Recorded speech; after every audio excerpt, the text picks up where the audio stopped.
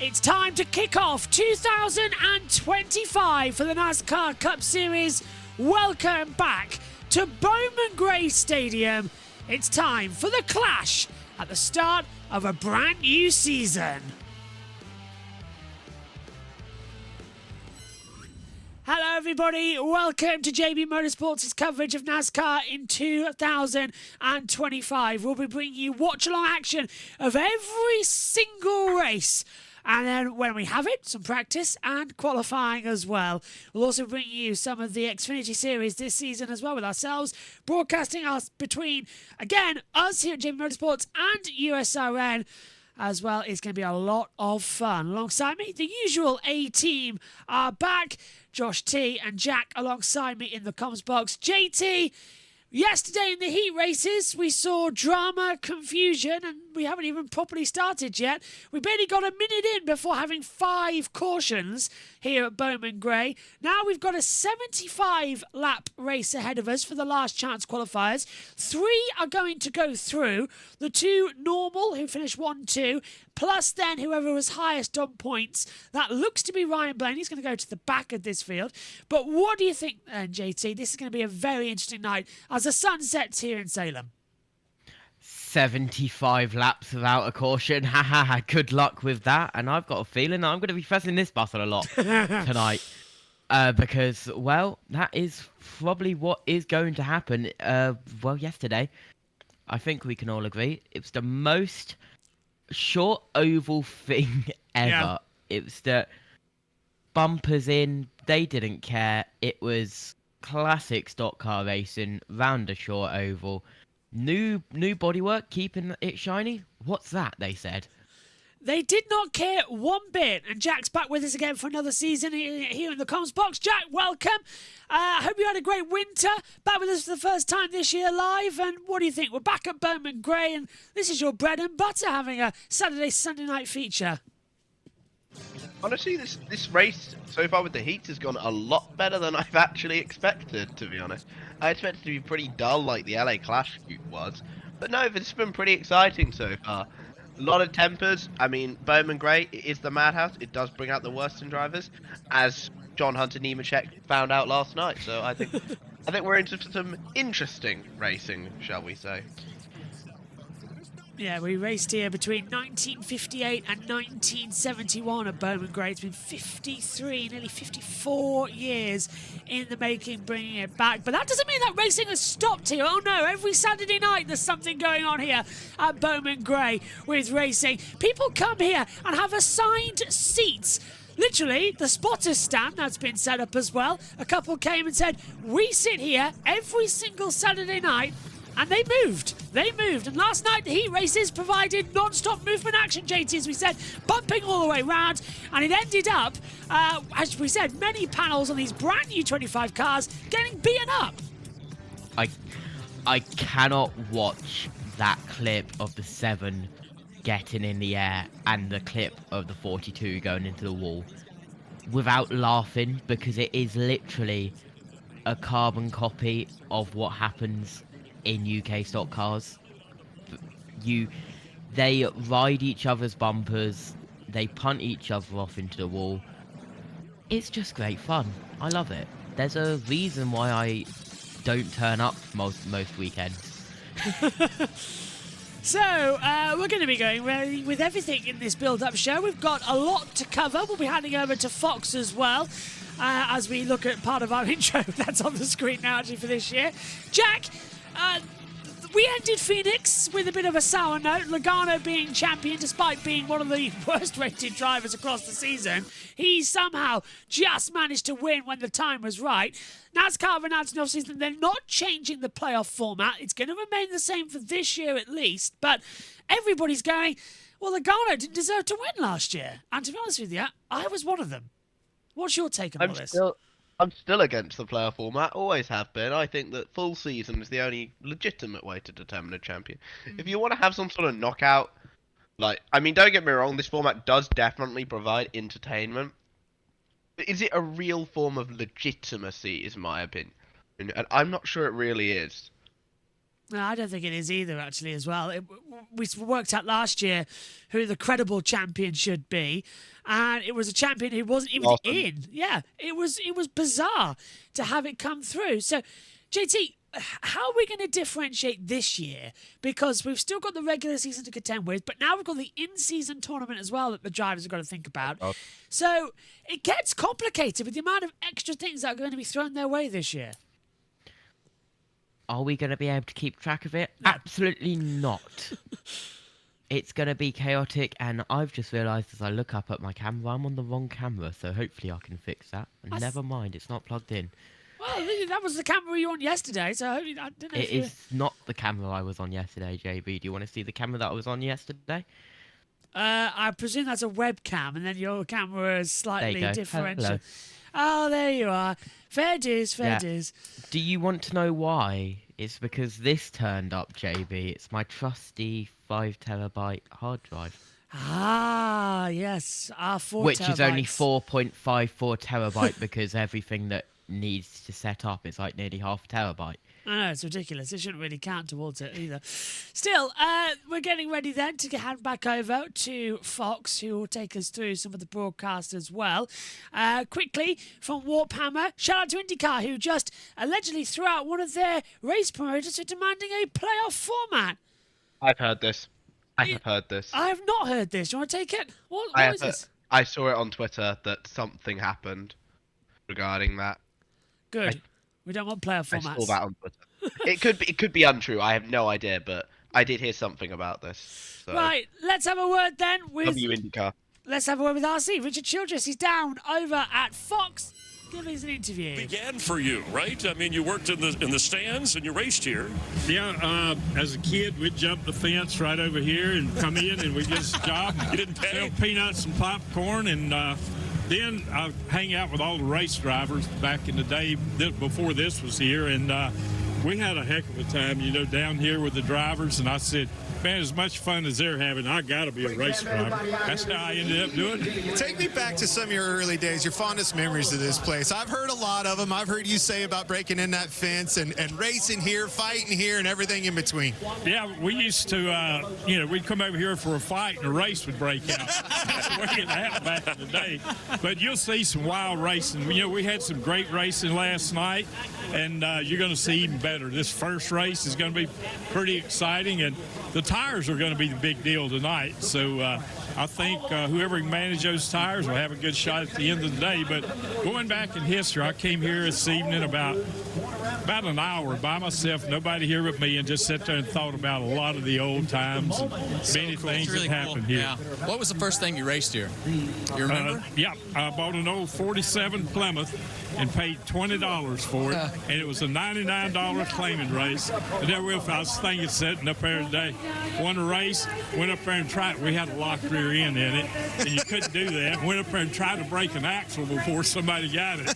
It's crazy stuff like that. Richard, you've been around for a lot of these clash events, different racetracks. We've been at Daytona, used to just be pole winners. What do you think about the format now and going to some maybe different racetracks over the next few years? Yeah, Jamie, I think seeing us here at Bowman Gray Stadium, going back in the history of NASCAR and seeing all the things that built our sport, it started here way back in the day, and to come back here now and let the fans see it, and everyone at home that's watching this race will understand what it's about. It's a slice of history, and your grandchildren, right, and Ty Dillon, Austin Dillon, it's got to be cool for you to see them race. And how about the drivers of today? What would you tell them about running on this track and this event? It's be ready for anything and be ready for a fight maybe afterwards. But not really. The whole thing is getting off the corner here and saving your tires. This whole thing will wear some tires out. I want to go back to that, and obviously, you just heard, folks, it started here. Hired Kevin and I. The family tradition continues with the grandkids that Chris just spoke of, but to come full circle and bring it back to Bowman Gray for the sport of NASCAR, and you in particular, business owner here, landowner, you don't go to Winston-Salem without seeing Richard Childress all over the place. Yeah, well, I'm just blessed. God blessed me to be able to do things. I do have drivers like you guys, Dale Earnhardt, have the grandkids racing. It's just neat to come back to North Carolina. Bowman Gray Stadium right here is going to be an economic impact for the community, and couldn't be more prouder of NASCAR. You mentioned so much about the community. When was the last time you came here and watched a race? Do you remember?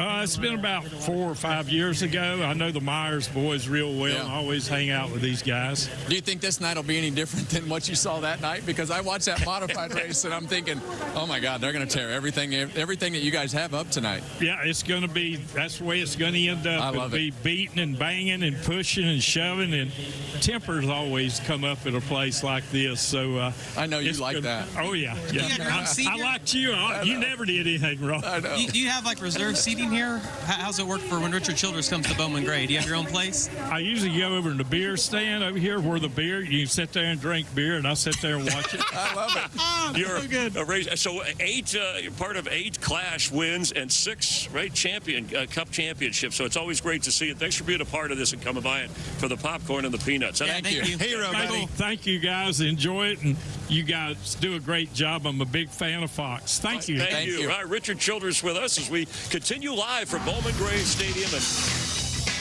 we'll be talking with Joey Logano. He'll stop by where Richard just was and tell us what he thinks of racing here. And what about the last chance portion? Guys like Justin Haley and Michael McDowell, they need to get their best shot to try and get in to the final 23.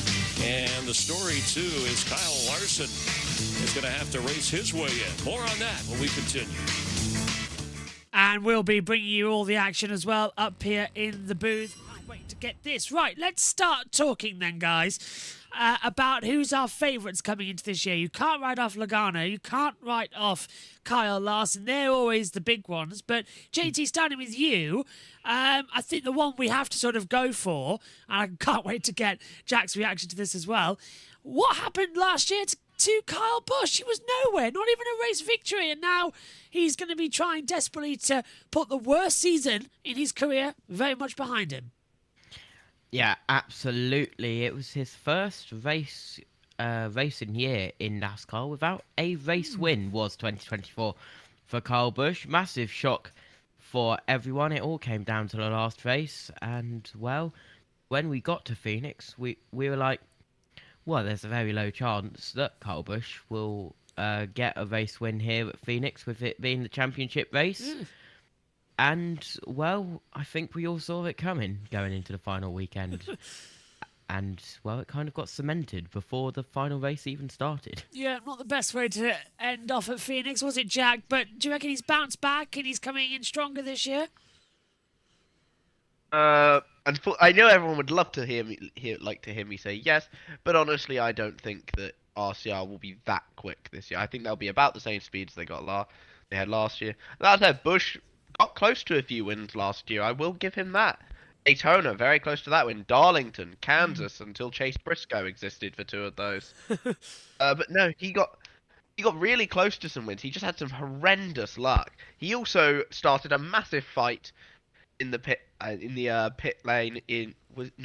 garage area at North Wilkesboro. So he definitely, despite not winning, definitely kept the headlines. Yeah, the one race I was in for 2 races last year, and North Wilkesboro was one of them, and there was the fight that I was promised and never got to see. It was beautiful. Oh, I'm jealous of you all. Going to the chat as well, confirmed IndyCar has taken the Nashville season ender promotion in-house. The reason is believed to be that Scott Borchella demanded a playoff system as well. Joe Samiego's in the chat as well from Portland, Oregon. Hello, Joe. Hope you're okay. What concession RC seller Bowman Gray knuckle sandwiches, pretty much what he had fighting all the time. Peanuts, apparently. Curious to try Pullman hot dogs near Bowman Gray Stadium, and looking sharp. Thank you very much. Yes, I've put an effort in for tonight. No Tyler, because it's just a clash to come in before we get the Blazers on. SV, I don't think he's a contender, but I want to say SVG make a splash. Can see him finishing in the top 10, says Joe as well to that. Adam says Kyle Larson, Christopher Bell, Chase Briscoe and SVG are some of my favourites in 2025. agree that it could be quite, the RCI tunnel rebuild would be interesting to follow, yes, as well. One man that you can never write out, especially at new circuits, is Joey Logano. He's always a contender when we go somewhere new. Bowman Gray is just that, though. Yesterday he was an interesting, and now the 2025 entering reigning champion is talking to Fox. Well, you've done it twice before, defending a championship. So what do you take from those experiences as you start 25 that you'll apply here? Well, I mean, the bottom line is that the goal never changes, right? The goal is to win the championship, whether you won last year or not. But the big thing is just fighting, complacency, right? And being okay with what, happening. You got to remember what you did last year will not be good enough to win this year. So just always constantly looking for improvement and keeping everybody on their game, right? Because that's over. Like, as great as that moment was, and it's fun to watch it, believe me, it's really fun just to watch that. It's over, and we got to do it all again. The scoreboard is reset back to 0. Well, speaking about being good, you've been as good as anyone the first time that we go to a lot of these racetracks. I think about the Bristol Dirt Track, Gateway. We talked about the Clash of the Coliseum in 2022. You see it right there. You've really been the best at a lot of these tracks when we go to them for the first time. Is that because you think you adapt quicker? Is it car setup? Is it preparation? Like, maybe just explain to us your process coming here. How do you prepare for this? Yeah, I mean, you said it, right? I mean, I think it's a little bit of everything. I think Paul does a great job. Engineers do a good job at anticipating some of the things we may fight when we get to these tracks. A lot of that's just kind of going off of old school racing experience of just, I think we're going to fight something like this. And then you got to adapt quickly, right? You got to get on the racetrack, figure out where the fast lanes are, figure out, on restarts, what lane is going to be the best. These days we have so much, data and stuff to go over after races that we know what lane's going to be the one that moves forward. We know all that stuff, but the first time you don't. And so I think, Coleman up on the roof does a great job at feeding me information to make sure we do the right things, as far as racing on the track as well. Well, we all know that you're one of the most aggressive race car, drivers on the racetrack, whether it's a restart or anything in between. But you also show a lot of poise, a lot of patience, right? And on a track like this, we watched last night, you pushed it hard, squeezed in a gap that both Kevin and I went, and thought you were going to get moved out of the way. Everybody else watching. But ultimately, it's what puts you in a position to be in the race, right? It locked you in. No, maybe not that one. Byron may not have wanted you to have that. He didn't want me to get in. But right here, right? Well, yeah, I felt like he owed me one after what just happened. So that's my point. Knowing when to push and when to pull the reins back, it's got to be so tricky on a tight track this tight. Yeah, I mean, it's such a short race. You remember last night, you're 25 laps, and each spot's kind of worth 4, right? Because if you finish, like we finished second, we start 7th tonight. So each spot meant times 4. So you can imagine how important it is, especially we talk about track position. It's going to be tough to pass once it gets kind of strung out. The way you pass is going to be probably pretty physical between most. So restarts and those details mean a lot. So I think that's why you see that happen, whether it's the modified race the other day here. You see the first few laps of a restart just be chaos and like just out of control. I assume we're going to see that here in a minute in the LCQ. And I hope we hope so. I hope you do. You do. Yeah. I hope in the feature that you kind of get some laps. I'm sure at the end of the race it'll look like that again, but hopefully 250 laps. It's still some time we can manage that. All right, well, thanks for coming by. Have a Coke and a smile. Celebrate the championship. We'll be watching you tonight, all right? All right, thank you. All right, Joey Logano with us. Thank you. We'll continue live from Bowman Gray, and we'll have some final thoughts. Kevin and Clint head to the booth. Jamie and I return in just a moment. So we'll hear more from the team shortly as well. Let's talk about another driver who really, I think, needs to deliver coming into this one as well. And we'll bring the boys back in. Jack, starting with you on this one, we sort of have to take a look to Josh Berry, who last year impressed everybody in his rookie season, but now the kid gloves are off. He needs to really step up the game. He's in the 21 car. They've taken a risk. Let's see, can it work out? I don't know if he ever had the kid gloves on. He is 34 after all. Yeah, but I use it lightly after he was thrown in for a couple of races in 23, got the full drive in 24, impressed the hell out of everybody, and comes into 25 very much with the loose term of kid gloves off. Oh, no, absolutely he does, to be fair. Especially with a team that hasn't really performed as well in recent seasons in Wood Brothers. Obviously, he lost out on that Rookie of the Year battle last year to Carson Hocevar, who is with Spire again this year. And I take a moment, once again, Hocevar, one of my favourite drivers, in the field right now. Very talented racer. I think him and Barry could definitely do well this year. I think maybe Hocevar could get a win. I don't know. That's a hope more than anything. But I think it is possible. I think Spire have made massive improvements in the last year, and I hope Wood Brothers actually make those improvements as well. Especially now they've got rid of whatever the hell Harrison Burton was doing in the car the last 3 years. Winning at Daytona. Let's not forget that, the Coke Zero Sugar 400. That was amazing. It was great. It's one of the best moments of the year, I think, from last year for me. JT. 100%. Let's add another one in. Shane Van Gisbergen, SVG. Here this weekend at the Clash. Didn't go back to Australia to do the Bathurst 12 hours. Many suspected he might. Fully committed to NASCAR. He's got to be on the radar for maybe a championship. He was so fast in road course races, apart from, the rain that's cost him. But he is so strong. Can we see him now sort of come back up? We saw what we did with the X-Fin last year. Not this year, I don't think. For SVG, I think he's doing well on ovals, but I think the road course and ovals is a little bit more work on the ovals, possibly. It all depends on what happens with all of the other drivers, but if mistakes from other drivers happen, SVG will be right there. Let's have a word then with Tim Brown, who's coming in as well to do the Bowman Grey race only. He's down with Regan Smith. Between the two of you guys, Tim, what does it mean to be making your Cup Series debut as a local legend at this racetrack tonight in the Clash? It's super special. I grew up racing here and grew up in the stands and playing around in the pits here in my grandpa's cars, and just for the Cup cars to come back here is super amazing.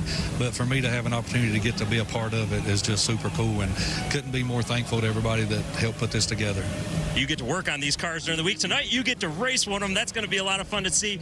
Bert, I'm curious, you two guys, you've had your fair share of run-ins over the years at this racetrack, battling out for victories and championships. So if this guy's in second place on the last lap, the last transfer spot, you're in third place, what can we expect here at the Madhouse? I don't care if my mama's in second place if I need the spot. So all joking aside, we've raced for 25 plus years together here.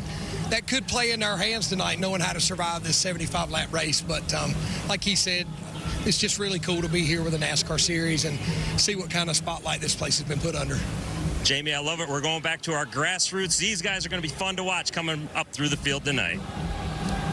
Well, Regan, Kyle Larson is one of the biggest superstars that the sport has. But tonight, Kyle, you're in the LCQ. You're starting 10th. So how hard are you willing to push? How aggressive are you going to need to be to get yourself locked into one of those top two positions? Yeah, I don't know. It's a funny balance, I think. Like it's obviously, you want to get into the show. But at the same point, it's like, man, if you don't get into the show and you've pissed off a few people and still didn't make the show, and now you've started the year with people mad at you. So I don't know. Like I said, it's a funny balance of like trying to obviously get into the race, have a shot to win later on tonight, but then also, not have too many enemies for the season. So we'll see. But I know our HinderCars.com Chevy would be much better tonight than it was yesterday. So we'll see if I can be a little bit better as well. And we can, avoid some drama and somehow sneak in the top two. All right, Kyle, you've raced at probably more short tracks around this country than anybody else in the field. So big picture, what do you think of Bowman Gray Stadium and racing here? Yeah, well, I think when people consider like short tracks and dirt track, racing, like a quarter mile or a half mile even, a half mile feels really big in a sprint car, where like a quarter mile in a stock car feels way smaller than a quarter mile in a sprint car. So this is way more short track than I grew up doing. But regardless, it's a very really neat environment, with the fans being right on top of us, and the style of crowd here too is unique, and they're rowdy. So I hope it's a great show, here in this race, and then later on tonight, and the fans can get their money's worth. All right, that's Kyle Larson. He's going to try to race his way into the Clash. Chris? Thank you very much, Jamie and Kyle. But the track is not the star. The drivers are the stars of this. And that was interesting, Jamie McMurray, when Larson was talking about you don't want to upset people here when you've got the Daytona 500 and a long season ahead. To be thinking that way is very interesting. Yeah, I think he's got the right approach there for championship thinking. And in order for Larson to make it, there's going to have to be some chaos and him not be involved in it. I like the guys, though, up front. Ty Gibbs, Zane Smith starting. I think you're going to start in the top 4 if we don't have a lot of chaos. But that's a big if, Chris. A lot of chaos. Chase Elliott on the pole. Last year's Clash winner, Denny Hamlin. In fact, he's won 4 with 4 different crew chiefs. It's the Madhouse, the last chance race qualifier. Straight ahead.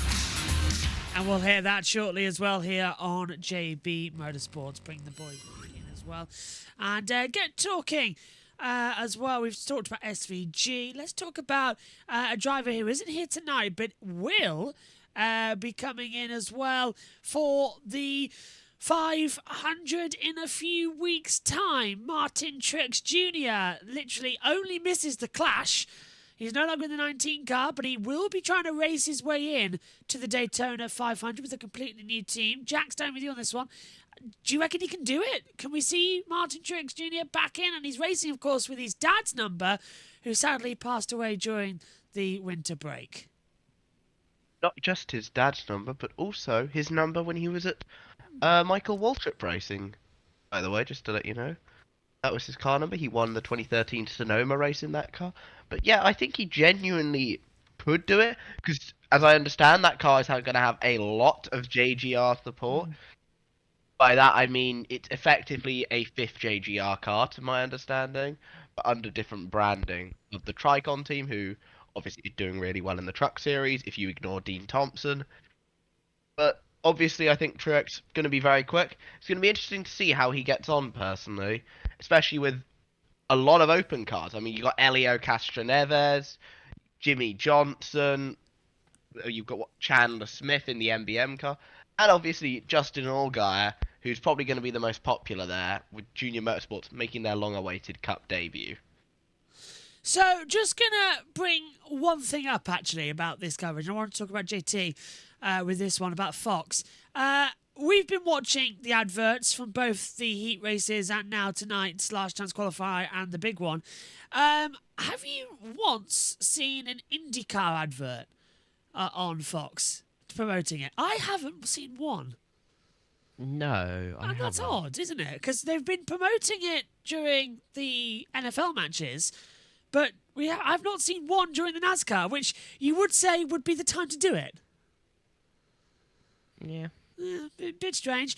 Anyway, time to hand over then and hear the first from Fox, as they'll be sharing our microphones throughout the first half of this NASCAR Cup Series season, as well as hearing them in ARCA if we end up covering that at Daytona. Let's send it up back to Fox. The 75 lapper to come if they're going to run the big dance tonight. So welcome to NASCAR Clash, last chance qualifying at Bowman Gray Stadium in Winston-Salem, North Carolina. A football field with a racetrack around it where we're going to start the preseason exhibition race in just a while. But first, if you're gonna be the show, you've got to make the show. And 20 drivers qualified for this last night. That leaves 19 drivers, Clint, hopeful of just 2 transfer spots. That means we're going to build a pressure cooker. We're going to take these guys to Bowman Gray Stadium. We're going to turn it wide open. That wide open is a last chance qualifier. You've got Ryan Blaney, a champion of NASCAR, not even in this thing. Kyle Larson, can you believe it? He's not in it. This last chance is going to be wild. They're going to be beaten. They're going to be banging Kevin, and it's going to be because if you don't, you're going to the house. Well, if you're not going to beat and bang, you're going to get left behind. And that's one reason I thought Ty Gibbs was a little patient, too patient last night. We saw Riley Herbst be a little patient.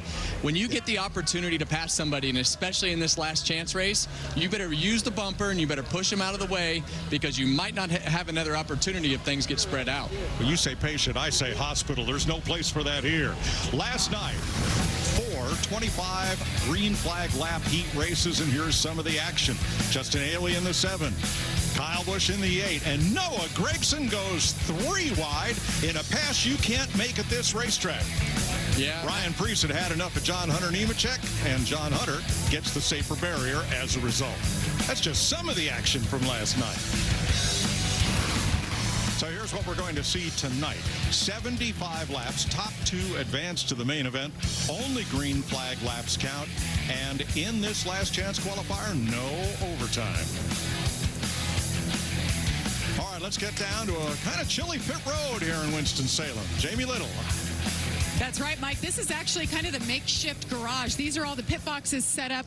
This is the 3 pit box area for Austin Dillon. If you want to call a home track somebody's home track, it's all about Austin Dillon. Grew up right down the street from here. He just told me moments ago he spent more nights watching races here and such great memories. He can't believe they're actually racing here in NASCAR, but he's in the last chance qualifier. He said they were not good enough last night, went back and forth on adjustments, hopes to be better tonight. He's rolling off 5th, and he said, I want this bad. I want to make the clash, not just for me, but for my pop, Richard Childress. Regan Smith.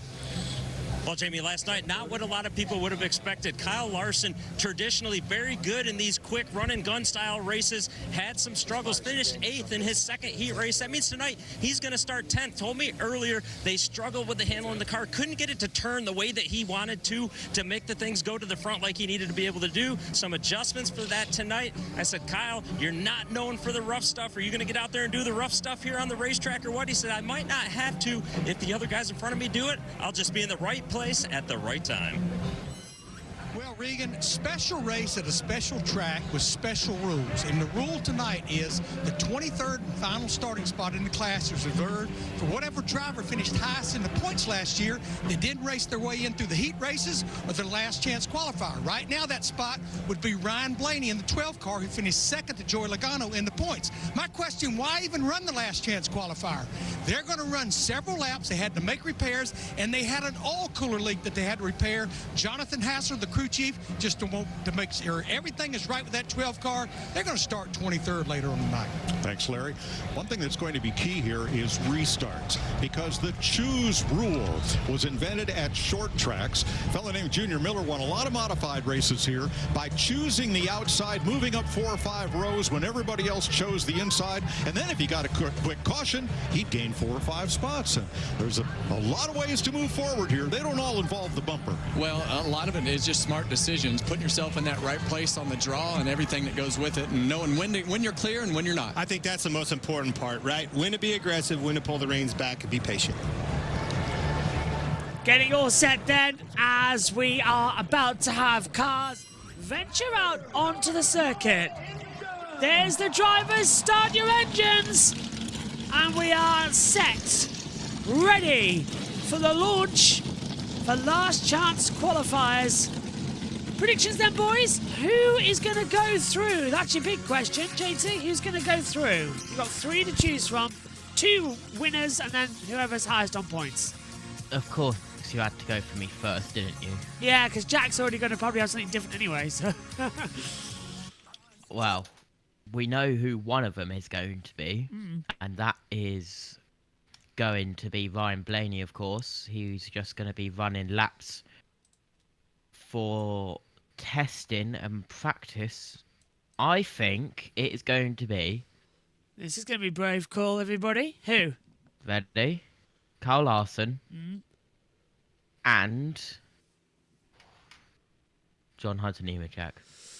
All right, I don't hate those. I quite like that. That's a good call. We'll see if he's right anytime soon. Cards then again, John Hunter Nemechek has been given the bumper a couple of times. Just a couple in the heat races. What about you, Jack? He's got given it back. But no, I'm personally myself. I'm probably going to go for 2 interesting picks. I'm going to go with Zane Smith, and I'm going to go with Austin Dillon. I think Kyle Larson misses out. If Kyle Larson does miss out, we heard him in the pre-show saying there'd be a lot of people very annoyed at him using a very bad, well, not the worst swear word he could have used, but not a nice one that still when we try and be a family program as much as possible. Let's catch up with the chat then as well. Where are we up to coming into this one? We'll start backwards up. Super speedways are pure RNG anyway. I just don't see Truex Jr. winning the 500. Too much chaos, says Joe. Warhammer said MTJ will be hampered a bit by the chaos about his 500 entry over the off-season anyway. Yeah, it's getting a bit interesting with that system because it looks like we might have an extra car lining up for the Daytona 500 anyway, because it looks like if you have a magic, bullet from NASCAR, you can race anyway. Cough, some IndyCar drivers. Adam says, give me Michael McDowell and Kyle Larson to advance to the main event. Michael McDowell starts 4th. Kyle Larson starts in P10. Watch out as well for a couple of others. Cody Ware start in 14th position. But you've got to also add in Austin Dillon's in here too. He had a terrible look yesterday, getting spun around. AJ Allmendinger. What do we think about him then, JT? Coming back up this time more often in the Cup Series, splitting again time with him in Cup and Xfinity. What do you think? Can he be something to contend with this season as a couple of times offer? I completely zoned out. I am. Do you want to know why I zoned out? Well, I can give you weather if you want. 48 Fahrenheit, 8.9 degrees Celsius. All right. Completely dry. I'm prepping the stuff for the hour gap. Oh, yes. The dreaded 1 hour gap we have to fill. Dreaded 1 hour gap, yes. It's last chance qualifier at the Clash at Bowman Gray Stadium in Winston-Salem. Here's your starting grid. Row 1, Ty Dillon, Zane Smith. Row 2, Ty Gibbs, Michael McDowell. Row 3, Austin Dillon and Eric Jones. Row 4, Riley Hersbert and AJ Allmendinger. Row 5, Justin Haley and Kyle Larson. Row 6 sees Ricky Steinhaus Jr. alongside John Hunter Nemechek. Row 7, Josh Berry and Cody Ware. Row 8, Burt Myers alongside Cole Custer. Row 9, Ryan Blaney and Garrett Smithley. And row 10 sees Tim Brown. So, Austin Dillon, 34 years old, 12th year of the Cup Series, 5 career wins. Got spun around yesterday, starts 5th in the field, could be one to watch. By the way, we've actually managed to find the NASCAR Cup Series font, which means that we're getting ready for when we actually do launch for Daytona.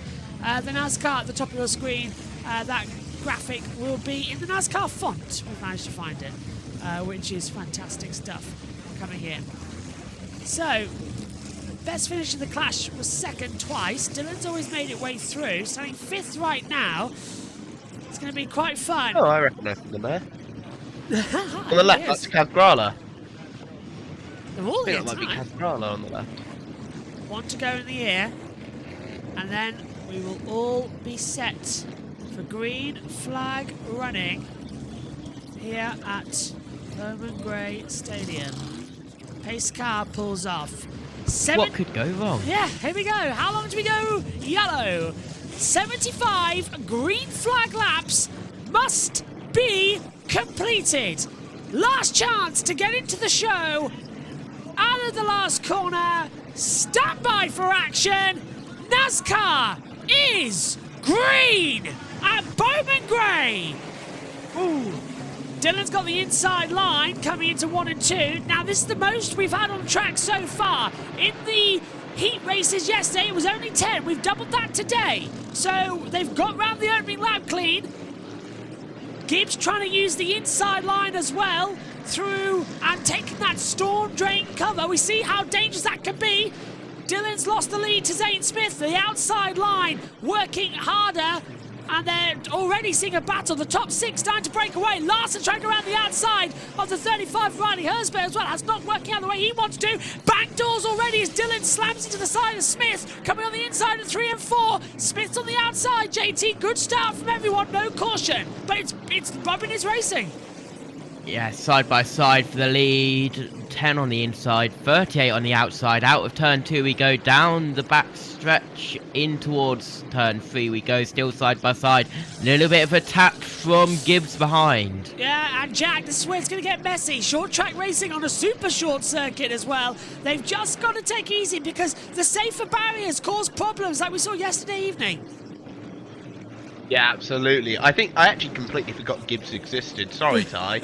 I think he could be a real contender. Oh, there he goes. Look, he's bumping Oh, up. there he goes.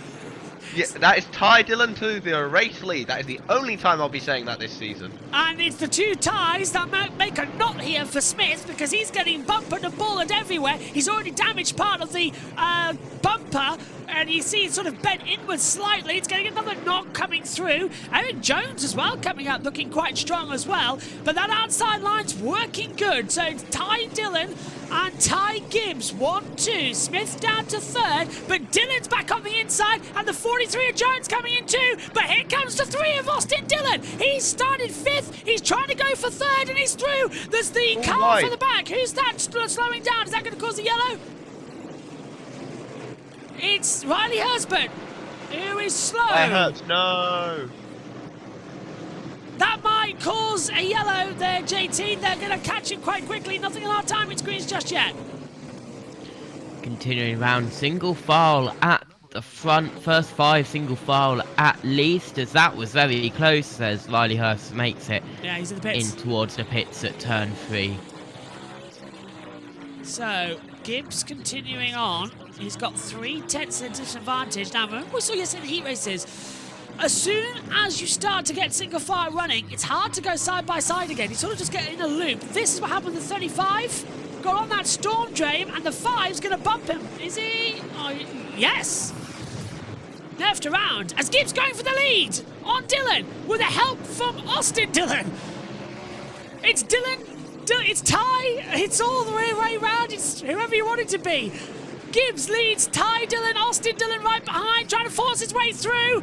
And the 2 Dillons getting into contact, and Austin gets tagged at the back by Smith. Somehow doesn't get spun round into turn 1. Smith going to barge his way through, and Austin Dillon just holds it back. They are really, really close to causing a caution here. They've got to start keeping it cleanly as they sweep it round again. Dillon's going to get tagged around if he's not careful. On the inside line at 1, they're going to get forced round. 43's coming on the inside. The 10 hits the 3. 3 wide. Oh my word, it's almost 4 wide. Larson's going to take them all into a spin here if he's not careful. Larson goes through. Oh boy, what a move from Larson. Takes 2 of them. Dillon goes down as well. Larson's on the inside of the 43 at 1. This is all going chaotic, and Jones going through. Wow. This is amazing. It's not even... Also, the 3 silver spoons at the front, as Stenhouse said last season there. And Larson's through into 3rd place. Wonderful move, and the 43's got turned round. Oh, he saved it. Oh no, the 10, there we go. The 10's been spun round and collected by the 51 as well. And there's the first red flag. The 10 gets beaten up. The 43's got damage too. Yeah, so Ty Dillon and Eric Jones involved in that one. They both just sort of spun each other around there. He lasted longer than I thought we would. 4 minutes, 9 seconds according to the counter. Lap 17 to 75. That's impressive. Do you know, I'm going to say it. Can we make Bowman Gray a points-paying race? 3 wide? That was fantastic. Look at this. So Larson gets bumped. What is Jones doing here? Yeah, Jones just completely shut the door on him. And now, so it's the 7 that touches the 10. Dillon's on the outside. It's all start. Yeah, it all starts. So there he goes. Ty Dillon looks to the inside, and he just runs into the side of the 43 then, Jack. I think that might have been maybe a little bit of a payback there from Jones after getting tapped round. I'm not sure. I can't say for sure that was intentional, to be fair, by Jones. Yeah. But maybe his steering's broken, I don't know. But it looks like to me that Ty just gets off the corner a little too quickly and tags into the back. I don't think there's anything intentional there from Ty. I think he just gets off the corner a little bit too quickly and gets into Jones. Really unfortunate for both of those drivers. JB, after watching that, now you see why I love short oval racing. Yeah, but your short oval racing is with very small, short cars. This, it's like, what? Objection, you know how big the Bristol F1s are. Yeah, right, but I also know how big the NASCARs are. They're probably bigger, aren't they? The NASCAR's got to be. Why, certainly. They are bigger, but still. So, Yellow's still out. That means the race is effectively red flagged. Only green flag laps count. So officially it's the 10 and the 43 incident on the back stretch is what we've been called about now as well. The LA Coliseum and Bowman Gray Stadium, which was better? Let's just take a little bit of a decider and say, yeah, Bowman Gray's better. Although the LA Coliseum, JT, it was unique because it literally only had 2 turns, a 1 and a 2. It was nothing else. Yeah. Here we do at least have 4. 2 to go. Choose underway. Remember that, what Mike Joy told us early on, the high line, you can jump places, and that's what Larson's done. Larson has jumped Smith for 2nd place, and he's taken the high outside line, so he's going to be able to swoop on Ty Gibbs. So this is going to be a tense restart when we get into it. 3rd for Larson, by the way. Yeah. Impressive. There's the one to go. We're ready for the restart then. Remember, engine belt came off of Herbert's, Riley's car. They have put it back on after he hit the wall to go out and get some laps. So he is 10 laps down, but that is pretty much him done for the clash here at Bowman Gray. Ready for the green then. Gibbs, Larson, Smith, Haley, Dillon, McDowell, Jones, Allmendinger win. Nemechek the 10. NASCAR returns to green. Good jump by Gibbs into 1. Now we're slowly going to get back up. That outside line not working for Larson the way he thought he was. He's got the 38 Smith right there on the inside line with that damaged hood bumper. Just a small little nick. It's just hopping up ever so slightly. It's not the paintwork as you think it might be. It is damaged compared to the other side. Gibbs leads, and he's got the line solid. They're trying to go single file mid-pack, but I don't know. I think Larson just sort of wants the outside line, thinking it'll work, but it's not. He's struggling here, and he's lost actually net 2nd to Smith across that line. Red flag was out for 3 minutes 45 seconds, I should say. And Larson still lugging it around the outside. Net 2nd that lap time. Barely separated by 1,000th of a second. They're physically touching each other, JT, across the course, and they were level on that last lap time by. 1,000 separated them at the line. They were level. Larson's used to that after last season. Yep, side by side, 2nd and 3rd, Smith and Larson. Smith inside, Larson still on the outside, the only car on the outside, as they cross the line to complete another lap, and mostly single file, only 2 pairs side by side. Little bit of a nudge there from Smith into Larson through turn 4. Smith getting a little bit of a slide on. Yeah, Austin Dillon touched the back of him as well, as Allmendinger's dropped behind Nemechek on that line coming into it. Zane Smith now under pressure from Austin Dillon, and he's going to have it into 1. They're bumping a ball in the 43. Is coming in again. They've got to be careful as they come on the outside. 43 is going to get in. Touching around and into the wall goes Smith. Red flag again. Well, that was Eric Jones for the 2nd time today getting caught up in an accident there, Jack. Eric Jones is driving like Justin Haley was yesterday. My goodness. Smith put himself in that situation. I agree with what Warpam has just said there as well. Google says everyone should be boycotting this race. Why? Bowman Gray's been fantastic. I'd love to know why Google used that. I'm interested. As Fox go to an ad break. This is perfection. Yeah, it's a great little... It's fantastic. This is so bad it's good, and I love it. I think that's bad. JT, is that how you would describe yours? That Ringwood and all that as well? No. I like the so bad it's good races. Like Nashville. I like so bad it's good. Yeah. They are... The UK ones with the Briskers they're so good, they're good. So bad it's good was always the appeal here. Yeah. But we saw 3 wide earlier on in this race, and that was the best thing. Just to confirm to you, by the way, we've been running now for I think about 11 minutes. I'm trying to have a look. We've done Yeah, yes, 12 minutes exactly on the clock now as they sync up. 6:03 gone, 6:04 red flag. So we've only seen only for 12 minutes and we've had 2 red flags. So it's half and half at the moment. Oh, Blaney's in the pits, Jack. Is that what you're going to say? Yeah, I was about to say one thing. Firstly, Blaney's in the pits. Secondly, Ty Dillon's not particularly happy with, of all people, Garrett Smithley. I can't exactly repeat what Ty Dillon's Potter said about Garrett Smithley. It wasn't very nice, though. It definitely wasn't him in being on his Valentine's Day card list, shall we just say. Oh, one finger in the air as well. Because this isn't a real racetrack and breaking away from tradition is a bad thing, why don't they stick to Daytona? Too many things have been changing and it's ruining the sport. I agree. The only problem was with having the clash. This isn't a real racetrack. Really? Bowman really? the original. This is one of the oldest tracks in the sport, my guy. Like, come on. Yeah, the Coliseum wasn't a racetrack. That was ridiculous. But coming back to Bowman Gray, this is the racetrack. This is one of the most historical racetracks in all of America. It's, as I said at the top of the show, every Saturday night there's something here. It's just a little bit. This is the Valentine's Day for fans. This is what it is. The Clash at Bowman Gray is a Valentine's to fans. And if you want more proof, if it's good for the king, it's good for everyone. They've all raced here, they all fight here.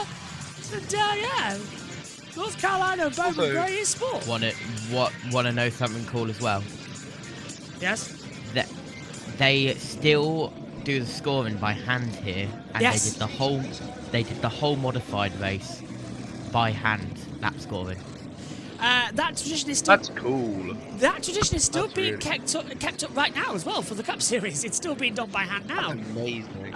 We've got all our computer software systems, so they're still doing it. But for the actual teams, they've gone old school. They are getting the handout copies of what they have as like a little memento. So they've gone proper old school. On the front row. Ah, okay. So what's the change around? So that's Larson then dropped to the inside and back into 3rd place. That was probably the best thing to come into it. Yeah, same as North Wilkesboro. They restored the manual scoreboard as well.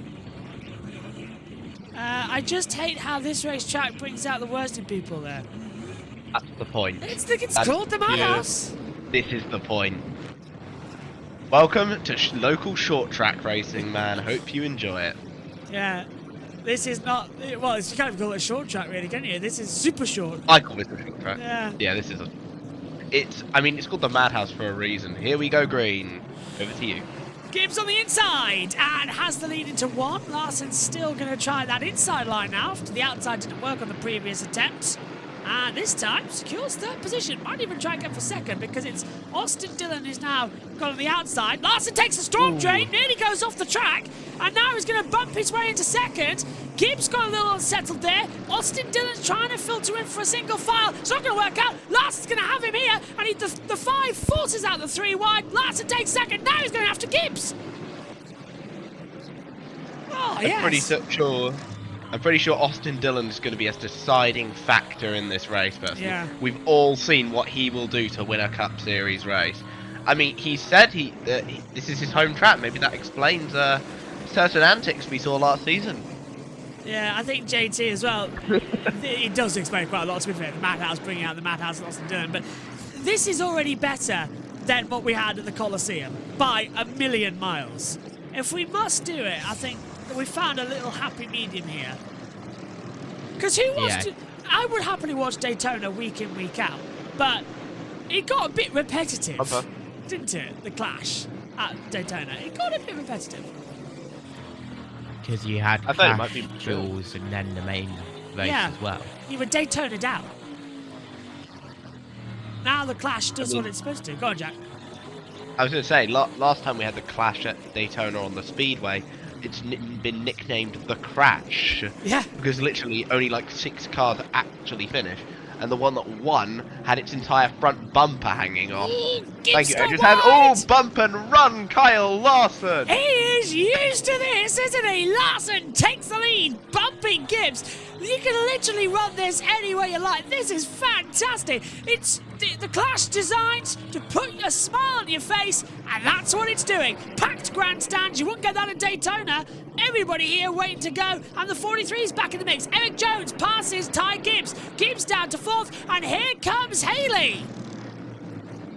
Haley bumping past Gibbs isn't able to get him enough. Haley, I'm surprised he's been driving like this weekend. He's usually one of the nicest and most respectful drivers on the grid, to be honest. Other than when he right hooks Riley Herbst about 5 years ago. But other than that, he's generally one of the most respectful drivers on the grid. Just gotta keep it together. I hate to ask JT, but it's 1 AM, isn't it, the start of the full race? We're coming up we're coming up to an hour inside that window. So, yeah. It's a Monday night. It's a Monday morning. Clash if you're watching in Europe. Oh, and the 16 gets whiplash. AJ. From the 42 Nemechek and the 7 Haley, but Allmendinger's going to go up the inside, and he's dinging the side as he comes into 1 and 2. And another tap for the 42 on the back as well. My God. Halfway.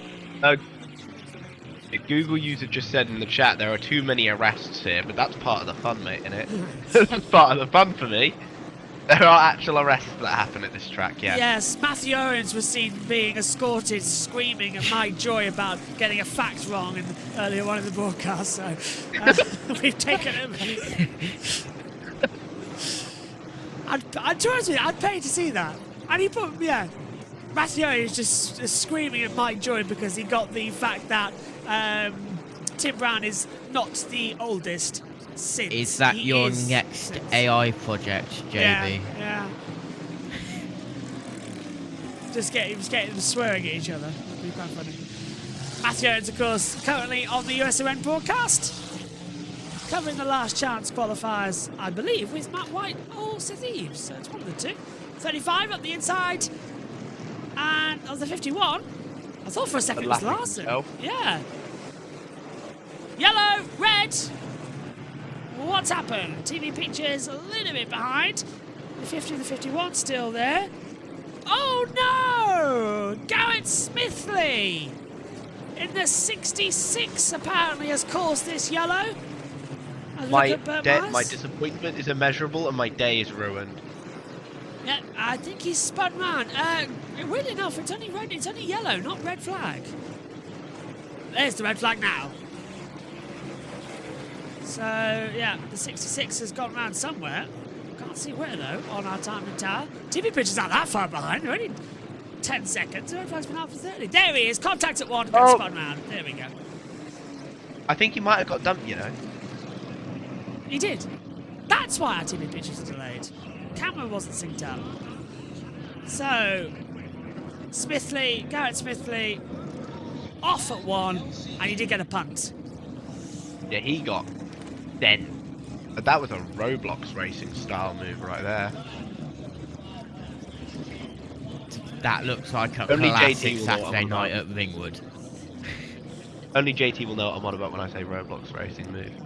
Yeah, and Domi probably. Let's have a look. Who got it there? Oh, he got the drain cover! Oh, he was trying to go for a move on Cody Ware, I think. Well, he's experienced around these tracks. He should know not to go there, Garrett. Don't go on the drain cover. Yeah, Garrett Smithley, of course, racing full-time in the Xfinity Series this year with SS Greenlight, so we'll see how he does over there. Yeah, we're going to be covering Xfinity this season as well because Matthew Owens is covering it, so we're going to be going all the way around with Xfinity as well. He'll be taking some. I'll be taking some. JT will be taking some. Jack will be taking some. What? Yeah, everyone's pitching in for Xfinity for the 5th time. I've told you now. I'm more excited to do those than the Cup races. Yeah, it's going to be a lot of fun. Especially with the Rookie of the Year class we've got going this year. We've got super talented racers like Christian Eckers, William Sawalek, Carson Kvopel, of course Connor Zilic, and Dean Thompson. But anyway. Yeah, and also we'll be having the NASCAR radio team join in for a couple as well to bring you the Xfinity season throughout it all. So yeah, it's going to go good. Oh wow, good deal with Xfinity. So Portland will be there to provide content. That's a good point, as Joe Samaniego has pointed out as well. Very good point. Connor Zillage, who? Hang on a minute, have I just realised that? Joe, were you on your wrong YouTube earlier on? He was on his other account, yes. I think, probably. I just realised, yes. So, yeah, we're covering Xfinity this season as well. And I still don't know if we're covering truck. Are we covering truck? I don't know, I can't remember. I'd like to. That would be fun. I know we're doing it in Daytona. Because we're doing everything in Daytona, stupidly. But yeah, I can't remember anything else. It's a busy one. I am trying to persuade Josh to do ARCA, by the way, Owl. Yes, he is trying to get me to do ARCA. That's going to be fun. Owl, I'm not really... Do you want to know the good thing about it? You're just trying to get me to swear, aren't you? Live on air.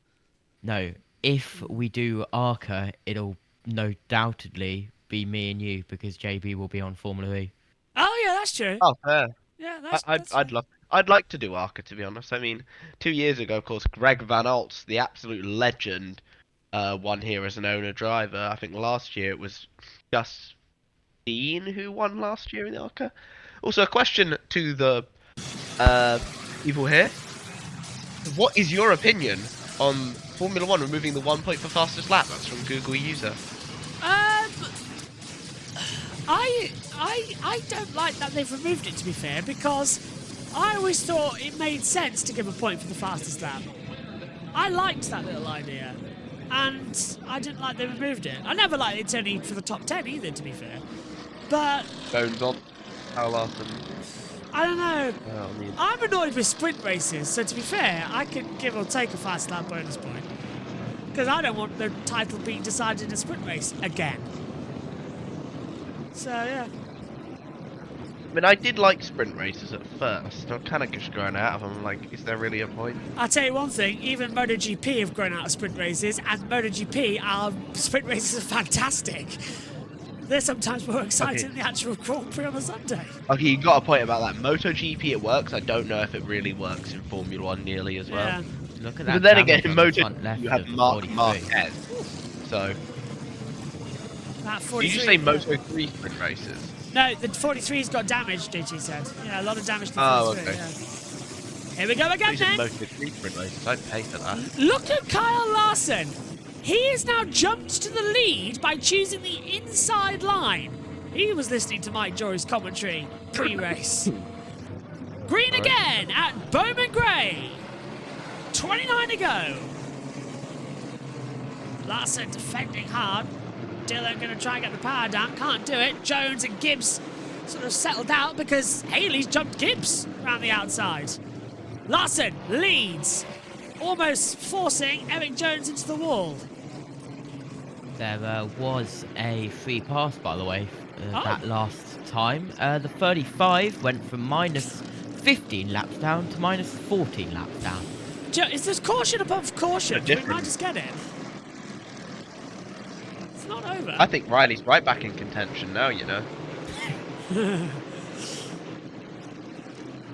It's Bowman Gray, anything can happen. 14 laps is only 3 minutes, it doesn't take anything. Bowman racing for 12. 54, keeping through on the inside line. It's actually weird how similar it is. 13 minutes of green flag running, 12:45 under red flag. It's been pretty much half and half. It's quite scary how well it's been done with 3 cautions. And of course, only green flag laps count. So, battle for second going on, as well as the battle for the lead. So, multiple stuff occurring. Oh, hello, Gibbs. Trying to go on the inside of AJ Allmendinger. Bumper on the rear left. Oh, and Allmendinger almost into the wall, coming out.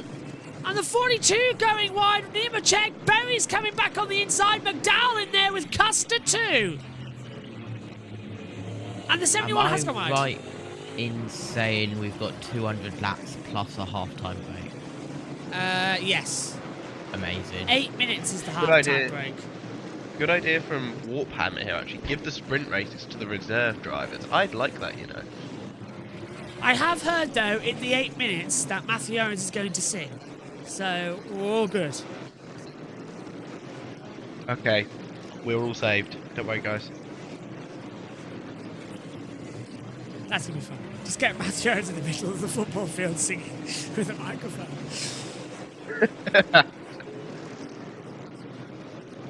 If you're wondering why we're having a go at Matthew Owens so much tonight, this is his home circuit. He is in North Carolina. Yeah, this is his baby. And he's very much enjoying calling it. He's been on about it for ages. Larson, a second now to Jones. Dylan, Haley in there too. So just control the action. Control it, go smooth. Larson, world of his own. I'm getting bored of saying that. He's in a Hendrick car. Yeah, that's true. They go well everywhere. Except super speedways for some reason. Yeah, he's going to really struggle at Daytona. Besides that 500, I mean, for the Daytona 500 last year, they hadn't won at the Daytona 500 in 10 years. Do you want to know the last driver who won the Daytona 500 for Hendrick before Byron? Who? Oh, Gibbs is around! Ty Gibbs gets sent around by Josh Berry. And he has fallen right to the back of the field. Now that puts the cat amongst the pigeons. Oh, well, Ty Gibbs, that 54 monster, just having hope. Did get through to last year, now struggling here again. Let's have a look. From our camera on high, look for the red 21, looks to the inside at 1, touches the back and just loses it around. He says, see ya. That is the most nudge and spin move ever. Here it is again, JT. It is the camera from the crowd line. Just taps the bumper in, just gets on the rear. That is the most nudge and spin move you will ever see here at Bowman Gray. Great stuff. This is. Do you know, I didn't like the Coliseum at all. Everybody found it boring. Everybody said, why are we bothering it? But here at Bowman Gray, it puts a smile on your face. It works. The track's easier to drive on, in my opinion. It's a slightly different shape. Yeah. As well as that, I don't think there was any intent there from Berry. I think he just hit him at the wrong angle. I don't think he actually meant that damage on the 43. Oh, perfect. Perfect timing. Thanks, Fox. That's the only time you're going to say that the entire Fox run this season. Probably, yeah. To quote Jake Sanson, not word by word, because I don't want to get cancelled. Short oval track racing is literally everyone's baby. Yeah. It is. Short oval track racing is the inner child, which is why we love it so much. 2 to go, the choose is happening. One of these days, everyone's just going to go for the inside. And we're just going to be like, oh, single file restart. It's going to happen. One of these days. Usually we see a lot of it at Daytona when they just want to go back to single file running. Well, if it isn't NASCAR in the UK, that's how they restart on the ovals. Single file, bumper to bumper. That is true. Denny Hamlin watching on. What can he do later on? Standing third in the Clash. He's a full-time winner of it. Can he be high five? That's what Joe asked earlier. Yeah. Here we go again then. They've raved it off. Okay. Have they? No, we're good. Pace car coming in. Dylan's ahead of Larson there. Larson better get his socks up. Ready again. Crowd on their feet. Babies up in the air watching. Ear defenders on. Racing again at Bowman Gray. Larson on the inside. Dylan outside into 1. Oh, Larson gets a tap for the 43. Jones just want to fight with anybody today as well. Then he pulls the 16 of Almadou into the wall at the exit of 3. Oh, and there's the Constantina. Haley getting in there too. Larson breaks single file lines with Dylan.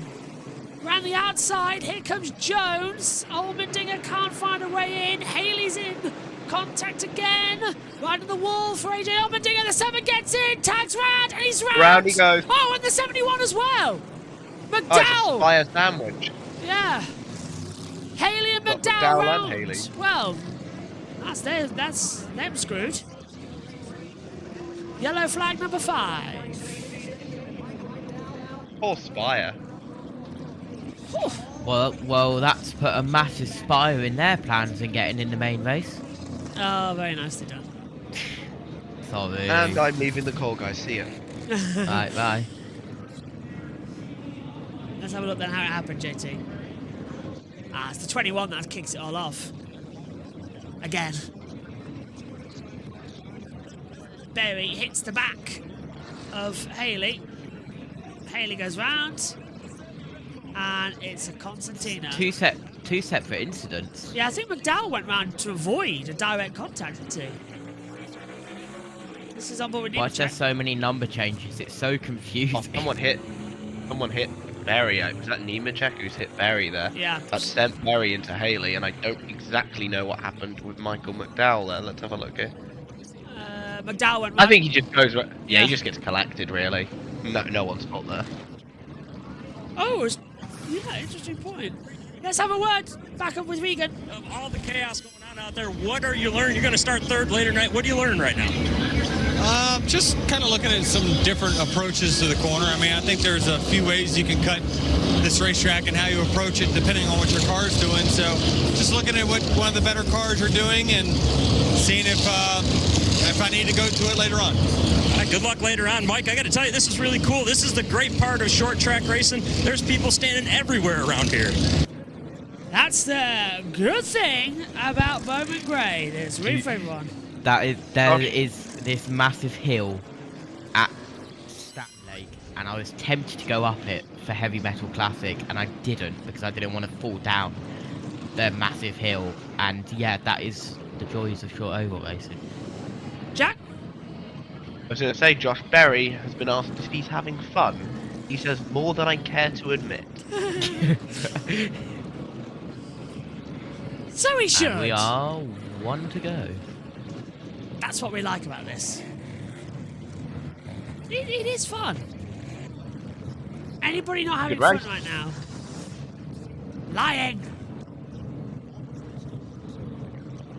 I've got issues with my talkback, and I can't get my lead. Haley has just been told that the incident was Nemechek's fault. Just to warn you guys. Saw that one coming. Yeah, I can't hear my talkback. So, over the line, green flag again as we start lap 60. Larson on the inside, Dylan's taken outside line, Jones and Allmendinger in there as well. Oh, and now they've got second fire. Look at that, 43 sensor. Oh! Hi, Dylan. Dylan gets shuffled down. Bound, down. Through goes the 21. Allmendinger takes 3rd. And Eric Jones into 2nd place. And it's still 3 wide. The wall pit. Yeah, that was Dylan hitting the wall again. You might not be too happy about that, Austin Dillon. No. And he expresses his frustration with Custer instead. 41. We know what Dylan can do. 3 wide. 3 wide further back, the 51. 80. Oh, no, now the 38's getting involved 38 as well. nearly went Smith. around. Myers making the contact. Still going to be drama mid-pack as well. They've got to be so careful now. Custer going on the inside, gets a tap. Dylan's in there too. Constantining up further back. And it's not going to be long before Larson's in the back of this. That Haas is getting an absolute pounding from Austin Dillon. Thank you very much. Our check's in the mail for that one. Oh, big accident. Huge one there. Oh, no. That's a 50. Bert Myers. Bert Myers running in 8th place. Huge smash into the wall. And he's out of the race. Yeah. How did that happen? Goodness me. That is 47 involved. Got my talk back. Oh, great. Of course. Ricky, what have you done this time, mate? Alright, let's take a look. Oh, he was spinning way off. That was on front stretch. That, wow. Yeah, that's a brake failure. It has to be. He just No, there was launched some straight. contact with the Stenhouse.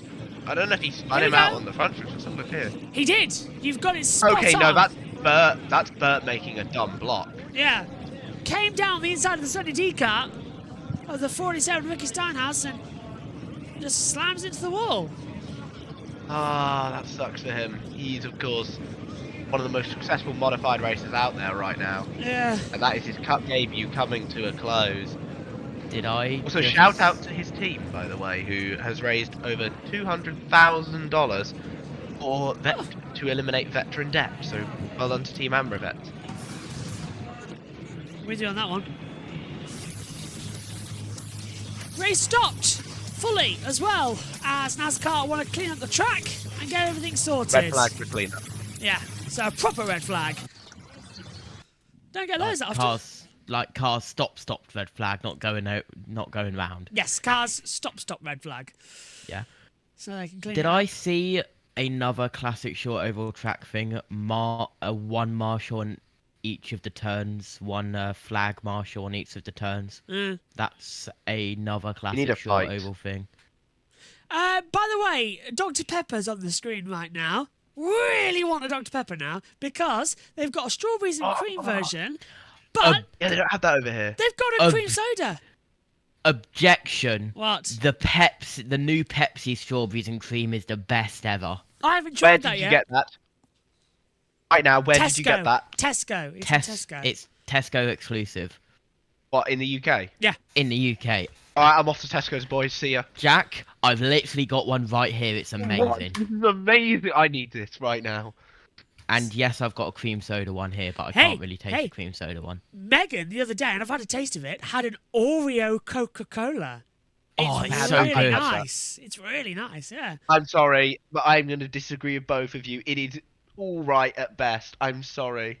It's good. Look, I like the Dr. Pepper cream soda. I think that's really nice, actually. And I'm a lover of cream soda. Yeah, as well. it is quite nice, to be fair. And I'm not a lover of the cream soda. Like, oh, let's just have a cream soda. I like the proper cream soda. Yeah. I like the American cream soda, proper nice one. It kind of there's honestly, oh, it's gorgeous.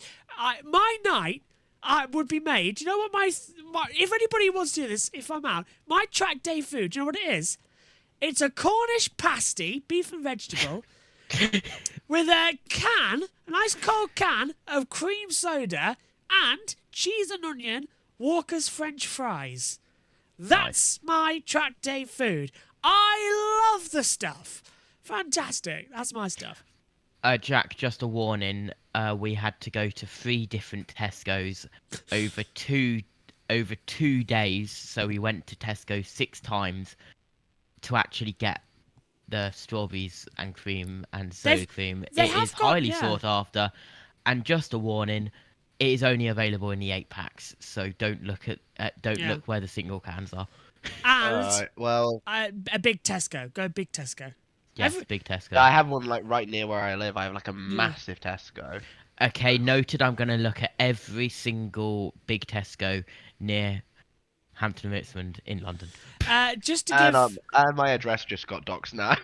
Just to give everybody who's watching in America an understanding, a big Tesco is like a big Target. Like a Walmart. Like a big Walmart, not a little one. It's like, it's not quite, yeah, cars are stopped on track, by the way, because there's a massive oil spill as well. So this is going to be a lengthy stoppage. Let's throw it down to Fox while we're under red flag. It occurred. I don't think anybody would believe that, though. Well, not on a Saturday night, Clint, but there is Brown's car. But they'll have to, right? Because it's true. And let's get an update from Jamie. Well, you're looking at Tim Brown's car. He brought it back here onto pit road. He has damage on the right rear. And because the red flag was displayed, NASCAR made them shut off the car. You're not allowed to touch it and work on it at that time. As soon as they lift it and the caution comes back out, they're going to go to work on the right rear and try to get him back out on the racetrack. Now, this car is fielded by Rick Ware Racing, who Tim Brown works for full-time as a mechanic and fabricator. He races his modified and wins championships here on Saturday nights. Was trying to become the oldest oldest driver to start a Cup race since Andy Pilgrim, one of the road course ringers. The oldest guy to ever do it, Jim Fitzgerald, Paul Newman's teammate at Bob Sharp Racing. He was a road course winner driving Bobby Walwack's car, and then Rick Hendricks. And that's important because Jim Fitzgerald is from Clemens, North Carolina, right next door to Winston-Salem. Of course he is, Kevin. You see that right there in Clemens, North Carolina. I read that story the other day. Hey, one thing I will say about Tim Brown, a lot of these drivers that we see today's day and age can't get out and fix their own car. That guy could get out and fix that totaling problem on the right rear of that. Let me show you boys how to do it. Tim Brown waiting for the red flag to be lifted. This stadium was built in the mid-1930s. It was a WPA project. During the Depression, it put people to work building this stadium for football. The federal government paid 70% of the $100,000 cost. Bowman Gray's widow contributed the other $30,000. He was the president and CEO of R.J. Reynolds Tobacco Company, and for the naming rights, she made that contribution. This has been the headquarters of R.J. Reynolds Tobacco for over a century. This is truly Tobacco Town. Even the local oldies radio stations, WTOB, their Fox affiliate, by the way. And that is the athletic department building of Winston-Salem State University. The weight room is down on the main floor. Tonight it's a media center. Classrooms and offices on the second floor. Well, tonight they're VIP suites for the folks that have come to enjoy the race here. Keep going, buddy. I love it. I need a chair, ladies and gentlemen. What do you want to do, Clint? I need some popcorn and a soda. I'm loving this historic We did our education. We did our pre-race. Go ahead, Mike. How about that? Welcome to the Madhouse. Yeah. There you go. We did our pre-race over there in that field house in the middle of 3 and 4. What a view. Was that just a cream soda mention? It was! Historical side of it is there, but they've done a great job of putting the safer barriers, the new fencing and everything, the new lighting. My gosh, it's so bright in here tonight. They've done a great job of this for this event. And a lot of these improvements will stay for the Saturday night racing this season and beyond. Now, the 200-lapper is coming up. That is the Cookout Clash, and here are some of the drivers' thoughts coming into the stadium this weekend. New racetrack for us in Cup Series, at least for all the drivers that will be participating. I'm looking forward to it. It's certainly right in the roots of our sport. Full contact NASCAR racing. Oh, it's going to be tight. Not a lot of room to make passes. It's so narrow and way harder to pass there. You're basically racing in a parking lot. You're going to have to move people out of the way. So obviously feelings are going to get hurt. I wouldn't be surprised at all if that's how it goes down. Hopefully it's none of the Madhouse highlights that we're all used to.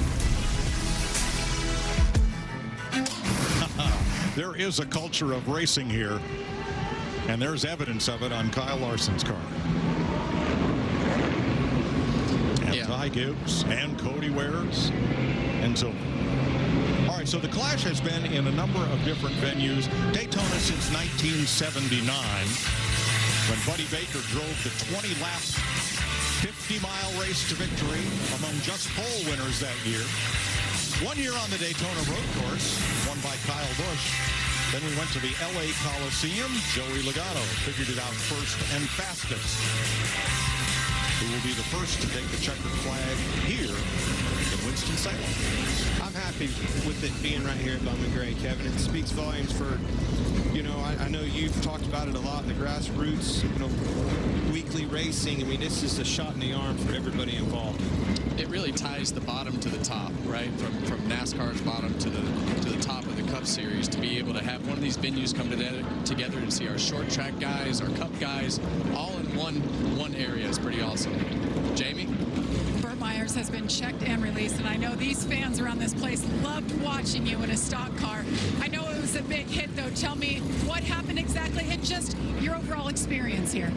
The experience has been awesome. I was trying to buy my time, and we didn't have the car we thought we needed to get the job done completely, but there at the end, we were picking them off one at a time, and I think we gained about 4 or 5 spots there, and I got shoved into the 47 and pushed him out, and when I got under him, I don't know if he was upset about that or what, but we ended up hitting I'll have to watch the replay to know exactly what happened, but I do know that it was an orange car that ran into me, so I'm assuming 47. Here's the replay right here. All right. What did you see? It's hard to tell from that angle. It was definitely the 47, but like I said, it's his bumper, and I'm in the infield, so I guess that tells I'm glad to see you, Matt. I'm glad you're okay. It was fun to see. It was an awesome experience. I just hate that it ended the way it did for the guys that worked so hard to make this happen, but we had a great time. Mike? And he'll be back to try for another championship this summer at Bowman Gray Stadium. We are under yellow. Repairs can recommence on Tim Brown's car. There is the only orange car in this 75-lap race, and there is Tim Brown. Didn't catch that one. Now the double-check scoring as he comes around, but because caution laps do not count, I believe Brown is still on the lead lap. Well, that's lucky for Brown, isn't it? To get right back in there on the lead lap. I have decided to go for a Coca-Cola, but unfortunately it's just a normal brand Coca-Cola.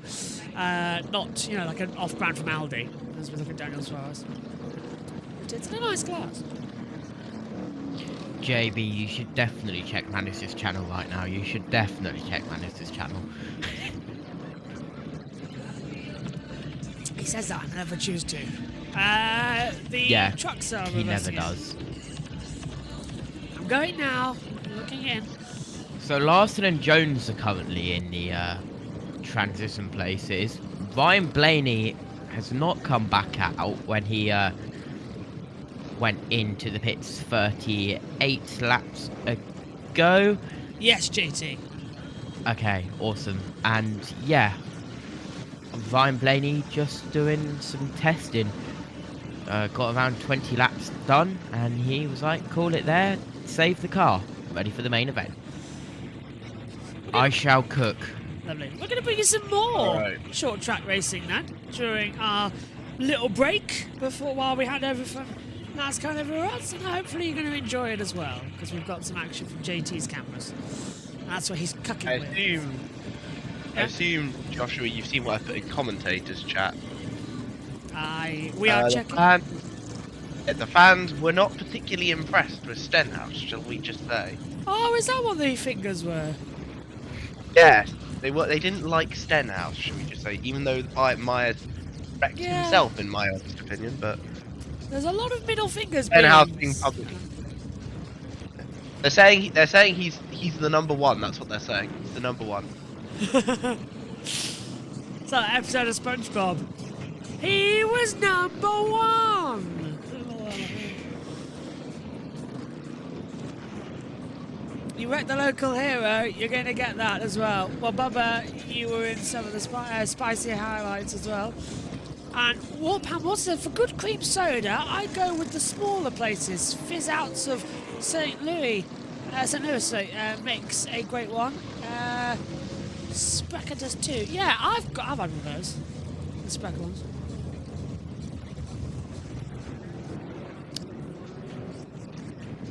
Unfortunately, the one we get at the moment is Bar. Not the best cream soda. But it's an easy bar to have. Right, getting ready to return to green then. I'm never doing that joke again. Top two drivers advance to the main event. We've got 14 to go. Can we actually complete this? Because in half an hour, scheduled to go racing for the 200 laps. Presumably, that's going to take a little bit longer. It's going to be 5 a.m. before we actually break as well, isn't it? Come on. Let's go racing this time by. Lap 61 is officially classified as a red flag lap. Ready for 62. Larson on the inside, Jones on the outside. Bowman Gray, we're green again. On the inside, Larson's done good this time to hold off from Jones. Berry gets ahead of Allmendinger. Larson still trying to keep that inside line.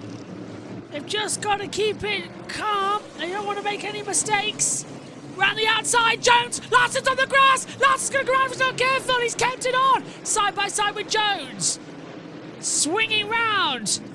Larson gets a tap for 21. 21 taps to 43. Jones is everywhere today. Berry's not going to give up without a fight. He's been fast today, Josh Berry. I will say he's been very, very quick. He's bumping everybody. Larson's struggling here. And look at that. Also, Jones got the lead. he's also not making many friends. Yellow, red flags again. And the 54's around again. Ty Gibbs, for the second time, is spun round. Well, I don't know if there's any contacts on this one. We'll have a look. it was the 21 last time around he had contact with. Who's Haley behind. The 7. No contact so far. Let's have a look on the inside. Yeah. Yeah. Haley touches him round. Oh, and Haley gets a whack for good measure. Gibbs tried to get his foot in it though. Did you see the rear tyres spinning up? I think he was trying to spin Haley out there, you know. Yeah, he I was. will once again say that was the classic nudge and spin move. Ty Gibbs, 100% trying to take out Haley there. He turned opposite lock onto him. Oh, and look! Oh! Ty Gibbs has gone behind the wall, but he's driven up to the side of Justin Haley's car, and he's ridden up alongside him on the front right wheel. The Madhouse claims its first hothead, and it's Ty Gibbs. I love that. I actually love it. Well, welcome to the Madhouse, people. Did we just have all 4 wheels off the ground as well? We did! Yeah, he rammed him. Three, yeah. He rammed him. He said, hey, I'm not particularly happy with you. I'm going to meet you after the race in pit road. I was promised a fight. I get a fight. Like, if you're doing him, he'll keep his helmet on too. Yeah. Look, I'm just happy I get a fight. I was promised a fight a year ago, and I haven't had one yet. Wow. Hothead from Ty Gibbs there, my word. For Ty I don't Gibbs, think he meant to actually launch himself like that. Probably did more damage to his own car than the 7. For Gibbs to get angry though, you know it's the hothouse. I can't remember the last time Gibbs actually had beef with somebody. I'm trying to remember. Oh no, it was Stenhouse at Texas last year. Those two were ramming into each other under caution. Not sure why. Forgot about that actually, as I try and get a drink. Heads don't come hotter than Ty Gibbs, that's true. Larson is getting a bit annoyed with Jones, to be fair. Eric Jones has beaten, stabbed, sliced, gutted, hung, drawn, quartered the entire field, and yet he's somehow still leading this. It's been an amazing run. Super impressive. Right. We just mentioned the fact that whoever's driving the 7 car seems to be an absolute menace to society. Yes. Sorry, LaJoy, I take back everything I've said before. It's not your fault, it is just the 7 car makes you a menace to the racing world. Who's got number 7 in Formula 1 this year? Just say. Just say. I actually don't know, who is it? It's one of the new rookies. Doing. Let me think. Alright, so the man who's going to be out of a ride halfway through the season, knowing Alpine. Here we go again then. Green flag coming back. Jones and Larson on your front row. Berry and Allmendinger right there. Larson is ready to go. One more time then. Hopefully Bowman Gray. We've been under red flag for 38 minutes. Only 18 minutes of running. Green again. Berry's on the outside. Larson inside line. No. Larson gets the back. Keeps it okay. Jones gets it. Berry goes round. Larson hits Berry. Berry hits Jones. They keep it in. Oh, contact. And the 43 goes round and hits everybody. The big one. I just saw that on Bowman Twitter. Gray. I just saw it on Twitter. I was like, oh no, I know what's going to happen now. Eric Jones finally gets his just desserts and a puncture as well. Front left gone down. 7th caution.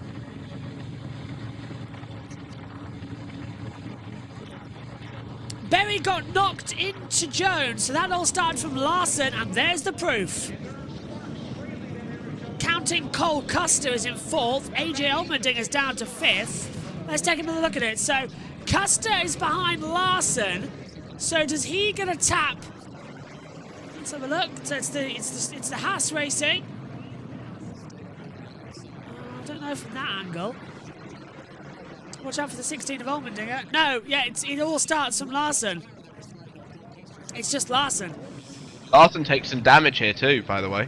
Front bumper's done as well. Oh, the 41 got collected and nearly went riding as well. And a few people become rally drivers too. Yeah, they cut the inside line and over that storm drain covers, which do rip the underside of your car apart. So the field go lawnmower racing. Eric Jones spins out. And now we are waiting for the restart at Bowman Gray with 10 left to play in the last chance qualifiers. It's not even the main event yet. How long are we? Do you know how long this race has been? We're 20 minutes away from the last from the scheduled 200 laps. 20 minutes. Commentator chat. The new Rocket League looks good. It's just a photo. For those that can't see it, it's a photo of Gibbs launching into the air. Well, I think Ty Gibbs has just become the new Elton John. Okay, that was quite good. Thank you very much. That was quite good. So coming in, let's just run through the field because now it's changed. I think it's put Josh Berry into the lead of the race. We won't know until after the red flag gets rescinded because as soon as the red flag comes out to stop the play, the system's immediately shut down. This has been a longer race than we were anticipating. We've been on for an hour of this last chance qualifier race. It was supposed to be... Jones is out of the race. Eric Jones is out of the race and he's out of competition. He will not race. Warphammer says that heads don't come hotter than Ty Gibbs. You don't remember Joe Gibbs era Kyle Busch. There's also Junior Motorsports Noah Gragson. That guy was literally a total menace on the racetrack. I don't know if anybody else was watching when Noah Gragson was in the Xfinity series. That guy was a menace. No. He really Still was is actually to an extent. Right. I like him though, so he gets a pass. This is the restart from Larson's POV. So this is, I believe, the Fox camera going to get destroyed. Yes, like he taps the back of 21. Larson's fault. And there goes the Fox camera. Okay. So, caution out. 10 left to Bush play. has tweeted, words cannot describe how grateful I am to already be in the feature. Yeah. Last chance qualifier. If you're doing the last chance qualifier plus the 200 laps, you're going to have some sore arms in the morning. I will say I don't think NASCAR was too happy about that move from Gibbs. No, I don't think they were either. They'll have a word with him. I don't think they'll penalise it. I don't think they'll penalise him though. Well, they can't because this is a pre-season race. It doesn't count. They have done it in the past. I think there have been 13 incidents of retaliation. I think. Yeah. In the clash previously, and I think only one resulted in a penalty, which, according to Seth Eggert, which was tail end of the field. Ah. But Gibbs is probably done. So. Austin Dillon coming back in. He now will have, I believe, the Berry, Custer, Larson. Dillon's on the inside line. We're racing again, hopefully for the last time. So Berry leads, Larson's coming back in, and already Cole Custer in the Haas proving that he's not going to be up for much because Larson's going to take him immediately. Now he gets forced out by Allmendinger, nearly sends him round. AJ. AJ's putting himself in danger. Dillon's still hogging that inside line, catching that storm drain that were trying in practice yesterday. They've got to take care, just hugging it, getting touched, and Costa's going round. Larson nearly spins on his own accord. Dillon takes the inside line. Nearly went round. Yeah. Nemechek's out of it, further back now. Where's he dropped down to? 6th? Oh, Berry. He's battling now with Allmendinger. Allmendinger's just dropped. Dylan's got through brilliantly into 3rd place. Did Allmendinger ever won on a short track, actually? Oh, no, Bristol, 2021. Yeah, won in Bristol. Forgot about that.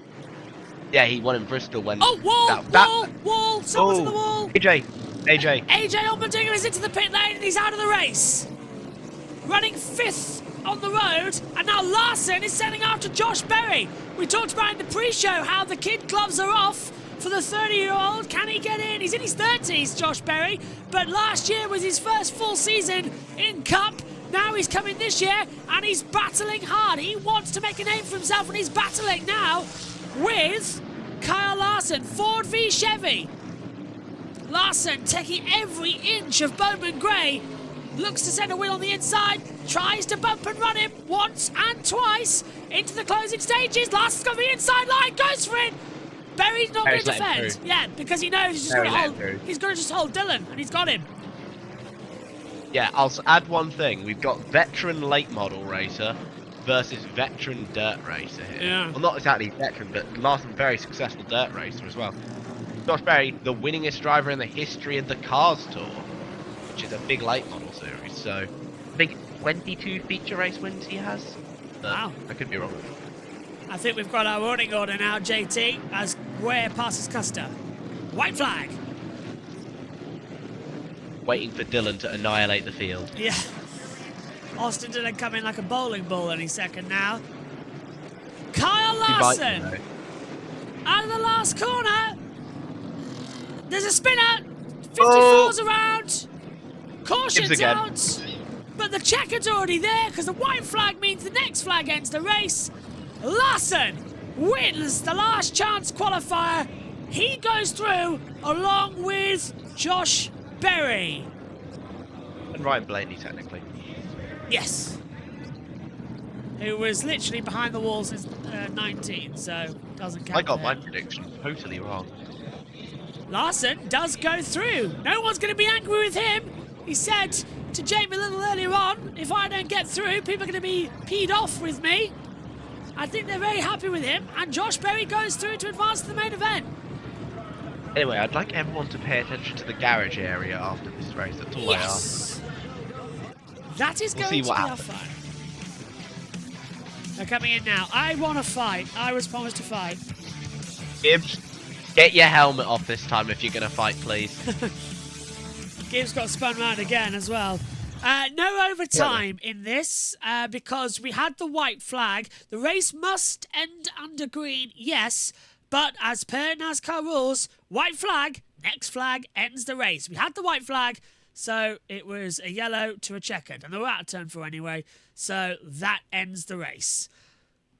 Of course, when we get to the main event, it is green flag laps only, and the race must end under green flag conditions. So we could be here for a very long time. But it's 15 minutes until the green flag's supposed to fly. Cars have got to be repaired now. Yeah, especially Larson and Berry. So I am quickly cooking. I've got around 12 minutes of content that I'm hoping to get done. I don't know exactly when we're going to see the main event begin now. They have moved out. Welcome to old school NASCAR racing, says Adam. I think I speak for everybody when I say we love it. I agree with Warphammer. I agree fully with Warphammer here. Gibbs going for a fight with his helmet was what really made me dislike him. Same, but I kind of like him now. I don't know. I think he's improved. I think he's matured a lot since he got to the Cup Series, Gibbs. He realizes he can't mess around, shall we just say, anymore. Yeah, but if you're going for a fight, you can take your helmet off. That's the one thing that David Coulthard... Yeah, David Coulthard always said when Michael was storming down the pit lane after Spa in 98... That was amazing. Yeah, Coulthard said, I still had my helmet on, so I felt I could take a punch. So... Because, of course, he didn't know Michael was there. Didn't look at the television monitor of Michael storming down the pit lane from Ferrari to McLaren. I fully believe Michael would have beat the hell out of him if he actually... I think the thing is, like, but Dave, that's just, to be fair, Michael has, you know, he's got some guts. Like, at the end of the day, David's a pretty big guy, I'm pretty sure. He's quite a tall bloke, is DC, David Coulthard. Yeah. got a new partner, I understand, actually, as well. Separated from his long-term partner. And has his new girlfriend. Has a new girlfriend, yes. Something I found the things out. you can do when you're famous. Yeah, something I found out when I was doing pre-season research of autosport shows. I got that information from a confidential source who was at the Autosport Awards. I'm being told, I think, that Kendrick Lamar's just won Best Music Video at the Grammys. Oh. Is it the Grammys tonight? Apparently. Yeah, it's the Grammys tonight for Not Like Us, which is an interesting song, to say the least. Let's hand over to Fox, then. Welcome to Bowman Gray. He's filled with plenty of uproar and confusion. This is chaos! The long-awaited return is here. NASCAR is back at the Madhouse. Historic racing, rooted in steep tradition, precision, and raw aggression. From the passionate fans in the stands to the thrilling up-close action on the track. The energy is palpable. Legends like the Pettys, the Allisons, and the Wood brothers have all claimed victories on these hallowed grounds. Even today's biggest stars have faced the challenges of the Madhouse. Who will be the next driver to go mad? Under these bright lights, if you're seeking excitement, you've come to the right place. And Fox Sports welcomes you live. Our continuing coverage from Winston-Salem, North Carolina at Bowman Gray Stadium and a kickoff to the 2025 NASCAR season and the Clash. Boy, what an exciting last chance qualifier as 3 more drivers are in. A total of 23 as they are ready to run their spot on a track where legends have run at this cozy, historic track. As we welcome you to our spot with Jamie McMurray. I'm Chris Myers on a cool night. Temperature in the 40s, no rain in the forecast. Temperatures heating things up a little bit. We're just above turn 3 and 4 at the famous Bowman Gray track. Boy, that was exciting. And we talked about why they call it the Madhouse. And we kind of saw things boiling over a bit. Yeah, it did not disappoint tonight. It was pretty exciting early on with the Dillon brothers kind of going back and forth, and then you watch that race and you feel like Larson just has this thing won, and the cautions that started coming out.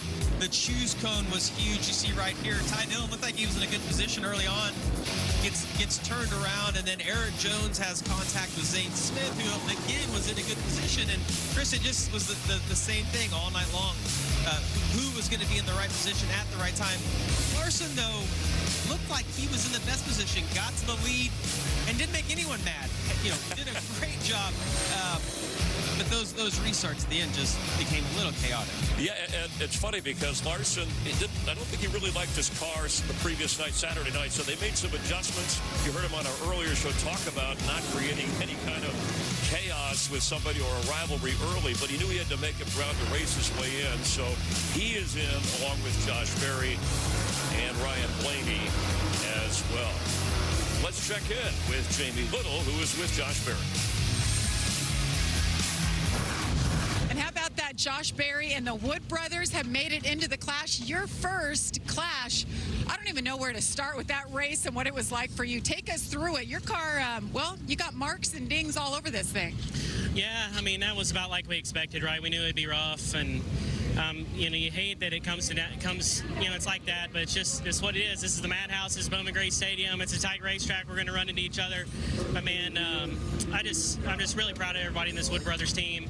Motorcraft, Quick Lane, Miles Stanley.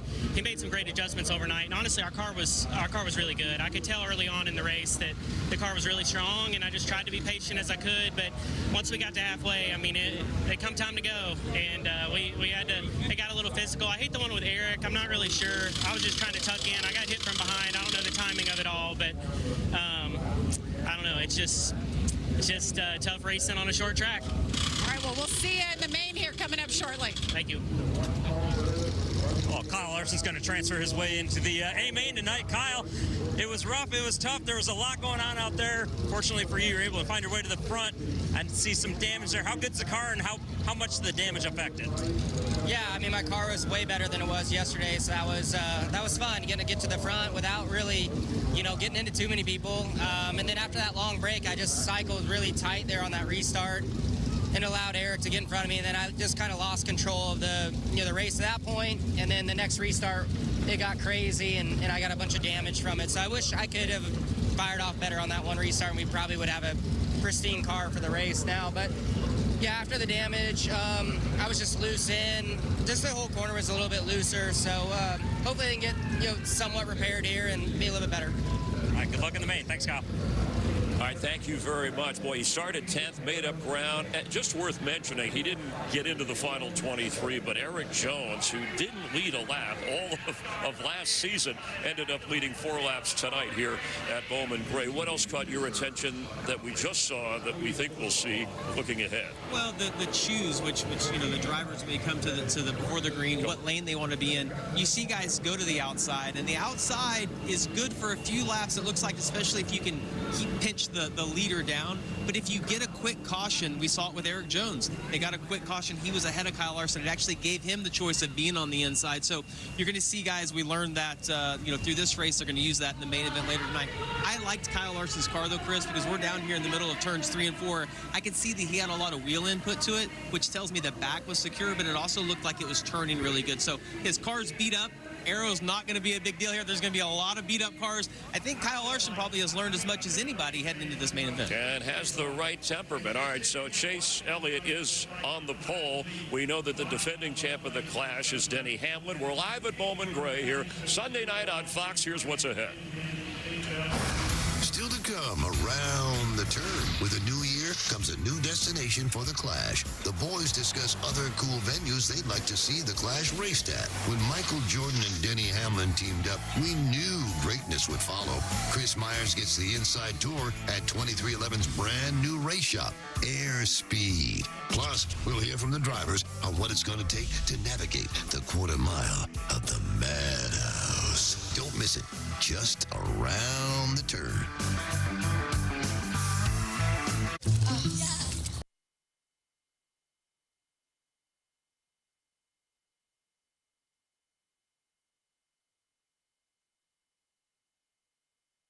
Yeah, so we're getting ready for the start then here at the Clash of Bowman Gray. As our microphones have had a bit of a moment at the moment, so that's fantastic news as they've fallen off. JT, what do you expect when we go green coming up shortly? Chaos. That's it. Chaos. Jack, what about Someone you? just said Fly Gibbs on Twitter.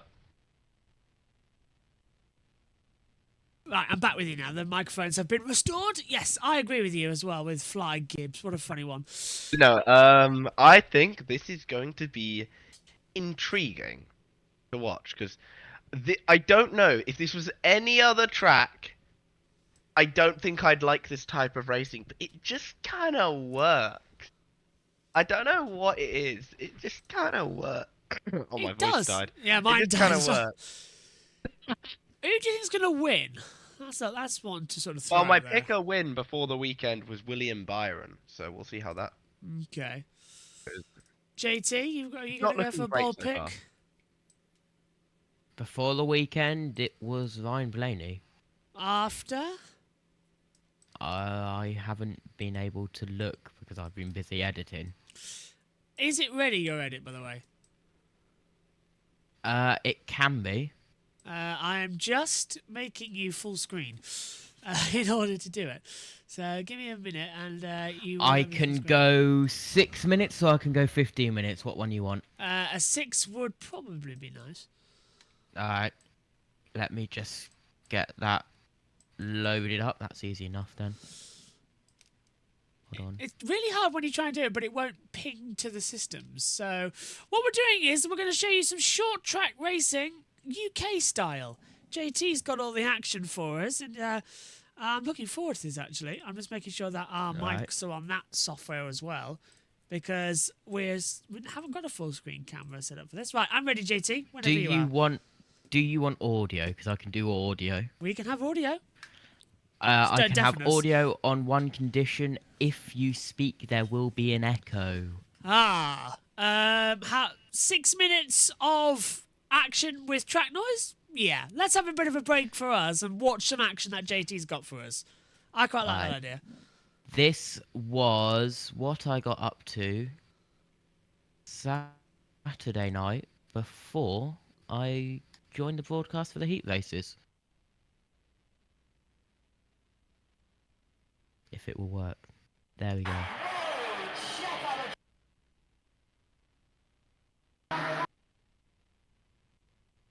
Hold on, let me just working. I was gonna say the audio's not there.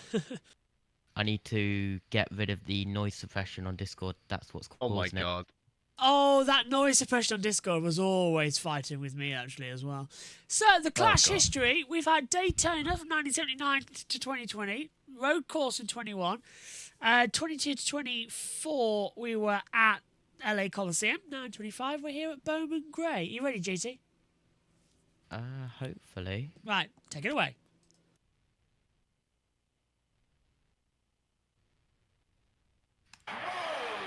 There we go.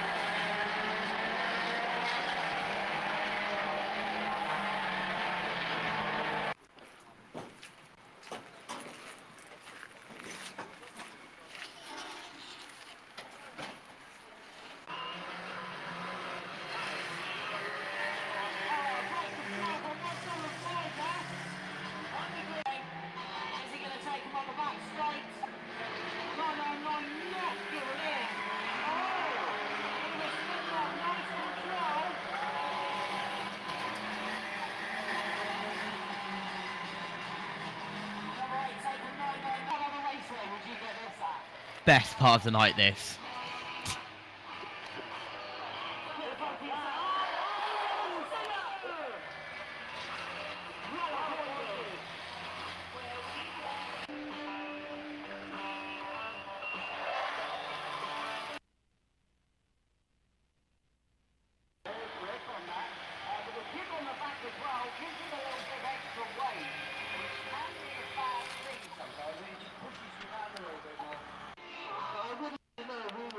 Truck number 1 before he goes out and hides because he's got no talent.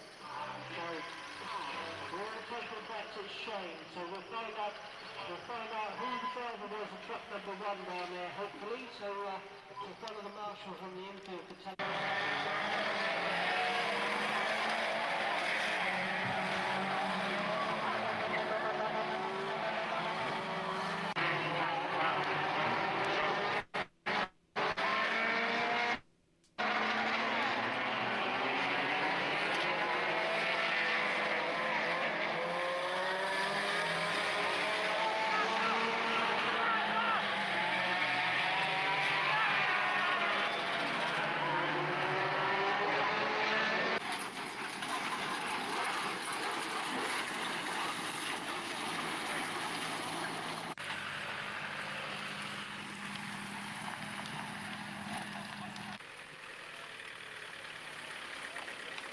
That's the end of that one. Well, how amazing is that? Seriously, that was fantastic. See, that is why short track racing works. And I think that's why everybody's excited to what we're going to see in a couple of hours' time. Well, hopefully in a couple of minutes soon. What do you think, Jack? Yeah, pretty epic. I just went to go Jump get a glass scare. of milk. Keep myself, I just went to get a glass of milk while I was on quickly, just to keep myself hydrated. You didn't leave it out for 4 hours, did you? Ah, it's not the Omi trick. No. Omi. No, I literally just went to my fridge, so. Literally, Omi, first broadcast of the 500 he did, decided, oh, I know what's a good idea. I shall leave some milk out for 4 hours on the broadcast. It'll be fine by the time we need it.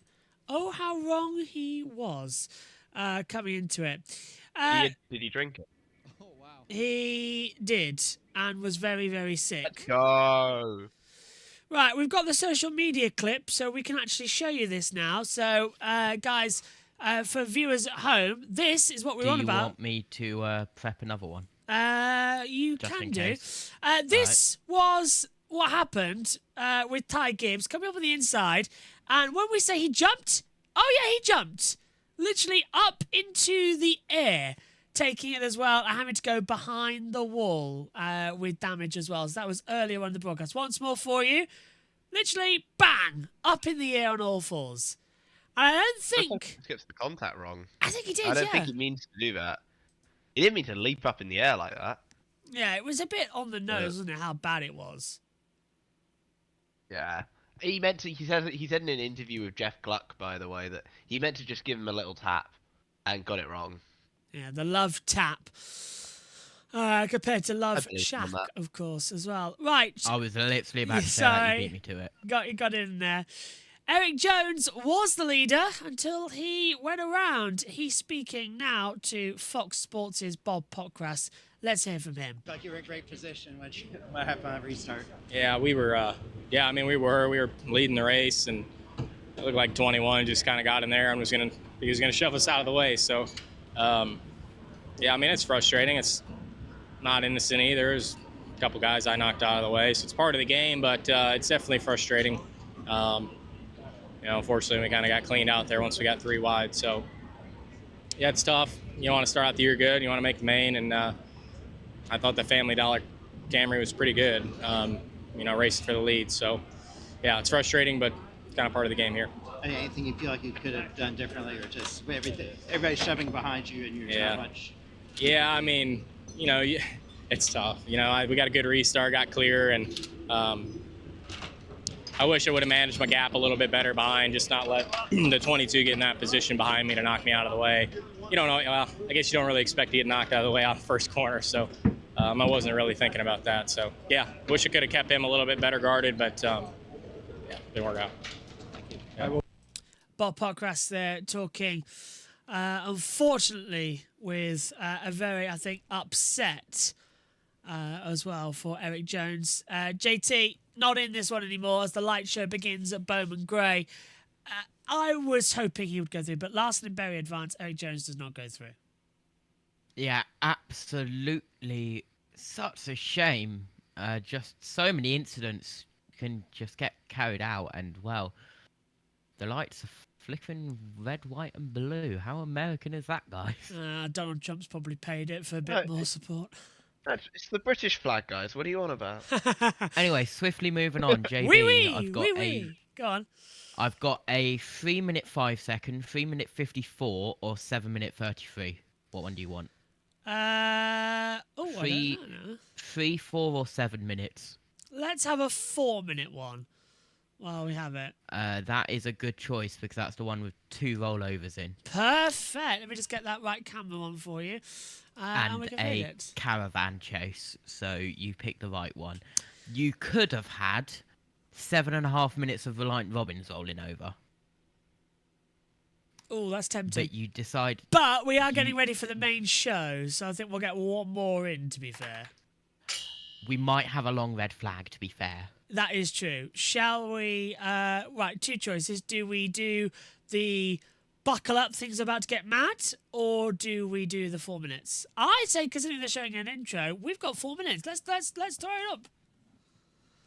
All right, here we go.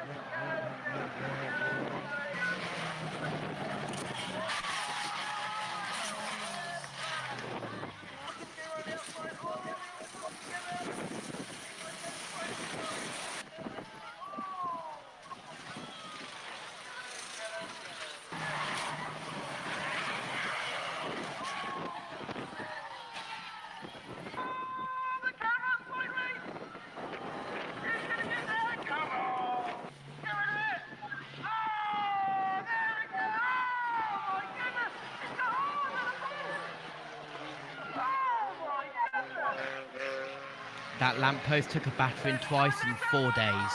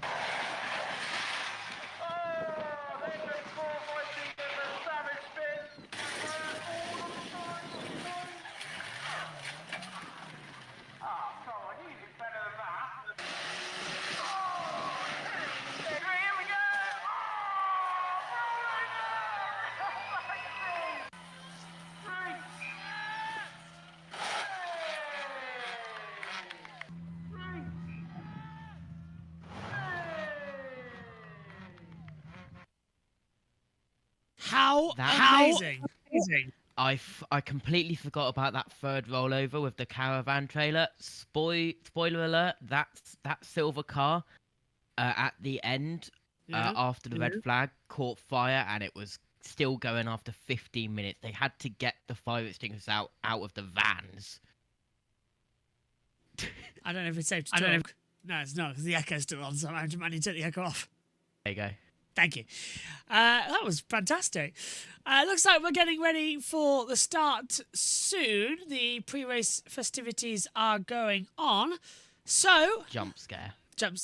Let's hand it down to Fox as they continue to build up and talking, first of all, about 2311. Capital, operating capital, more people to get the job done all the way through. Yeah, they're in a really good place. If you look at the numbers across the board, every year 2311 has gotten a little bit better, whether it's lap sled, top 5s, top 10s, everything that the teams use to calculate their performance, they keep getting better each and every year. And the race shop they don't want to call it a race shop, it's more an environment, but it's state of the art. Yeah, and fans can go on a tour there.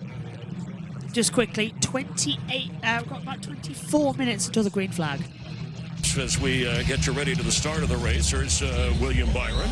Yeah, I think William, he's kind of in that same conversation that Denny's in, right? Like, we've seen him win races, we've seen him be competitive. Now he's just got to get over that hump with the championship, and it's all about getting the year started off right, finding out where the speed is, and they have to work towards maintaining the speed that they start with, but also building towards the end of the year to find more. Yeah, a lot of noise right here with Alex Bowman, last year. Like, is he going to be back with Hendrick Motorsports? He shuts everybody up by going out and winning at Chicago, and he is one of those guys, I feel like, that is not, like real loud. He gets his performance, gets everything done, but really quiet about it. You got Bubba Wallace. Watched him last night. I was impressed with that 23 car. Had a lot of speed with 2311, just like his teammate Tyler Reddick. New crew chief as well, and that goes right back into the conversation of change and how do those guys get started off on the right foot. And I think that's important for Bubba as well, to have that confidence in the changes they made. And Joe Gibbs, his racing team, has won more clashes than any other team. The reminder, we mentioned 2 weeks. Of course, next Sunday, the Super Bowl on Fox, and then 2 weeks from today is the Daytona 500. And Denny Hamlin, of course, eyes will be on him. Can someone like Kyle Busch or Brad Keselowski get their first Daytona 500? 2 weeks. Go. There's a party by the beach. Packed house on their feet. A great American race. Let's have some fun. 500 miles, 40 drivers. You never know how this thing's going to shake out. But only one gets their name on the Harley J. Earl. It's the 67th running of the Daytona 500. Love it. February 16th. Fox. Join us then, and this is a look. All right, we have the duels at Daytona, qualifying on the 12th at 8 Eastern, of course, the duels, and then 12:30 Eastern time, Daytona race day, and then the actual race 2:30 Eastern time, and hoping the weather is good at Daytona International Speedway on Fox. You'll see the Daytona 500. All right, Kevin and Quinn will head up to the booth to join Mike. And Jamie and I will continue here with updates and a recap as they get ready to go 200 laps, green flag at a break after 100 laps at the Madhouse.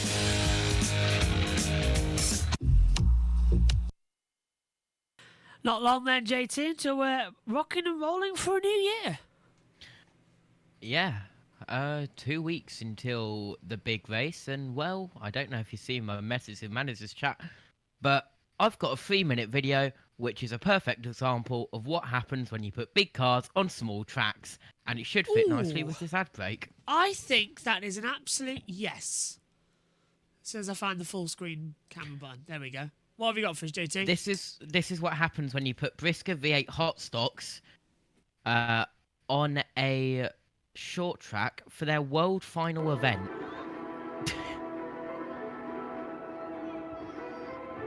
As you can see, with them side by side, there's not a lot of room.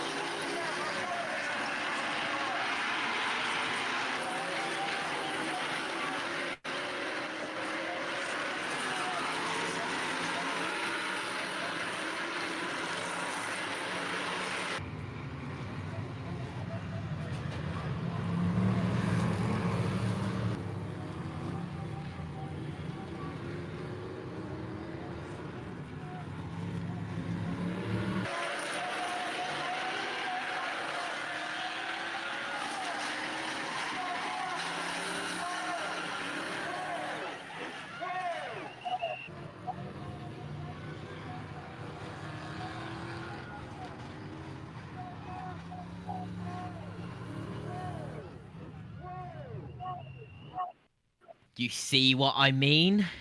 Yeah, no, but that is terrifying. They plowed into each other. What was that? Yeah, that is what happens when you put big cars on small tracks.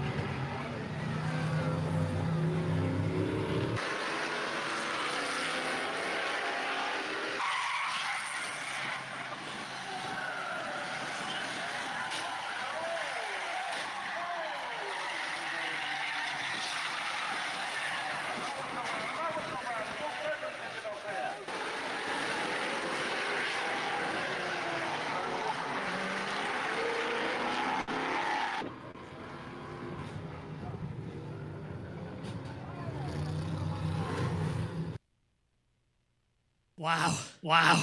Yeah, big cars on small tracks is in jump scare, by the way.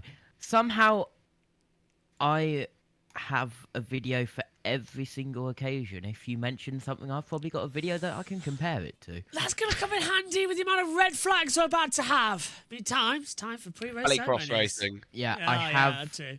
I am working on a massive Briscoe F2 stock car filler thing that you can just have ready for red flags. Fantastic. Let's head down then to turn 3. They encourage a little hostility on and off the track. Let's hear from some of the drivers about how they take this place. New racetrack for us in Cup Series, at least for all the drivers that will be participating. I'm looking forward to it. It's certainly right in the roots of our sport.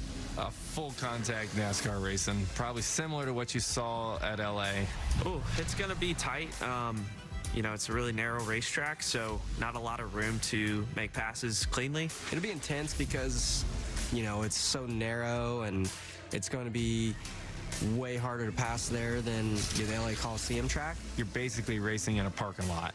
It's really tiny, so when you put all of us out there, there's going to be contact in every corner at some point. Yeah, I think you're going to have to move people out of the way, so obviously feelings are going to get hurt. Bowman Gray is known for people rooting and gouging and fighting, and I wouldn't be surprised at all if that's how it goes down. The racing surface is super narrow, so hopefully it's none of the madhouse highlights that we're all used to. It's not a matter of if, it's a matter of when, and the hostility or the aggressiveness, right? We saw some of that already in the last chance qualifier. How much will we see in this? How soon will we see it? Well, I think it's going to start off calm. We saw that actually at the start of the LCQ, but what you're going to see here is if we get into a long green flag run and guys start to get lapped, that's when all of a sudden the aggression is going to come out. You need a caution to come out. You're going to have to move somebody out of the way. As this gets closer to the end, fully expect to see the madhouse come out. Yes, and your restarts, green flag racing is what they want here. Let's check in with our pole sitters with Jamie Little. And that would be Chase Elliott, 7-time most popular driver in NASCAR. And tonight you are the pole sitter. We just watched the LCQ, though, the action that we saw, Chase. What do you anticipate from this one? It's much longer at 200 laps.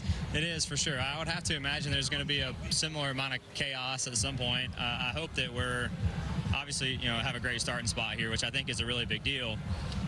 If we can hold on to that, and stay up front. So it's going to be crazy. I think my goal is to try to control the race as much as I possibly can, and hopefully our Napa Chevy is good enough to do that. It certainly was yesterday, but something tells me that things are not going to be that smooth. So we'll just fight through whatever it is. Have a great atmosphere. This is awesome. You said it, a lot like Supercross, which is not something that we get to do, with the cars being as big as they are and whatnot. So this is really cool. Appreciate NASCAR for putting this on. Thanks to all the fans for coming out and making it special.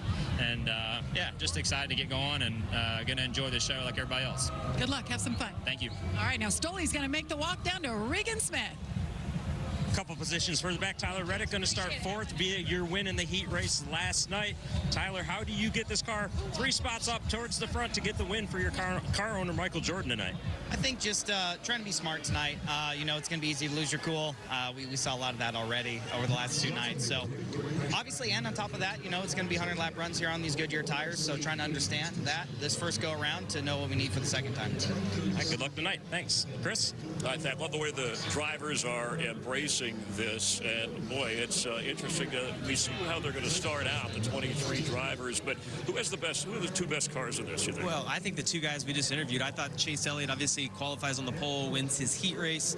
He looked like he had a really good car, and then Tyler Reddick, it looked effortless. I mean, he was able to check out and win that 4th heat race, so both of those guys are going to be good, but this is going to come down to those last few restarts, Chris, and who gets shuffled out. We saw guys look like, Larson in the LCQ looked like he was in position, got shuffled out because of the way the cautions fell. So having the best car doesn't guarantee a win, particularly at this racetrack. And the other thing is they talk about these longer runs. There is a little bit of tire fall off, and nobody's been past 50 laps or 45 laps on a set of tires. So we're going to find out together. That's what we've heard about, aggressive tire fall off. And if it's a driver you're rooting for, a manufacturer, by the way, Chevy has won the most clashes, but they've only won 1 of the last 11. It's the Madhouse ready to go crazy here. Our opening ceremonies. Please rise as you are able. Remove your hats, and veterans render a hand salute as Winston-Salem Police Department Honor Guard presents our nation's colors. As Chaplain Daniel Hippolyte delivers tonight's invocation, please say a prayer for the victims, their fans, friends, and families of the recent events in Washington, D.C. and Philadelphia. Dear Heavenly Father, we thank you for this day that you've given to us.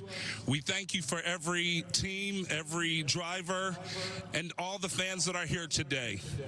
God, we want to take a moment and pray for the victims and the families of those affected by the tragedies in both D.C. and Pennsylvania. I pray for safety for all of the drivers and all of the teams. And may we have a great race. In Jesus' name, amen. Here to perform our national anthem, please welcome Winston-Salem State University's Red Sea of Sound Marching Band.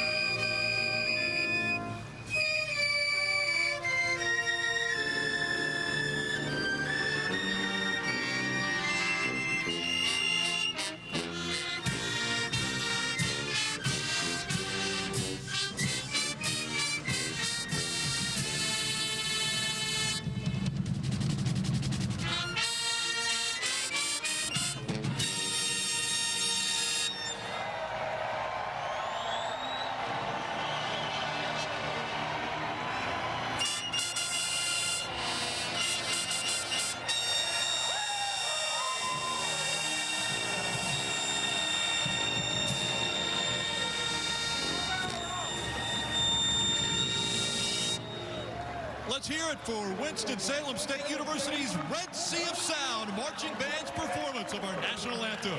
An old school great quarter-mile track. 23 drivers, 200 green flag laps at the Madhouse. The Clash is live on Fox in a moment. Yeah, we're gearing up to the start of this one. It's going to be absolutely fantastic. And you know the one good thing is here, Bowman Gray really is the beating heart of what this amazing sport was all about. The Madhouse has seen many a moment over the years, but we've never seen it like this. Welcome back to Bowman Gray. The Clash is now. They call it the Madhouse. I can see why.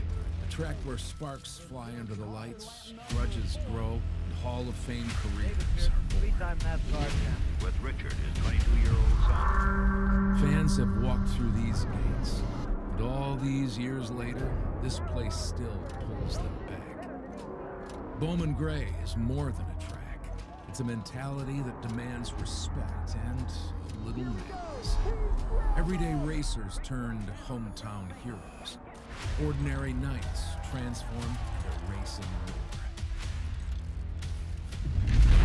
Here, under the lights and the roar of the crowd, legends rise or fall by the drop of a flag. For 76 years, it's been chaos, passion, glory, and grit. This isn't just a race, it's a reckoning. Welcome back to Bowman Gray. Buckle up, because things are about to get mad.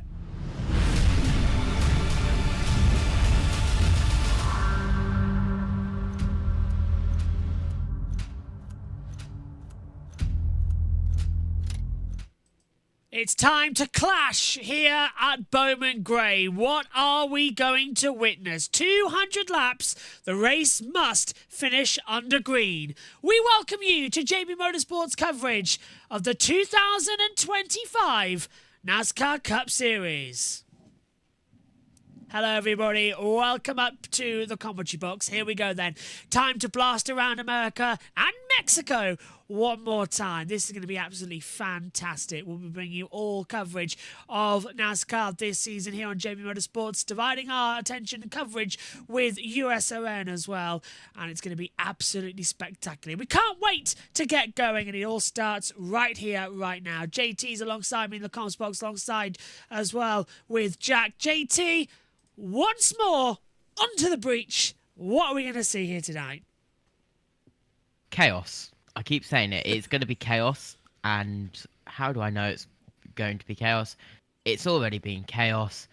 It's Bowman Gray. It's a short oval. It's big cars on small tracks. And, well, as you've seen from the pre-show with the content that I had, it doesn't really work, does it? But it's good. But it's good fun. No, it's good fun, and we've seen already tonight, Jack, a lot of great fun, and now we've got 200 laps with 23 drivers out there. It's going to be better than LA, and I think this is going to be a proper old-school style race. What are you thinking about it?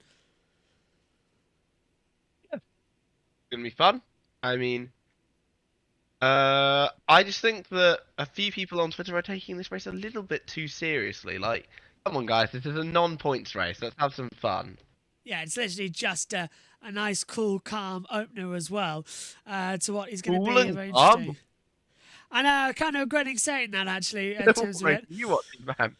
Let's get a couple of driver interviews before we head off onto the circuit as well, because there have been a couple of interesting actions here so far this evening, starting with that of Austin Dillon. He was talking earlier on in the broadcast as well to Bob Potcrass. Here he is. Too aggressive or too... I think everything you saw was Bowman Gray and you know, the pressure of getting in the race. This race probably won't be as aggressive as that race right there because they're in it.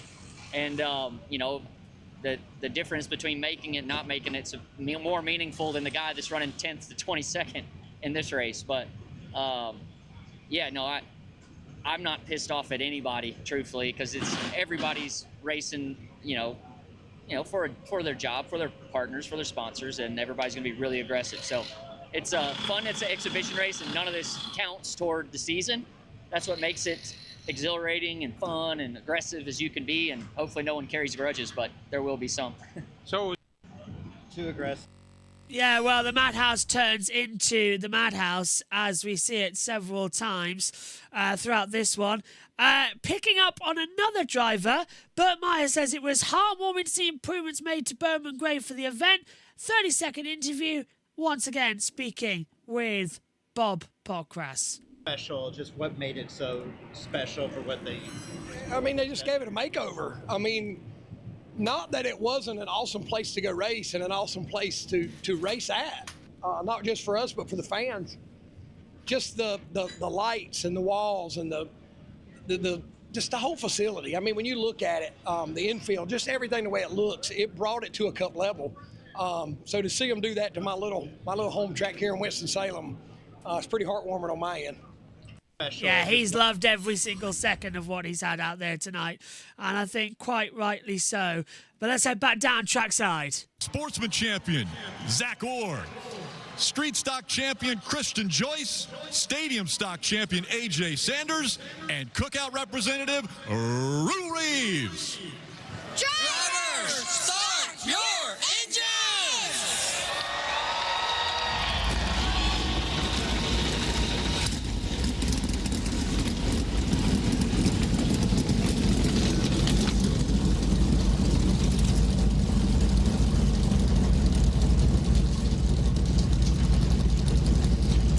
The starting lineup for the clash at Bowman Gray. Your 4 heat winners, we introduced them to you. They have the first 4 rows.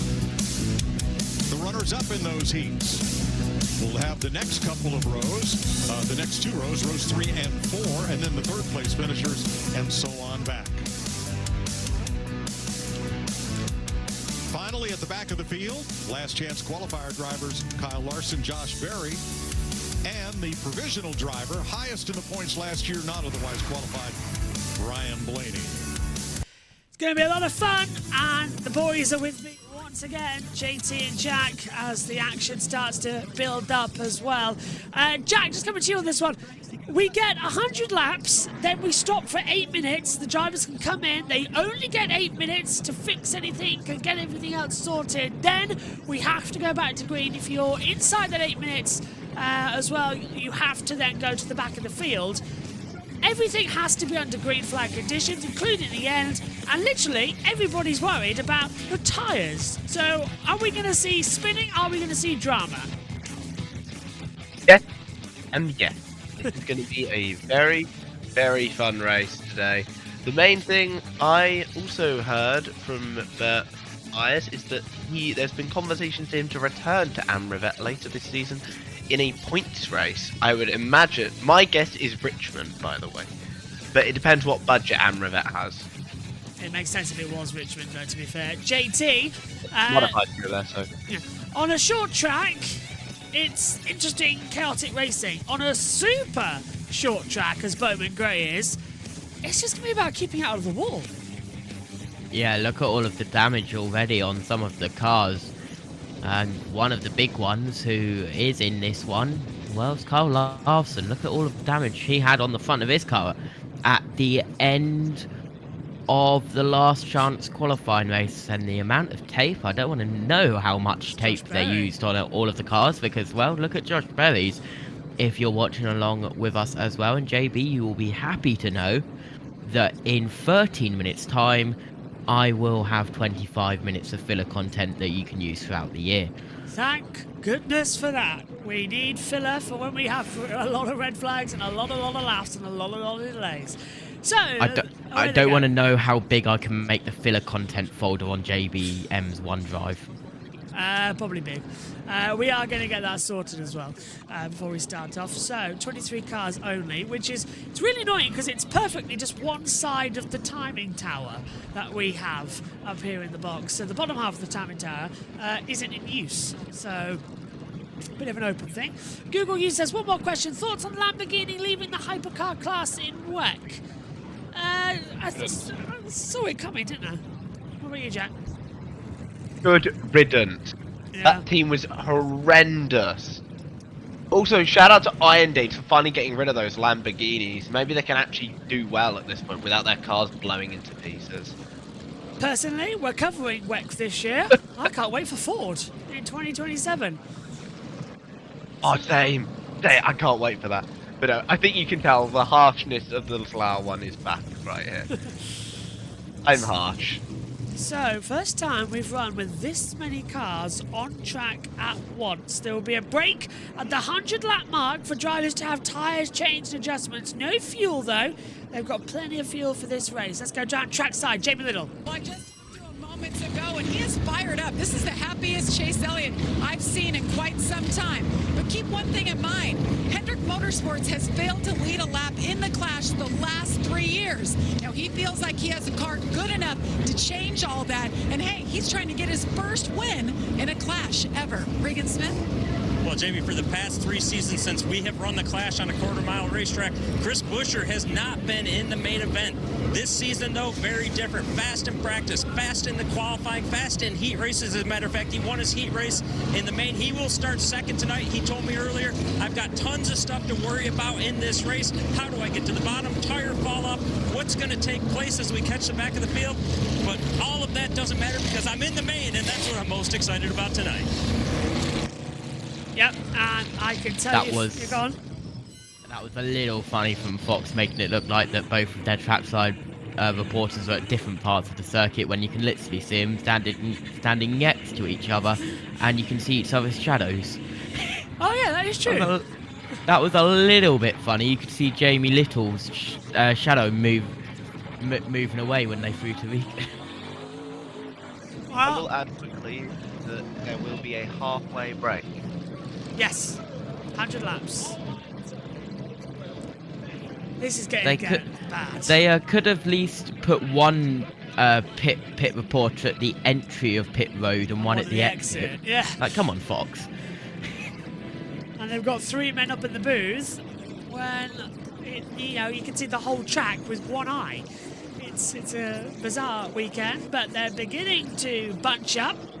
And it's 23 cars. The most we've had.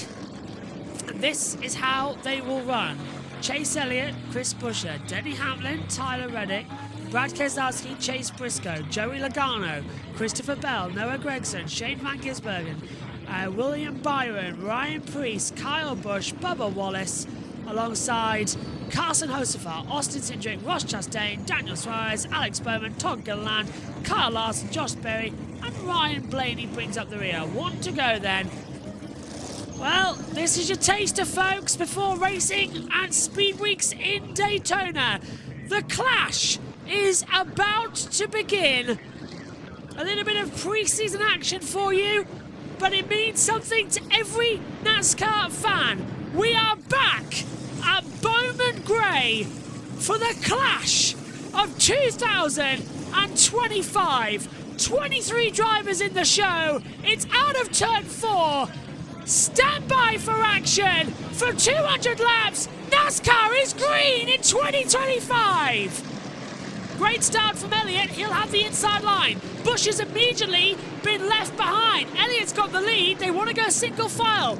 Reddick's trying to go around the outside. We've got Keselowski dropping back as well. Hamlin will secure 4th position. And Miracle, JT, we've made it to the first lap. Logano's getting a punch up as well. But Elliott has now got that lead. Yep, Elliott in front, still side by side, 2nd and 3rd. Buescher just got in front. Is Reddick going to look down the inside? No, he thinks against it. Top 8 side single file. Then it's at 9th and 10th and further back, who are looking side by side.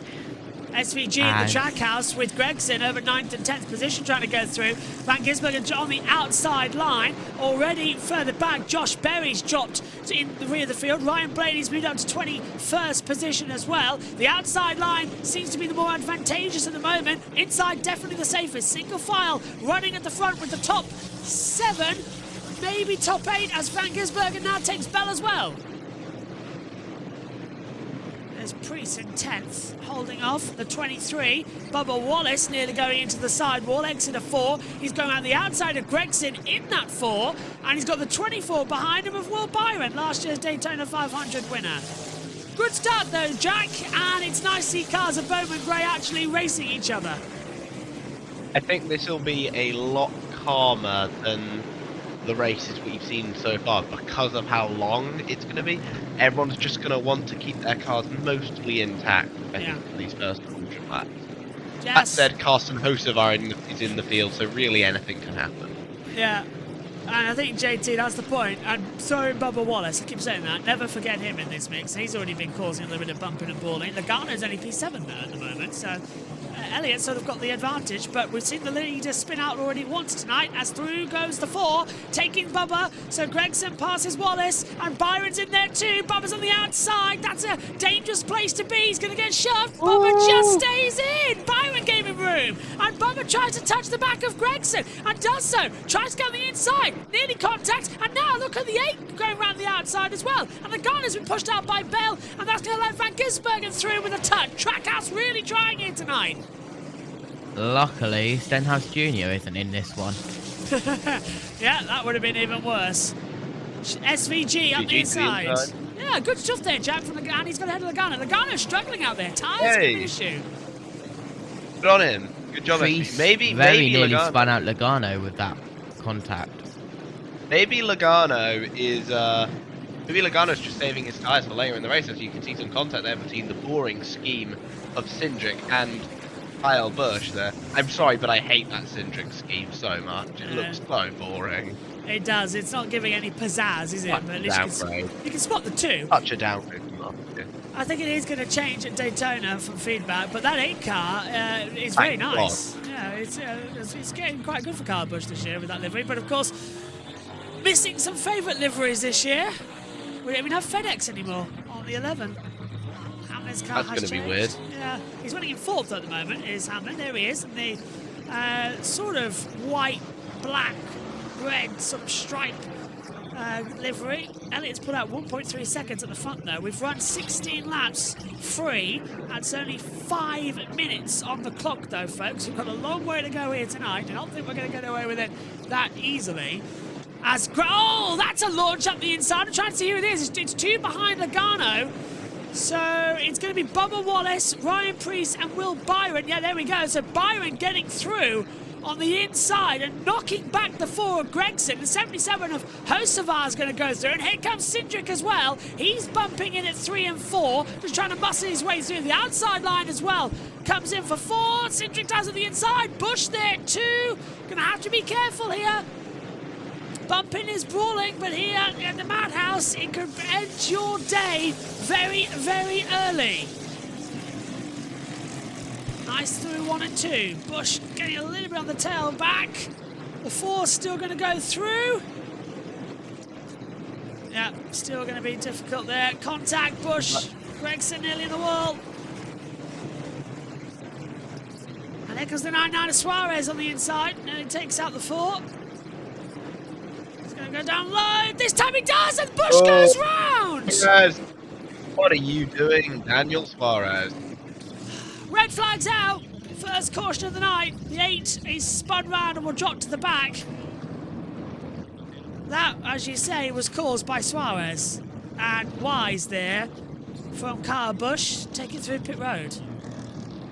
Will he get penalised for going the wrong way? I think so. Shouldn't think Kyle so. Busch. You can really do what you want, in my opinion. Yeah. Let's have a look. The guy who hit the pace car. Contact and spun round. Yeah. Yeah, Suarez punts Gregson from quite far back, and that gets Gregson going into Kyle Busch, and around he went. JT, your camera's frozen, by the way. I've got a very serious... No, it isn't. It is for me. I've got a very serious JT. Well, that's an issue on your end. It's only it's not frozen on my end. On stream, I can see it is, and it looks incredibly funny. Right, hang on. There we go. Ready about now. Radio. I've never heard a crew chief tell me that before. I don't have anything for Ford Drive. You got anything? Yes, I like that. Randall Burnett answered him immediately.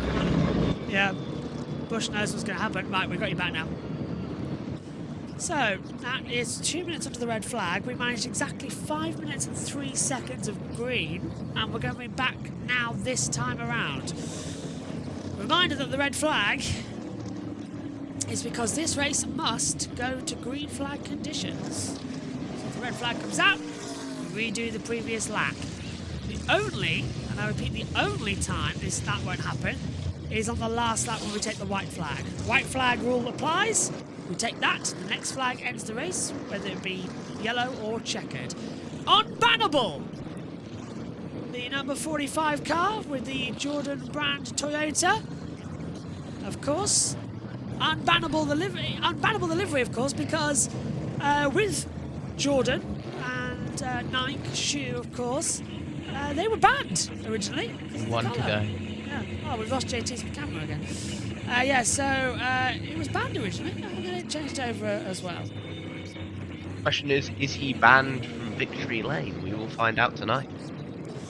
I hope not, but we've seen stranger things happening. As yeah, I've lost JT's. I have JT's camera back. There we are. It's just buffering a little bit, but we have it back. Green flag again here at Bowman Gray. Elliott leads. Around the outside, Bush is trying to have a go. And look at the 45, getting a bump as well from Hamlin. Hamlin's backing the back up. Everybody backing the back up now. Hamlin nearly getting taken out by Briscoe in the 19 car.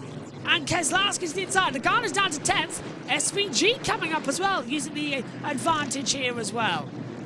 Good run so far. Nice runs from everybody. It's what we like to see as they swing through into the bottom half of the circuit. Our first flyby of the year.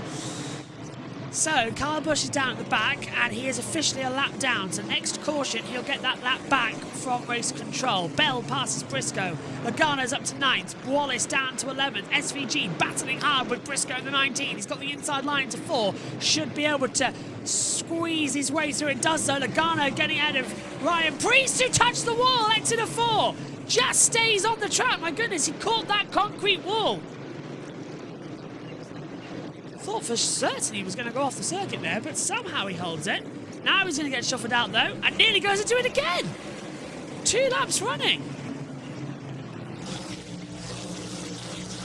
Bubba in 11th. There's sort of 2 pinch points, isn't there, JT, for that sort of stadium concrete. There's one on the entry into turn 3, but it's on the outside line, so you don't get affected. But it's the exit of 4 where you really get that bump mid-corner. Yeah, exit of 4, bump mid-corner, and if you get it wrong, wall right on the outside as well. Yeah, it's not the greatest to try and attack through as well, as we lost JT's camera again, so I'm trying to get him back. Here we go. So, Hocevar in there too. Wallace up there. We've got a replay of that. Now watch Ryan Preece. He did touch the wall at the concrete section. My eyes were not deceiving me. Brushed it so hard. So that's 60. Lucky to still be in the race. And it's got fender damage as well. Well, that's what you like to see in NASCAR. After a hit like that, are we surprised? Nah, not really. I'm surprised how fast SVG is tonight, to be honest. For a guy who's got a road course background, he has gotten up to speed with this track so quickly. I'm really surprised by it. And here's where I hate Fox. Because we're going to go side by side, but it's literally a clash. So, you know, we go to an ad break for 5 minutes, you lose 50% of the race. It's really stupid. So they've gone side by side, which is the best picture here. But yeah, a bit daft. As we see Cindric still battling with the 24. Byron trying to go around the outside now, keeping on the power. Cindric on the inside line. That's difficult because he's going to get a numph and tap from Gregson as well. Gregson nearly takes out Byron. Byron still pushing hard as we cut now to the 20. Diving on the inside of the 6. So Bell gets ahead of Keselowski, and Keselowski nearly getting a tap from S3G as well. This is where picture-in-picture would be handy, as now Byron defending from Gregson, who's defending as well further back. JT, this racing is all over the place tonight. We're actually having some good runnings. Oh, and Gilliland in a battle with Bowman. Which is why we should do more short ovals like this more regularly. Yeah, to be fair, I wouldn't mind this being an actual cup race. It's got the advantage to be really tasty. This is the most entertaining clash we've had in a while. Jack? I think they're actually using that option tyre that they used at Richmond, I think, for this race, from what I know. I could be wrong on that, but that clearly might be making a difference. And I know they're going to be trialling an option tyre at Phoenix to make that track a bit less boring, so we'll see what happens there. And that tyre will also be used in the finale as well, the championship race. So that could really be interesting at different times of the year, of course. We go to Phoenix twice. Yeah. Let's see how that works out, JT. Yeah, that's only if it works out in the spring race, isn't it? That they will use it in the November. At least we get a go through. We've had 4 laps, by the way, with no on-track overtakes, which I find really bizarre. Looking at the timing tower, they've all stayed the same. 41, 42, 43 and 44 have all stayed the same as they come into it. Bobbing now, and there's our first overtake in a while. SVG getting taken a little bit to town by the 19, who's got the inside line. And, yep, typical as well. Fox still have not learned how to handle a race. We go for side-by-side for an overtake, and we cut to an onboard camera of Logano getting beaten up by SVG. I don't see if the 19 managed to make the way through. I can't see it from my angle, but SVG's going further back, and we've got track audio again. Right, so we're back with it now. Elliott leads, Busher, Reddick, Camlin, Bell, Kozlowski, Briscoe, Logano, SVG, Wallace, that's in top 10. Why does this... Oh, the Xfinity Fast Lap Time, the sponsor. Elliott, 14.16, so not bad at all there on that lap times coming around. Lap 44 of 200. Break at 100, remember. We're only been running 11 minutes of green flag running. A total only of 13 minutes in total. The clash is entertainment here at Bowman Gray. It would be funny, JT, if the 75 lap race took longer than the 200 lap race. That would be funny. We were an hour, by the way, for the early on race, the 75 lapper. Blaney touching the side of the other track house. The number uno, Ross Chastain. And now Blaney's up into 17th position. Oh, and Elliott looks tough to beat today. He did look a bit slow then, didn't he? He looks very... Yeah, Elliott's been really fast all week. He's going to be really tough to beat this race. Surprised us in practice how good he was in the 8-minute sessions we had, 2 groups of 8. And then we went straight into qualifying. Ryan Blaney slowly making his way through the field as well. As we talked about, he's 17th. But the lap traffic now starting to close up. You can't have it long.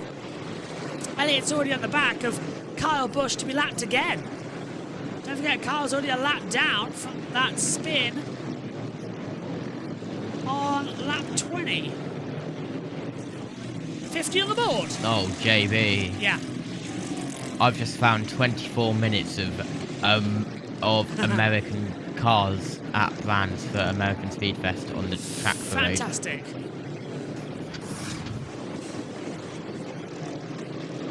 Now, side by side, that is the 21 and the 4. That is 20th and 21st place respectively. It's Gregson and Berry. 34 trying to... Yeah, the two teammates get... the 34 of Gilliland's trying to get involved in that too. And there we see Chase Elliott. Does he really want to lap them? That's the question. Is he happy where he is? It's weird seeing Todd Gilliland in the 34 rather than the 38, I must say. 34 last year was Michael McDowell. He's now moved over as well.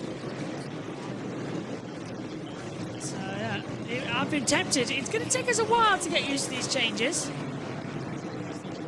As I've been now... inviting them all off season, so I should be good. Gregson's about to be lapped for the first time. Kyle Busch is trying to stay ahead of Chase Elliott, the 8 and the 9 cars together, because Busch does not want to go 2 laps down. He wants to stay a lap ahead. Cars are good on fuel, by the way. Easily good on fuel. What a nice, entertaining run around here. The drone camera showing us exactly what we want to. Just a reminder, by the way, Bristol is going to be a special race for us here on JB Motorsports, both the races this season, because we have Earth Camp and we have the ability, it's the only race of the year, to bring you track side coverage. So you won't see us that race because you'll hear us only. The whole race will be shown live to you on that camera, and we'll just be sat down in the comments box with our voices hanging over it. I'm actually looking forward to it, JT, because you missed it last year. As we see, Blaney now getting ahead of Suarez, and now after Larson. Yeah, you missed it last year. Both of you actually did. And, yeah, now we're getting ready to call it this year. Yeah, I think I had something the day afterwards, so I couldn't do it. But we have track camera. Can't wait for that. And I assume we can get something as well coming through it. We can provide you alternatives on because we can use replays as well. So we could cook. So lap 62 to 200. I can be replay department if you want. Twitter's got us covered with that. And actually the NASCAR Media Centre that have the replays available to us as well. Which I still don't have access to. Yeah, really annoying that you don't. You need to get that fixed. Reddit coming through in there. You've got the NASCAR scoring and timing pages, haven't you? Yeah. Yeah, good. Because I sent you the link to that. The Unbannable as well. It's a beautiful livery, actually, of Tyler Reddick's this year. Actually, Jack, yeah, I was gonna throw it to you. Do you like it, or do you not? I think it's quite. It's iconic. I haven't liked a lot of the 2311 schemes this year. I'll be honest. I think the Unbannable one is the most acceptable. Yeah, because it's history. I just view them as quite lazy. Well, to be fair, the Unbannable is also a reference to the fact that they were nearly not in NASCAR this year. The official saying is the Unbannable is because of Nike and Jordan and shoe. It was banned in basketball, but it's also the link that 2311 won their court case to be on the grid this year. On the injunction, yeah. Not the case. Well, they won the injunction, yeah, so they're allowed to race this year and be part of the inner circle, but that's why it's all Unbannable. It's tongue-in-cheek, really, isn't it, that one? You'll hear more on that in our pre-show weekend of Daytona. And you can also check out Grid Network and the Grid Tonight show. The link to the Grid Tonights are in the playlist on the JB Motorsports YouTube channel as Blaney gets ahead of the 60 and moves up into 13th place and looking for some. I wonder how hard the hands are working right now of the people doing the manual scoring. Must be quite JB, you need to update your link on your description for Grid Network. It's the old link. Ah, okay. I'll get that sorted. 71 to 200. Oh, and another side-by-side picture coming in from the team at Fox, unless it's full screen, which is really daft. No, it should be full. It should be side-by-side as well to come through. And it is side-by-side. Sounded like an American version of a more octaned-up version of Imagine Dragons. What the hell was that? So they're still going on at the moment. There we go. Let me check the chat. There we go. There's the new updated link to come through. I mean, I could probably do it, but I don't want to break anything, so I'll leave it to you, and then you'll forget about it. Yeah, that's pretty much. I realised I'm not subbed to Grid Network. Jack. Ban. I don't know why I wasn't subbed. I thought I had. And a reminder this year, by the way, that the broadcast partners are Fox, Amazon Prime, TNT Sports and NBC. Over at Xfinity, we've got the CW coming in as well.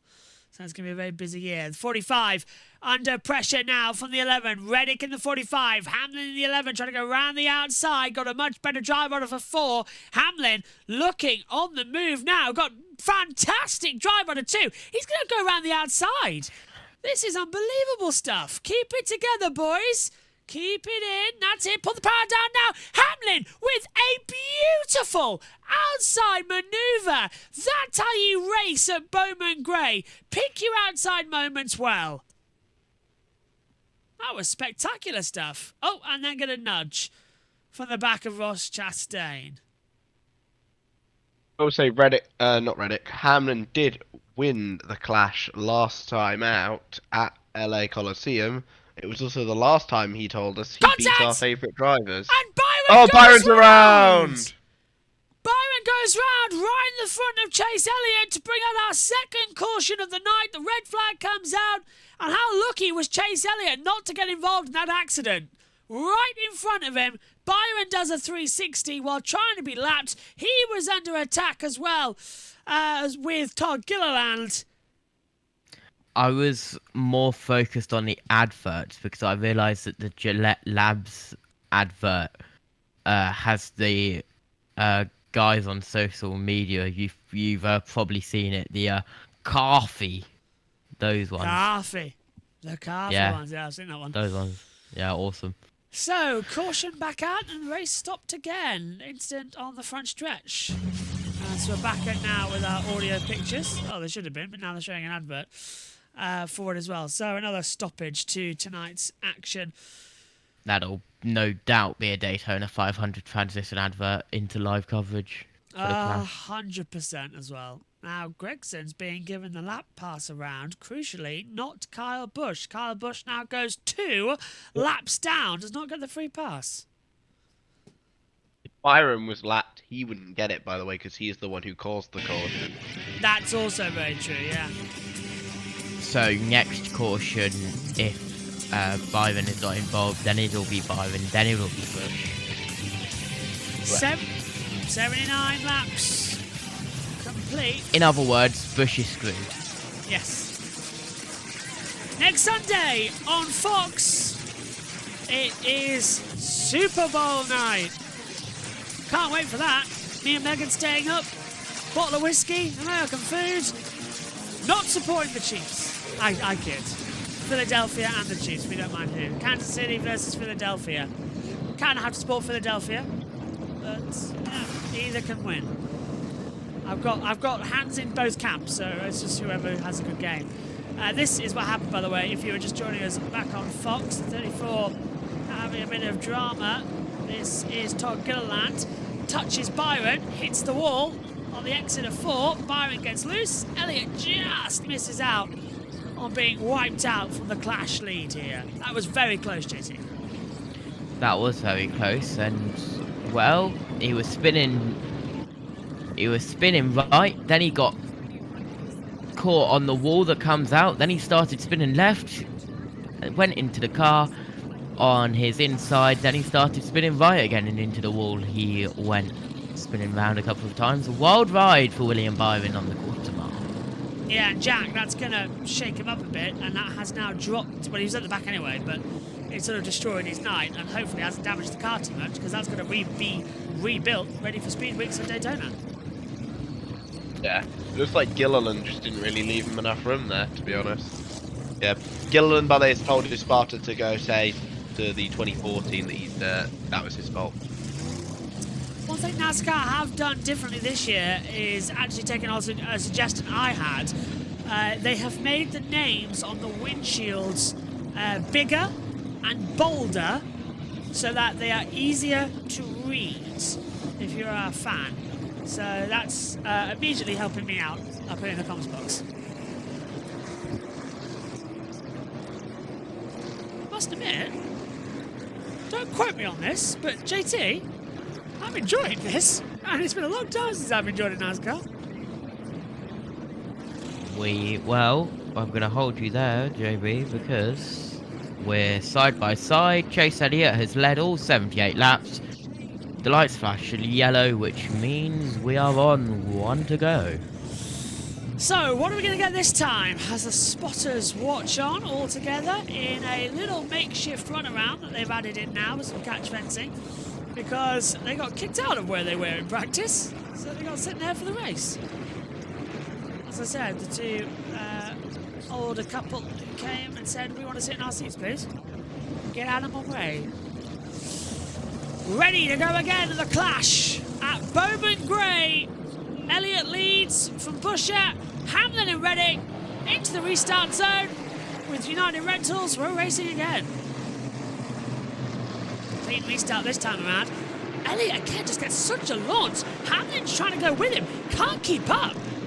That Chevy's got some serious acceleration power. Oh, the 20 gets on the storm drain and causes a massive tailback. The 19's involved in the middle of the field. The 3 wide coming out. And SVG's going to get him a couple of places.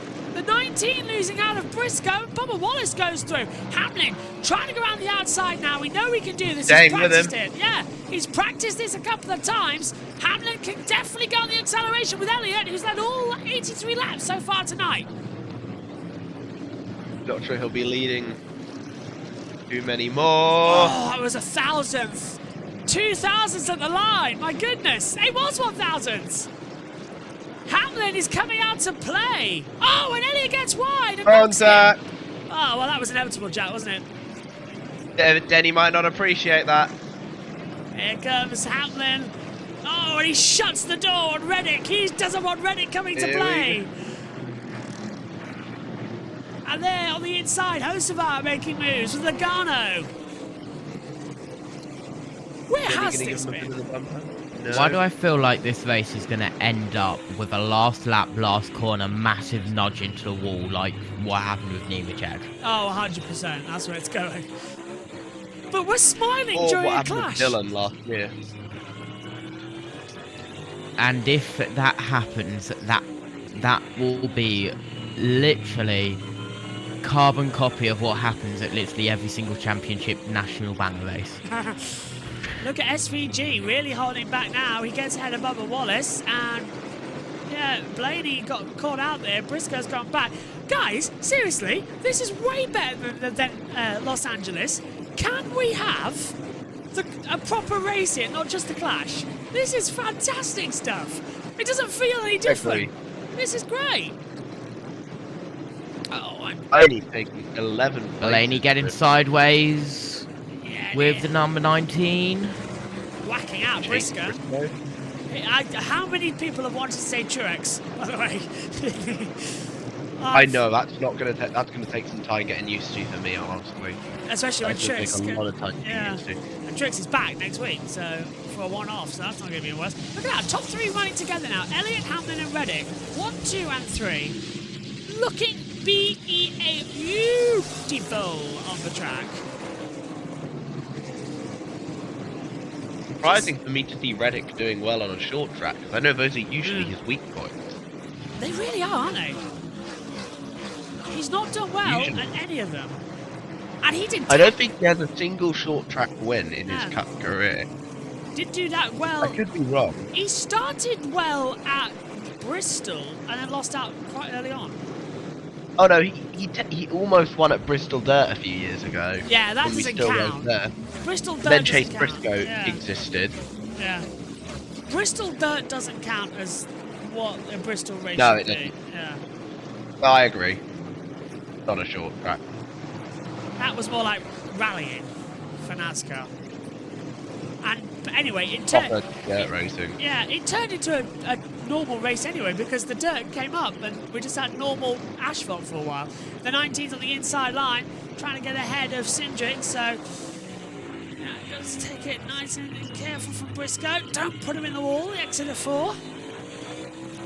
We're closing up actually on halfway, which will be the 8-minute break, and go around the clock once more. Again, just got to take careful. Wallace ahead of SVG, 9th and 10th place. Tyres starting to become an issue here. And Hamlin is chasing Elliott through 1. Elliott's tyres starting to give up. Reddick's there too. Blaney gets ahead of SVG gonna ram him. Yeah, he's going He to doesn't ram wanna him. bump him. Oh, look at that. I don't think he wants to currently. But I could be wrong, Denny. I think Denny wants the lead at the halfway mark. Good read. He gets to choose the inside line. He's going for it. On the Oh, inside. here we go. Oh, well, Elliott saw him coming, gives him room. Hamlin's going to put his foot down. Elliott's stuck to the outside. Hamlin leads. But can Elliott gain it back on the outside as we get close? First lap led not by Chase Elliott. Yeah, for the first time tonight. 1 to go. Here's Reddick as well. Look at that. The fans are cheering on Hamlin. Reddick's coming through as well. Elliott's shutting the door. Elliott's going to lose out on second here as well to Reddick. Checkered flag for the green. Green checkered, and that's the end of the first part of the day. Red flag comes out, and it will be Denny Hamlin, who leads at the halfway stage of the clash of Bowman Gray. And there's the flag. There you go. So, 100 laps complete. They'll come into the pit lane now. And the order at halfway is Hamlin, Reddick, Elliott, Busher, Keselowski, Bell, Hocevar, Logano, Wallace, Blaney, SVG, Briscoe, Cindric, Larson, Suarez, Chastain, Berry, Bowman, Priest, Gilland, Gregson and Byron and Bush. The clash of Bowman Gray. Part 2 next. Right, not a bad first part, guys. 100 laps to go. What have we made of it? It was good. Yeah, I liked it. Jack, good? Yeah, I'm yeah. pretty happy with that. I've just looked Got a lot down. to say. I've just looked down to some of the guys in the chat saying it's a very tame start. Oh, and I think Rick Allen is doing the trackside audio. Yes, he is. And I've also looked down, and the crowd is helping the AMR safety team locate debris. Only at Bowman Gray can you have that type of Only action. at small, short tracks, man.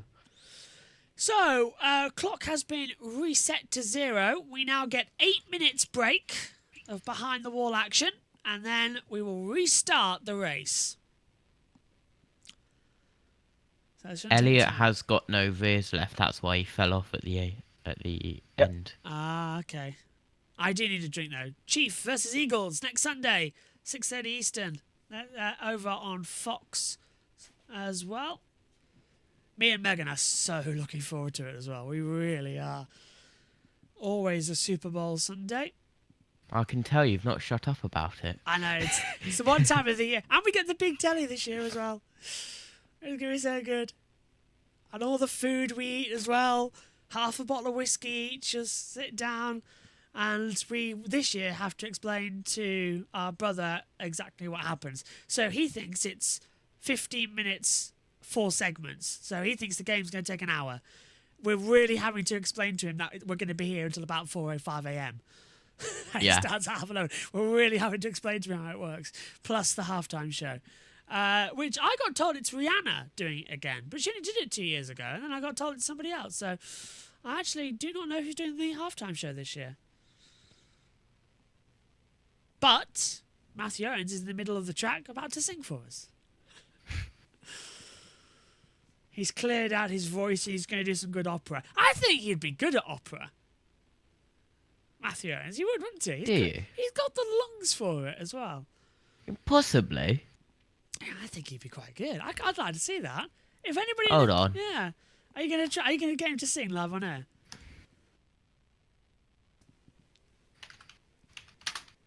I don't know if are you typing to him? Are they on air? I don't even know if US are out on air. That might be something to watch. Very good. Not much chaos, says Warphammer. Yeah, it's been all right. It's been action. That's what I like to see about it. Not too many cars going upside down yet, but it's part 2. It always is. Let's head back over then to Fox.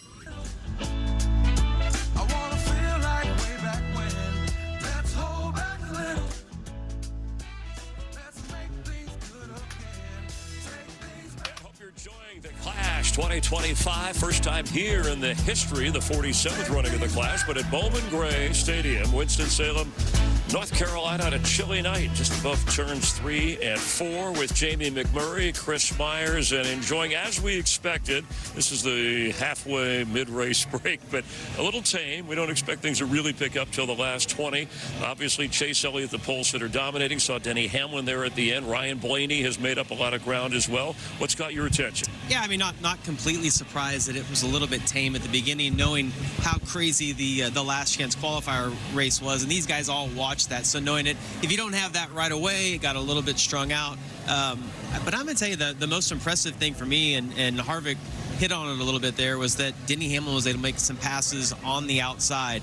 We got that caution late. He got to line up on the outside of Chase Elliott. Clearly had the better car. If I'm one of these guys right now, though, Chris, pitting the spotters, I want my spotter to tell me that line that Denny ran.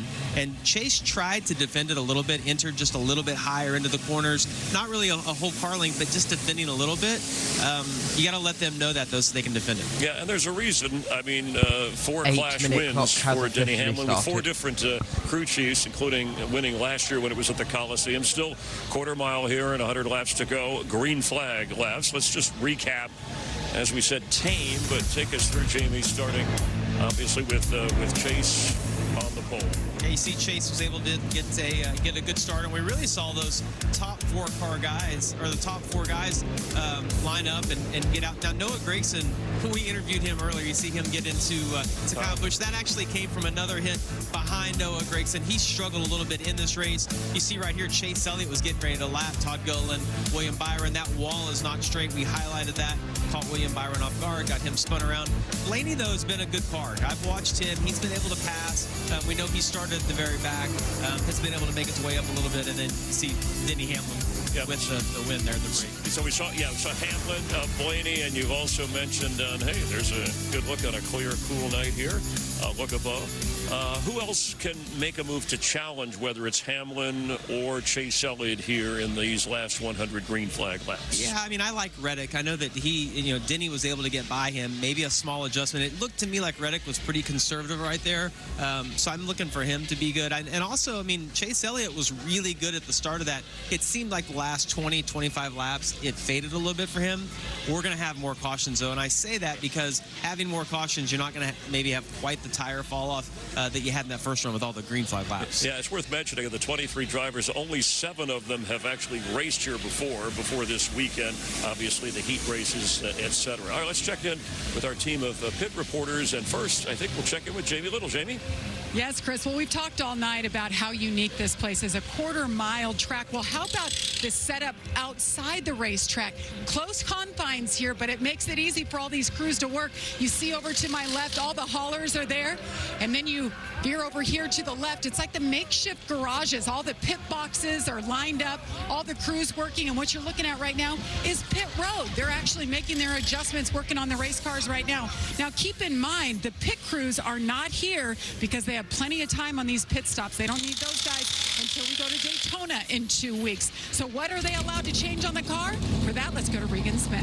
Well, Jamie, it was quite the scene. Obviously, these stops are going to be timed, a certain limited time that the crews can work on the race cars right now. Everybody's trying to make adjustments, trying to make the cars just a little bit better. Many of the adjustments they can make very similar to what they would make at a normal race weekend. Air pressure, maybe some shock adjustments, maybe a little bit of track bar, which can make the car looser, tighter, some wedge, which can do the exact same thing and adjust how the springs are in the race car. Larry McReynolds, though, I got a question for you. They are not going to be fueling these race cars tonight. If these guys are already tight, typically the fuel helps free the race car up, make it turn better through the corner. What are they going to do if they're already tight and they can't put fuel in these things? Yeah, obviously when you don't put fuel in the car, the nose, you gain front percentage, and that makes the car tighter. So what they'll have to do, even if their car was driving good, Regan, they're going to have to make adjustments, go into those 4 sticker tires and not dumping fuel. But the biggest challenge for these teams right now, and I've heard it for the last 2 nights, is getting the car to rotate more through the center of the corner, but don't hurt the drive off. And that absolutely is like walking a tightrope. It's normal adjustments you would make on a normal pit stop, but I guarantee you they are thinking about just what Regan Smith said, Chris, not dumping fuel, but putting 4 fresh Goodyear tires on it. All right, well, thank you, Larry. If you're wondering who that was, it's Larry's private security standing by right next to him. He's getting showing us how cold it was. Yes, just to make sure. All right, let's head back up to the broadcast booth at Clint Boyer. All right, guys, I'm going to talk to Ryan Blaney. Hey, Ryan Blaney, it's Boyer and the boys up in the Fox booth. You got us? Yes, I do. What's up? Man, what's up? Holy cow, you're all the way up to 10th place already, all the way from the trunk.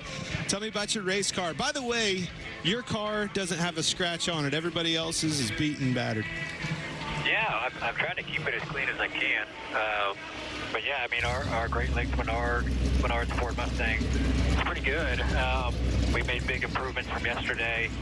I didn't think we were great in practice in the heat race, and the 12 boys really put their heads down and got it better. So, yeah, that was fun.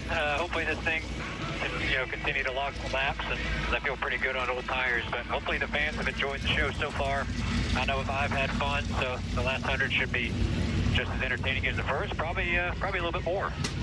Well, all right, I like that. Stay on that path. Preview this last 100 laps for me. What are you expecting out there?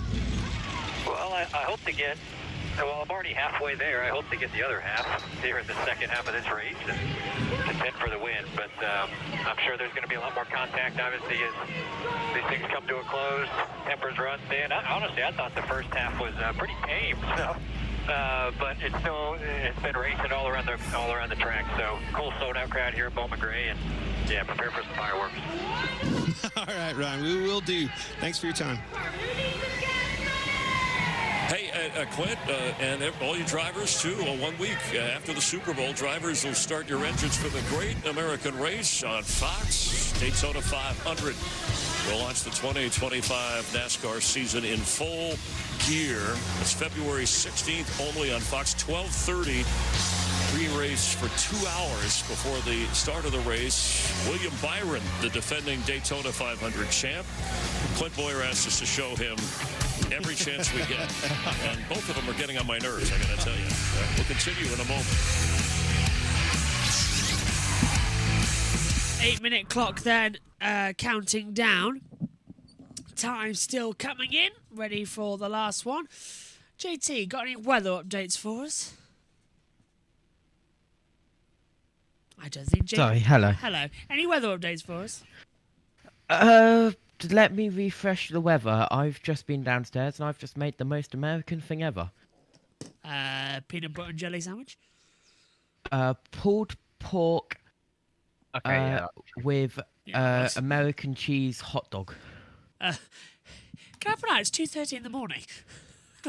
Still. Yes. To be fair, when I go in, I'm going to have a packet It is of crisps. currently 42 degrees Fahrenheit, 5.6 degrees Celsius. It's a little bit chilly out. Absolutely no wind at all. So yeah, all good. Okay, well, I just want to show you this moment that happened in the race itself a few moments ago. This is what caused us several concerns. I'm just trying to get the clip loaded up in the bank because it won't seem to want to click. This was Byron going into the wall. If I can find the full screen camera angles. Here we go. So this is Byron going into the wall, guys, and it was a nasty bump, wasn't it, as well, to come in. It properly hit hard. Ooh. Run out of real estate. Just Right spinning in front it. of the leader, Chase Elliott, too. How close was it, by the way, for Elliott to get taken out? If you're seeing the clip now, guys, it was so close to being contact into the leader at the time. Yeah, that's Gilliland just shoving Byron in the wall, basically. That's all I really got to add to that. Yeah, nice to finally be able to For see Josh it. B, Adam Larice. Sorry, I can't pronounce your name. I'm sorry, man. I'm too tired. Hi, Adam. Adam Lemery says, he says that he has brownies for a snack. Well, I'll tell you right now, I had some roast beef crisps before I went on air, so that's bad. I had a packet of cheese and McCoy. onion in the red flag period of the 75. And a bit of cheese. That's really all I've had. I mean, I'm tired. I've been up since, 8 o'clock today. To be fair, I feel it. I feel it. It's tiring work and. Plus, I had to referee an entire Sunday league match. Oh so. my god. In which I gave my first ever straight red card, so that was fun. What was the reason for the red card? Serious foul play. Guy went in, flew into a tackle, studs exposed, knee height. The guy's knee was literally bleeding afterwards, so that was great. To be honest with you, fairs and fairs. Right, let's head back. He didn't argue with me. Didn't argue with me, to be fair. I wouldn't argue either. Let's head back over then to NASCAR and Mike Joy while we wait for the green flag. Saying that because Allison was in a lighter, shorter wheelbase Grand American car, well, that shouldn't count as a Grand National win. NASCAR agreed. And Bobby Allison ended his career at 84 wins. However, shortly before Bobby's passing, NASCAR's Jim France and Mike Helton came and said NASCAR has adjusted their record books and credited Allison with first place in that race and Grand National points and the 85th win that went with it. That was consistent with other previous decisions and drivers like Tiny Lund receiving credit for Grand National wins driving Grand American cars. Well, it's always good to right those situations. Sellout crowd, 17,000 strong here to see the clash at Bowman Gray. And watch Denny Hamlin drive to the lead 4 laps from the end of the first half of this race. Hamlin and Reddick in Toyotas, Chase Elliott, who led 96 laps in his Chevrolet, Chris Buescher and Brad Keselowski in Fords are the top 5. I think this second 100 is going to be different than the first 100. I agree. And I think as you look at everything that happened in that first run there, they're going to have a lot better read on what the tire wear was. They know what their car did on the long run. Obviously, we know that Denny Hamlin does a great job taking care of his tires, like you said, but he's just got this knack when he can get his car right like this to be able to move around the racetrack and do things that other guys can't. So you're saying these boys are in trouble? It's a good possibility. Coming to the choose rule then. Hamlin and Reddick inside and outside, staying in, JT. No one really having the big change and the big one to go, okay, let's do something different. Everyone trying to stay as samey as possible. Yeah, absolutely. The Oracle has responded, by the way. Oh, go on. Is he singing? He said, ha, definitely not. Laughing out loud. Shame. Jack? We have Berry to the rear of the field for running over the choose cone. Oh. So Josh Berry will drop to the back. Now, where has he been? 17th in running order. So, 2 laps down for Kyle Busch, by the way. That's now been confirmed by NASCAR. As we gear up for another 100 laps here at Bowman Gray. The first 100 was truly spectacular. Took us a total of 25 minutes of green flag running. In total, we've been running for 50. Does that mean another at least 35 to go? There's Berry going to the back. We get the 1 to go signal now. They've called it off because they had to give Berry time to go to the back because of how short of a track it is. Flaming buying tyres, everybody, and it's done by setting fire to the old bits. Looking good, Jimmy. Happy Monday morning. Thank you very much, Philip. Happy Monday morning to you as well. It's 2:32 a.m. We're hoping to be out of here by 3:15, 3:30ish. Nah. I'm begging. Nah, I've just seen the timing screen. We're not even getting 2 laps in, mate. Green flag! Hamlin, Reddick, still coming through. Oh, here comes Elliott, back up the inside, so back to racing. Still got to be careful. Logano's coming around the outside. Hamlin leads. Anyone going to bump that wall out of 4? Ooh, nearly. I think Bowman had a go. Suarez moves ahead of him for it. As we fly into... Elliott, no, please don't. Nearly. Contact nearly. No, he just avoids it. Reddick stays out. Bell's going around the outside of the 17. Logano's in there too. Spinner! Larson! Oh, and Briscoe! Nice 360. Double donut for both of them. And the red flag's out again. So what happened there with Larson? How did he get spun around? By Cindric. Oh, touched the wall as well. And gets a nerf out in towards 1. And, okay, that was Larson hitting the wall and then getting punted into Cindric's direction. Yeah. Double hit as well from Cindric to make him spin. Go on, Jack. Didn't what happened with Briscoe there. Yeah, Briscoe just drops on his own. SVG's there. This is Larson's on board. Yes, he hits the wall. It's SVG. What there? Okay, no, so maybe Larson slides into SVG a bit. Yeah. I don't think he touched him. I think SVG swerved to avoid and maybe hit Briscoe. Let's have a look. Did he touch that wall? No, he just got tagged. Just got tagged by Cindric twice. Cindric twice. I don't know whose fault that was, to be honest. Yeah, it's hard to tell. Oh, well, let's have another angle. Well, this will be good. Can't even see what happened to Briscoe. Yeah, good 360 though from Larson. Yeah. So, a dirt guy being tapped around rally his laps down. Those actually random fun facts for everybody. Austin Cindric used to be a rallycross driver. he did indeed, actually. Yeah. 2015 Global Rallycross Championship. He was runner-up to Scott Sharp. That's why he's so good on the road course. Yeah. Quite a career change from rallycross to NASCAR. Kimi Raikkonen? Yeah. Technically true, yeah. He did do a bit of rallying. I'd even throw in Robert Kubica, but... Yeah, that happened. I still don't know how Lotus Renault at the time let him do that. Right before preseason testing. No, I don't either. So stupid. Right. And again, NASCAR would allow their teams to do it. So. Yeah, that's true. Green flag coming back out again then. Only 4 cautions tonight. It's half and half between the two. Ready to go again at Bowman Gray. Hamlin on the inside, Reddick on the outside. Into the restart zone. And we're racing.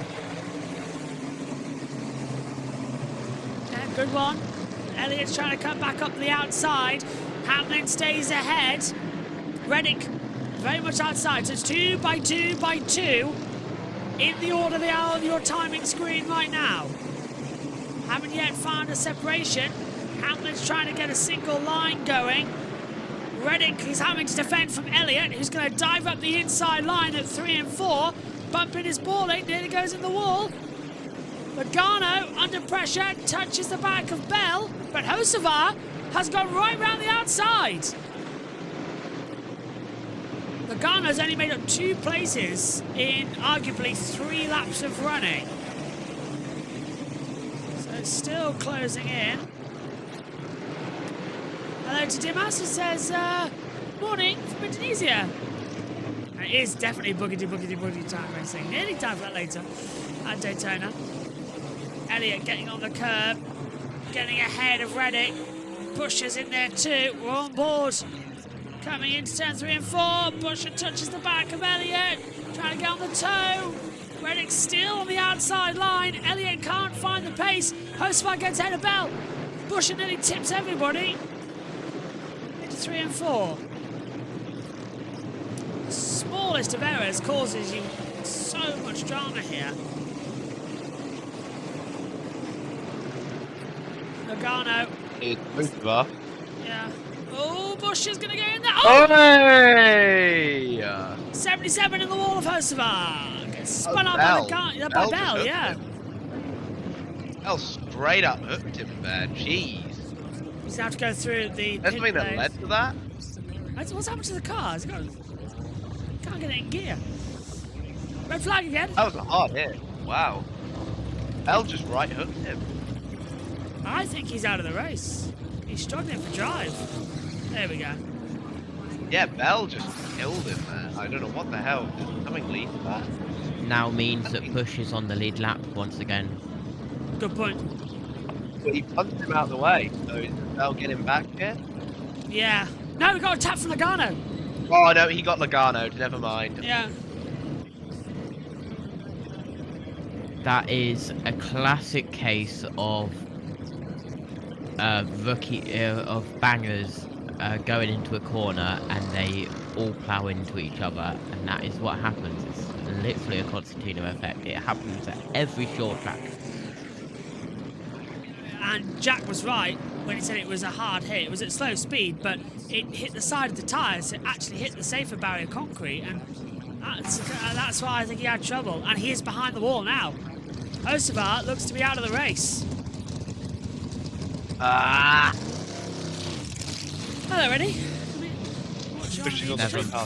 I've just heard the... Well, you heard it as well.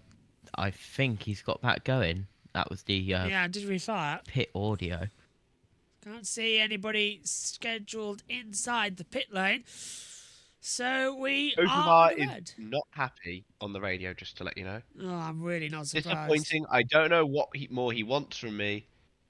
Osavar is then told that Logano punted Bell, and he responded that I don't give a word I can't say.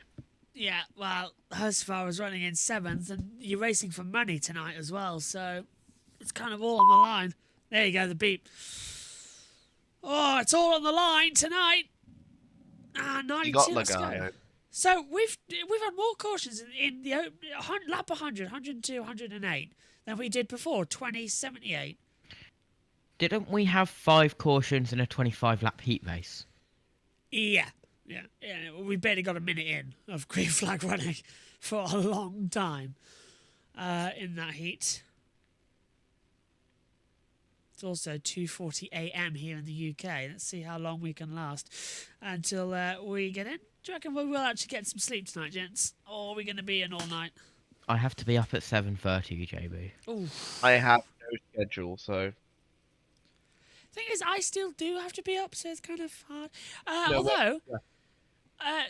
Let's also just plug a little bit as well that MotoGP returns very soon. When does it return? Have to ask a lot of questions about that side because I don't know if you've seen, but I have been working on the February commentator series chart. I have not seen. Is it the 5th, 6th and 7th, I believe, is MotoGP? So... yeah, basically what I've done is I've added all of the... I've done the whole NASCAR week with MotoGP and Formula E. Yeah, it's going to be quite interesting. I didn't get round to World Superbikes because no information is available for that, and I didn't know what sessions you were doing for World Superbikes and what the... Yeah, well, we can't even find live timing at the moment, which is really worrying that we can't even get hold of that. So that's sort of spoiling the mood a bit. Shall I make you cry? Yes. Okay. Ready? Just how much sleep am I getting? Thursday the 13th of February. 1 a.m. to 3 a.m. Daytona pole qualifying. 3 a.m. to 11 a.m. MotoGP Thailand Test Day 2. 1 p.m. to 1:40. Formula E Jeddah Rookie Free Practice. 3:30 to 4:10. Free Practice 1 for Jeddah. And then we're not doing Truck Series Daytona practice, so we're fine. Friday the 14th of February. NASCAR Duels. Midnight till 3 a.m. Then it's Free Practice 2 for Jeddah. 10 till 10:40. You'll be able to get like 6 hours sleep then. What it's about... 12... Hang on. Go on. What about the MotoGP test days? Do they finish? They don't really clash. They don't clash. It's just pain for getting sleep in. Oh, no. That's going to be really annoying. Okay. Go Osavar. Can you please Matt Kenseth Logano, please? Thank you. Right, so... Do you want the really annoying thing? Yeah. Is that 7 hours after the end of the truck race, you're up for free practice 3. Yeah, I say up. Somebody else is taking that with the world feed commentary. And then we got testing of Formula 1 as well. That's the weekend after, on the week I haven't sorted out yet. Which I'm really looking forward to, because hopefully I'm not going to have to do a lot myself. 1 to go, which means if you haven't worked it out already, wow, the lights flash yellow. 1 to go. I miss testing at Barcelona, because we could just go to that. What, because you get to climb down 5 flights of grandstand? Well, it was only down 1, but it was 5 stories above, but yes, yeah. Still. Right, here we go again then, to restart at Bowman Gray. Come on, everybody. Geico, by the way, no longer sponsoring the restart zone, it's just the restart zone again. And we're in that phase now. We go green. JBMotorsports restart zone. Yeah, that's the Yeah, one. I was just about to say that as well. We'll sponsor it. Great restart from Hamlin, but he's going to lose out to Elliott, who's on the outside line. Tries to run him deep mid-corner through 3 and 4. They are side by side of the line. 1,000 separate them. Reddick still now trying to go through with Hamlin. Elliott under pressure with Buscher. So the outside line now working more for Tyler Reddick. Logano up to 6th. Getting a helping hand from Blaney, who's also coming through the field. Well, these two working really well together at the moment. Ryan Blaney wants a win. I would too if I was in a race car, you know. Yeah. Oh, look at that from Blaney up the inside of Bell at 3. Forces him out of the way. SVG trying to have a go at Bubba Wallace. Bubba nearly goes into the wall. Come on, go. Oh, and Bubba's been sent wide. Yeah, they've just got to... SVG's one of the guys who's kept it really clean today, you know. It's surprising how clean he's actually kept it. Yeah. He's one of the more physical guys in supercars at the moment, right? Ah, he's just been settled down now, and that's going to set out his trackhouse Oh, teammate! Chastain on the inside of SVG. The 2 trackhouses nearly come together. That's a teammate. They've got to really take care as they come into 3 and 4. Just took that inside line. Bowman on the back with Suarez. So that's up to 13th. Oh, Larson and Byron round. Teammates. They were running 17th and 18th. Byron 17th, Larson 18th. And now they've come together. And the track, not blocked, but difficult to move around. And they're going to lose a lap here as well.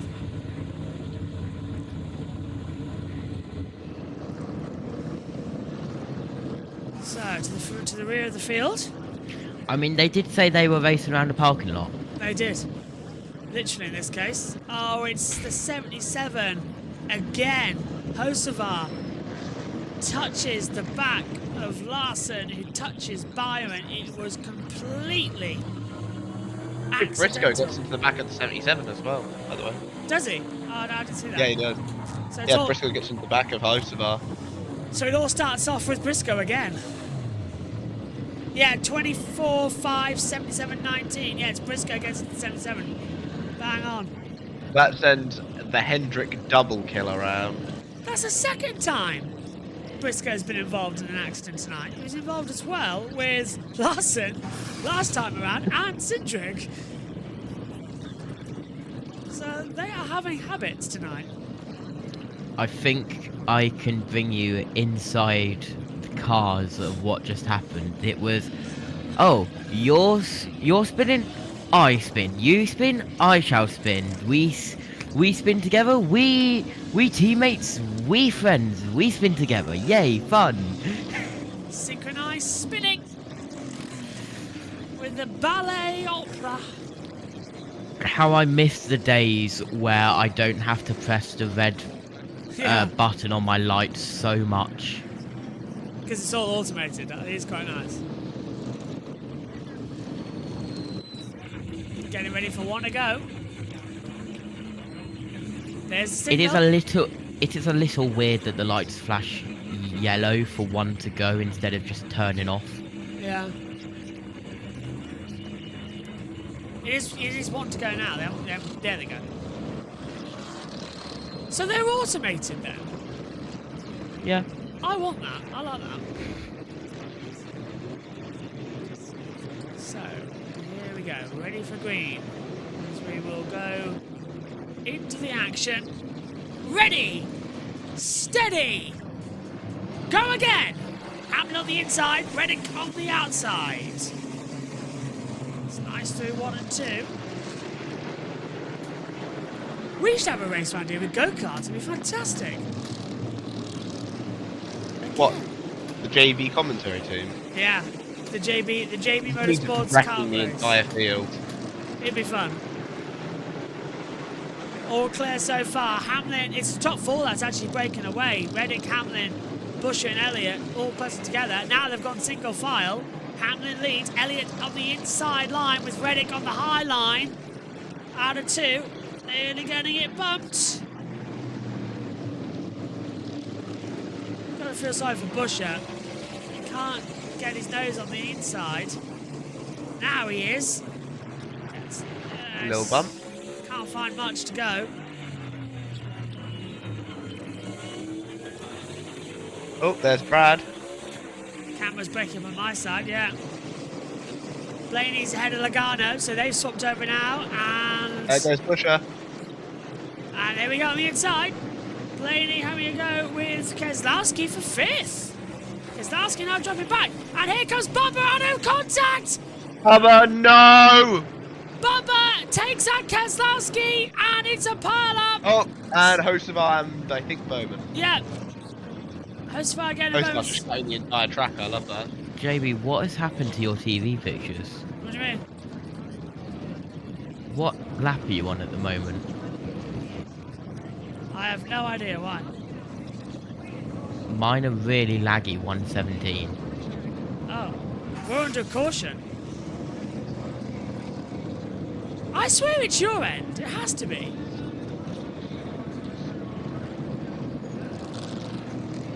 Alright, let's have a look at this. What happened here then? Okay, now your pictures have just caught back up. Keselowski just gets tagged. Oh, and it's secondary. The 34. Gilliland Yeah. who spins out Bowman, and I don't know what happened to the Hocevar. He decides just to cut across the entire track though. I'm keeping my eye on the 77.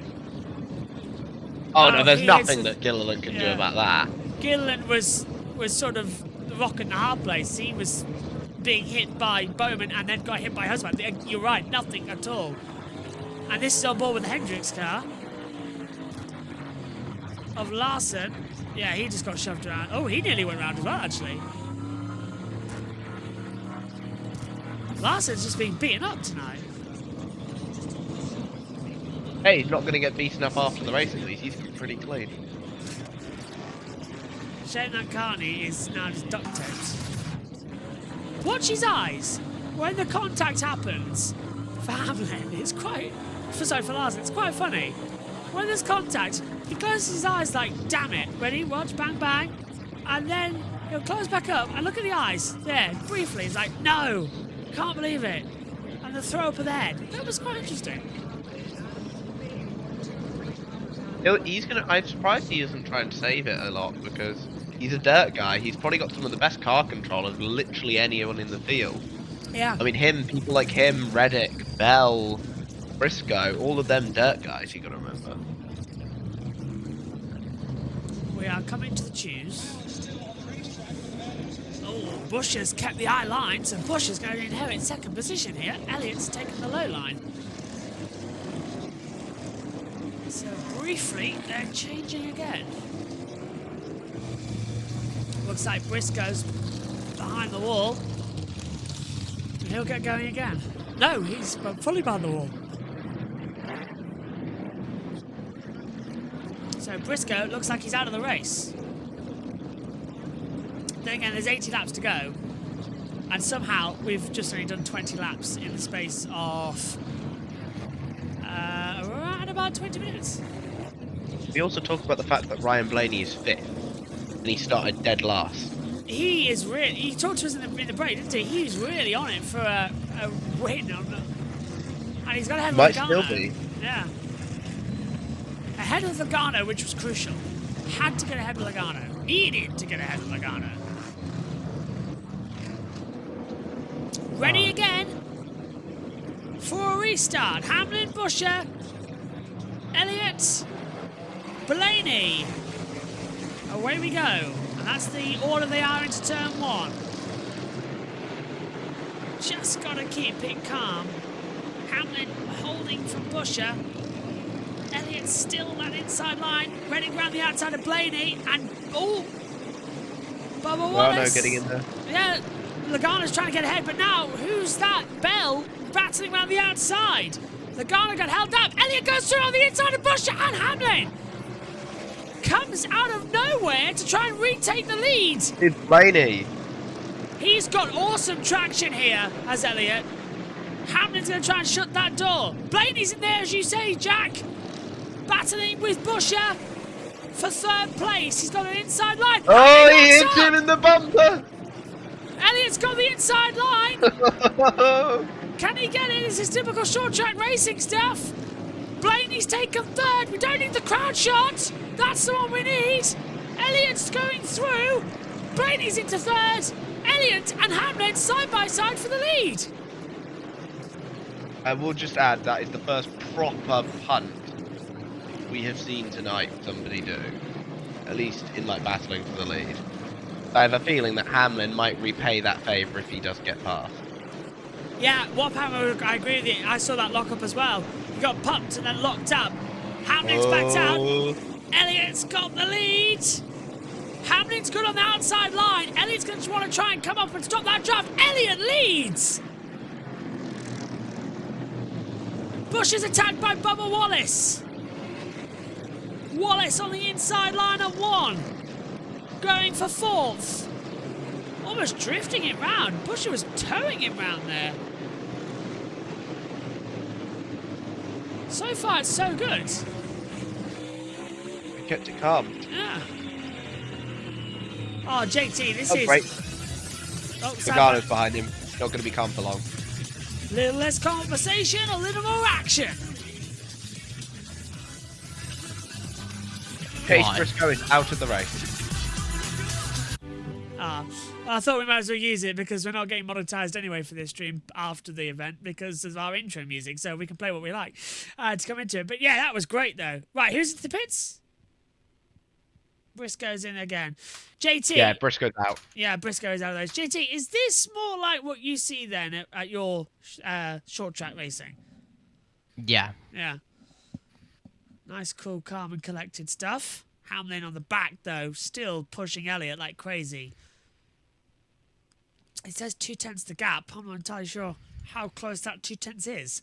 On board with Reddick, looking back to Logano. 6th and 7th places between. And it's not looking good.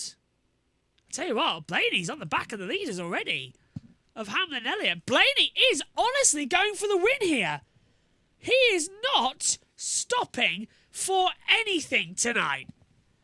Ryan Blaney wants to win the clash here at Bowman Gray. Yeah, Hamlin had another lockup as well.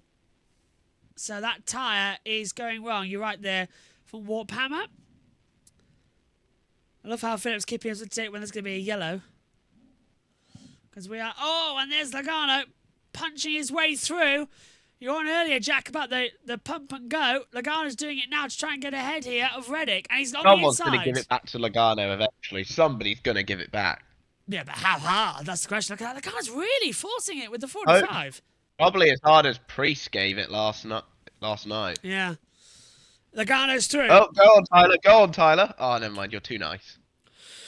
Yeah, I would feel like the two trackhouses, Chastain and Van Gisbergen might have done something there as well, but the 2311 of Reddick will stay in contention, and we will continue on. So, We have 60 laps to go, and the race starting to find its footing again. Elliott leads Hamlin and Blaney, a top three, battling together, and Chastain trying to get through on Reddick. And, oh, he's on the inside line, he's on the curb, he's on literally the storm drain to try and go through on the inside line at 3. I thought he might still have it, and he's got him. Chastain takes a brilliant run at Reddick. Has that inside line, still can't find the traction. Put power down now. He's got SVG right behind him to try and give him a bump if needed to get ahead. But I think Reddick, JT, is too far that outside line to come back to big pictures. Yeah, absolutely. As for some reason, my TV fixes keep jumping from lap 127 to current. It's really weird. I don't know why. That is bizarre. Are they working for you, Jack? What? The TV pictures, are they working for you? Oh, they're fine on my end. Are you on full screen right now? No. Yeah, it's literally just jumped from lap 137 to 143. Huh. Do you want to disconnect and reconnect the call quickly? I'll put us on battle screen. Alright. See if that does it. As they fly through. And again, now, players trying to go around the outside. Did that fix it, JT? No idea. They look smoother. We'll have to see. We shall keep on guessing. Blaney right in the back here, Hamlin. It's that GOAT moment that you need to find. And that's the struggle here at Bowman.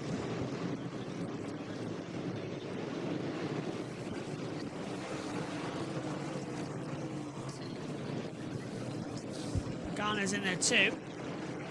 Here's Bubba Wallace in P4. Fox are really doing, by the way, through the field. It's 3 a.m. I watch NASCAR at 3 a.m.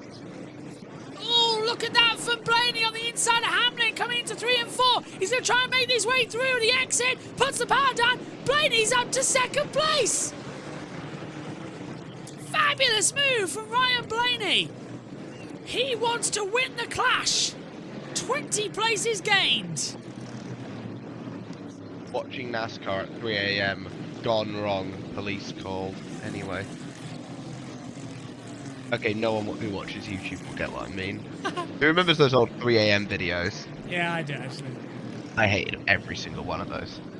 Do you know what's really interesting, by the way? Does anybody remember the anti-piracy DVD music? Oh my god, yeah! Do you know what? Yeah, do you remember it? I love those. Would you like to know something? That music was created, and that film was created as a one-off for a film festival, and it was never meant to be put onto DVDs. It was meant to be a one-off for a film festival.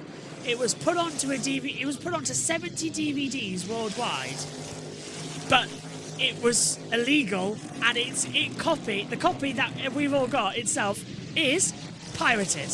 So an anti-piracy advert was actually pirated and put on 70 DVDs before it was stopped. How crazy is that? That's amazing. Funny story I learned in the off-season. I was laughing my head off. That sounds absolutely amazing. I love that you wouldn't steal a TV and you wouldn't steal a handbag or whatever. It was bizarre. Yeah, You wouldn't steal a pace car. You can literally get away with anything as well. Oh, I miss those I days. absolutely probably would steal a pace car, let's be real. Some fan did it back in the 70s. At Indianapolis. Dega, I think. I thought it was at Dega. Oh, and Dega too. Yeah. There was two, wasn't there? Dega, some fans stole it and drove it around and had. I respect the fan for doing it. I don't know what ended up happening to them. Arrested, I think. But obviously, I don't know if they got like a prison sentence. During the next red flag commercial break, I'll find that clip on YouTube and bring it up for us to watch. Because it is hilarious. The pace car. It's great. Yeah. It was Talladega. Someone said they should have put the dude who stole the pace car in the 75 greatest drivers. Should have. Greatest NASCAR Yes, drivers I of all time. agree. Yeah, dude who stole the pace car.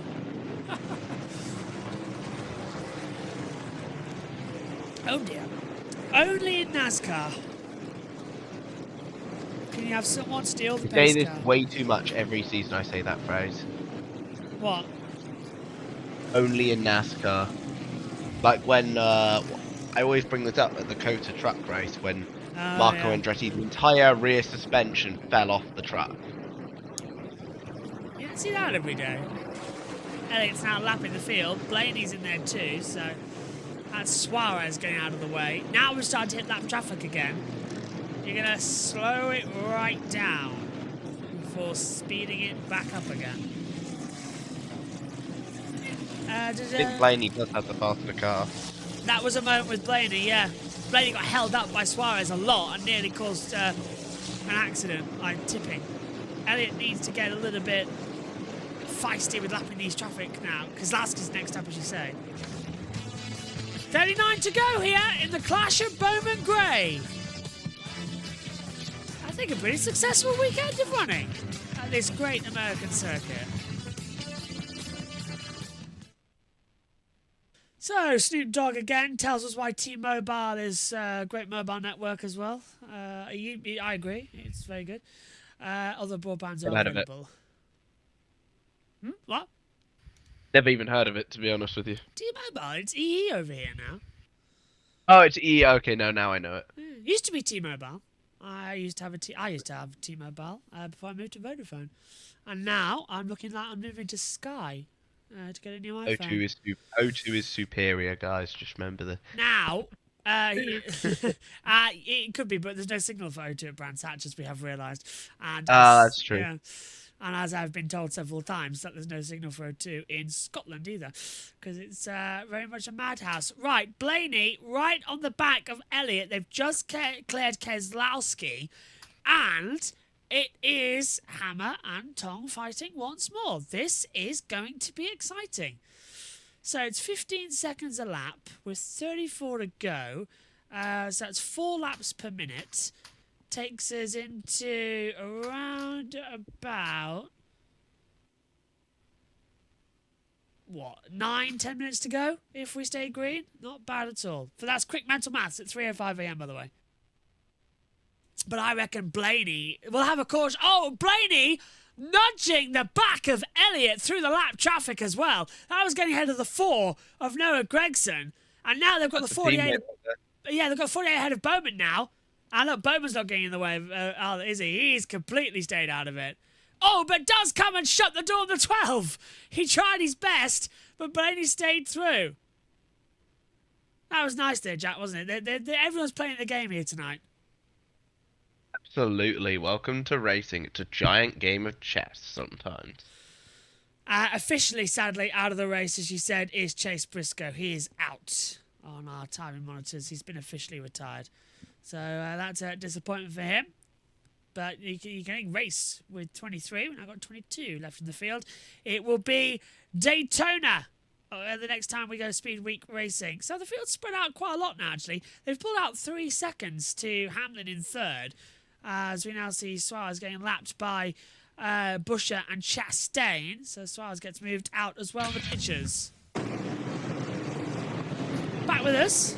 If you're watching stateside, the clash at Bowman Gray. 28 laps to go. And Elliott holding off from Blaney. A long way, JT. But really, only a couple of minutes. It's really strange. Yeah, I am trying to work out how I can make my lights better and more automated. It's my random 3 AM thought. Everybody's very sleep deprived now. We all want to go to bed. I'm surprised we're on air for 4 hours. I've got a migraine. I've done all this with a massive headache, which I think is actually maybe better. I've really enjoyed it. Chastain has passed Buescher for 6th. So Buescher's down now into 7th position as Blaney continues on. 23 to go.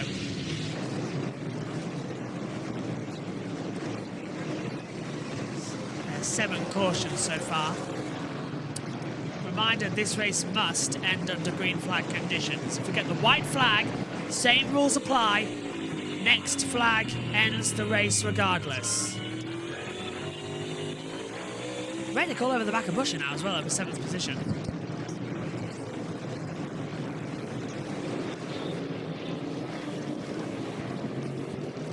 I will just say I did take a shower earlier, Adam said, and as for the aspirin and the tablets, very much I am actually probably due some because we've been on here for 4 hours. So I'll take some before I go to bed. Now, Logano on the back, attacking the 22, attacking the 23. That being, of course, Bubba Wallace. And Jack, no love lost between these two. No, not at all. Logano's not going to be afraid to get into the back of him. The thing is, Bubba is a bit of a hothead. I wouldn't be surprised if he gives a little bit back.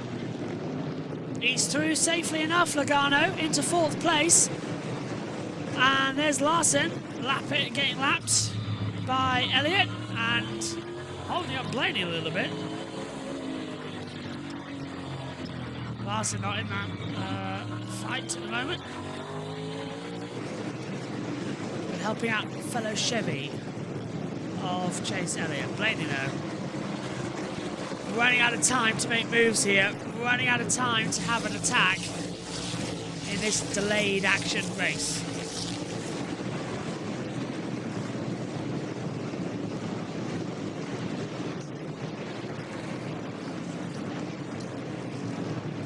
There's more lap traffic. Hosvar getting out of the way. That's put him a lap down. So it's only 14 seconds lap here. It comes by very, very quickly. Blaney's having a go at Hosvar now. Chevy drivers everywhere, JT, just struggling. Yeah, but keep an eye on the number 12, Ryan Blaney. 15 laps to go. Catching. Lapped car behind the 77 of Hosvar. And that Menard's car, well, please don't crash, Ryan Blaney. I have you as my picker winner. Yeah, Jack, we know how picker winners go, don't we? Yep, mine's gone incredibly well. He sits in about 18.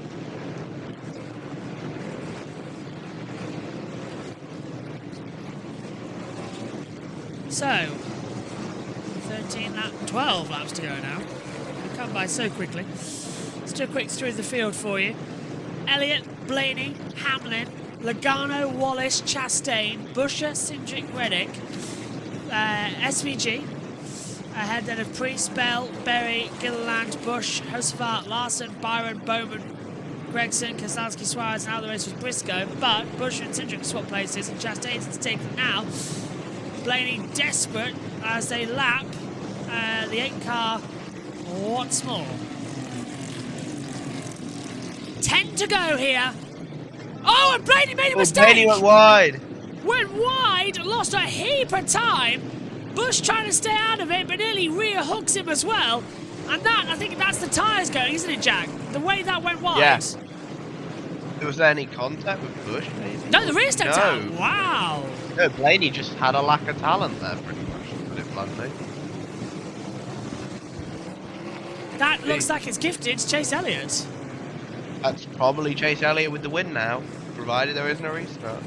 Gilliland as well right there. Remember, the race must end under green flag condition. Overtime could still be a factor for a green-white checkered. It has to happen. Blaney on the inside gets ahead. Easy pass on Gilliland. It is nice that we now have a nice long green flag run after all the chaos. Since lap 120, we've been green. Really long run. And a nice end to what's been a great weekend of clash action here at Bowman Gray. 5 laps to go, and I think, JT, we're into the home stretch now. Blaney, though, is closing as Elliott's hit traffic. Not only that, he's hit the Wood Brothers car, which is essentially a 4th Penske. Look how much trouble it's He causing moved him. There he's got, he's aimed through. And he's got out of the way as well for Ryan Blaney. That was obvious. Yeah, that's essentially a 4th Penske car, in my opinion. They have a lot of... Oh, Bell! Bell in trouble. You want to get out of the way? Yeah, and Elliott goes to it. 3 to go. JT, looks like it's going to end it. Elliott is really, I think, been the masterclass all weekend long. Yeah, absolutely cool, calm, collected. That's what you need to be around a short oval like this. 2 to go. First win then, coming up of 2025 in the pre-season race. Chase Elliott will take the white flag at Bowman Gray, and for the first time in 54 years, since 1971, NASCAR has a race winner at Bowman Gray. Not a foot wrong all weekend. Chase Elliott wins the Clash at Bowman Gray. Fantastic. That'll be a popular one. That is really well done from Chase Elliott. Great race. And, unlike at the LA, that was a race. A proper race. Elliott dominated this race. Yeah.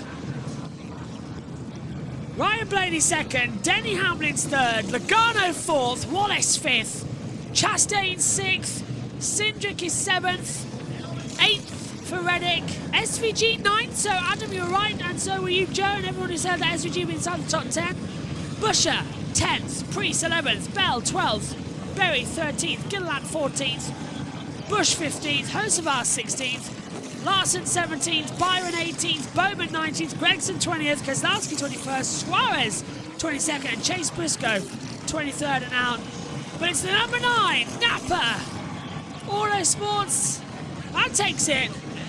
Elliott wins the Clash. What do you reckon of that one then, JT?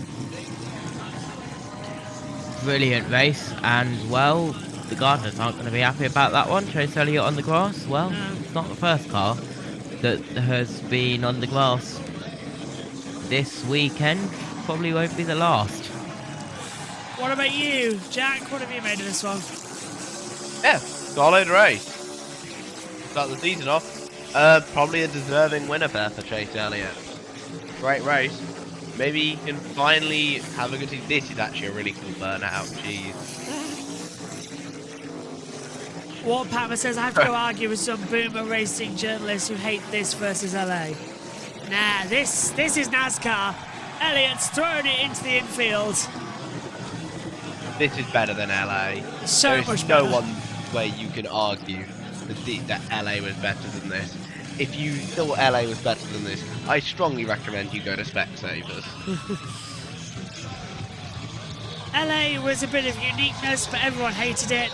Bowman Gray, it's the blood of NASCAR, and we've just witnessed a great clash. And Chase Elliott is your winner of the Clash at Bowman Gray. Our first winner here in 54 years. Let's go down trackside for the latest.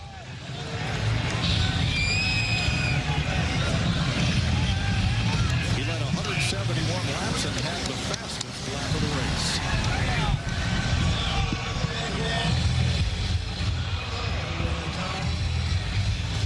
Good looking helmet.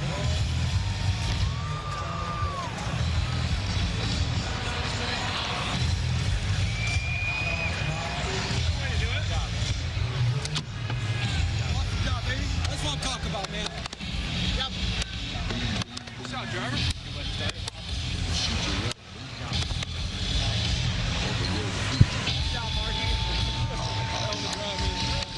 Alan Gustafson going to add his well wishes to our winner. That's pretty sweet.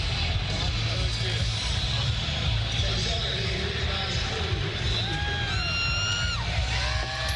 Good job, Tony.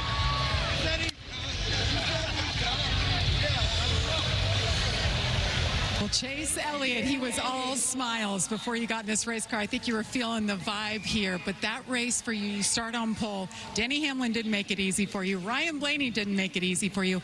How did you navigate that so well, especially with all that lap traffic? Yeah, first off, just thanks everybody for coming out. You know, that made for a really fun environment for us, and you know, we don't race in stadiums like this, you know, so just really cool, and I appreciate y'all making that moment special for me and my team. This is awesome. You know, I know it's not a points race, but it is nice to win for sure. And just really proud of our team for, you know, just continuing to keep our heads down and push forward for sure. Had had a tough race. Ryan kept me honest there at the end. You know, Denny was really good there at the second half of that break, and I just felt like he was kind of riding, and I was afraid to lose control of the race and not be able to get it back. So, yeah, fortunately it worked out. You know, a great way to start the season. Huge thanks to everybody at Hendrick Motorsports. A lot of hard work over the off season. Napa Auto Parts, Chevrolet. We have some great partners, and excited to get to Daytona. It's a great way to start the season. You mentioned the fans. They're so passionate. I know they were yelling for you guys the whole race. What do you have to say to them? Bowman Gray and the Madhouse finally getting to witness you guys race here. Well, y'all deserved it. I hope it was a good show for you. Just, you know, this environment is special, and this is a place that has, you know, had deep history in NASCAR, and I think they deserve this event, you know, truthfully. And I hope we didn't disappoint. It was fun for me, at least, and we'll hopefully come back here one day. That's Chase Elliott. He wins the Clash at Bowman Gray.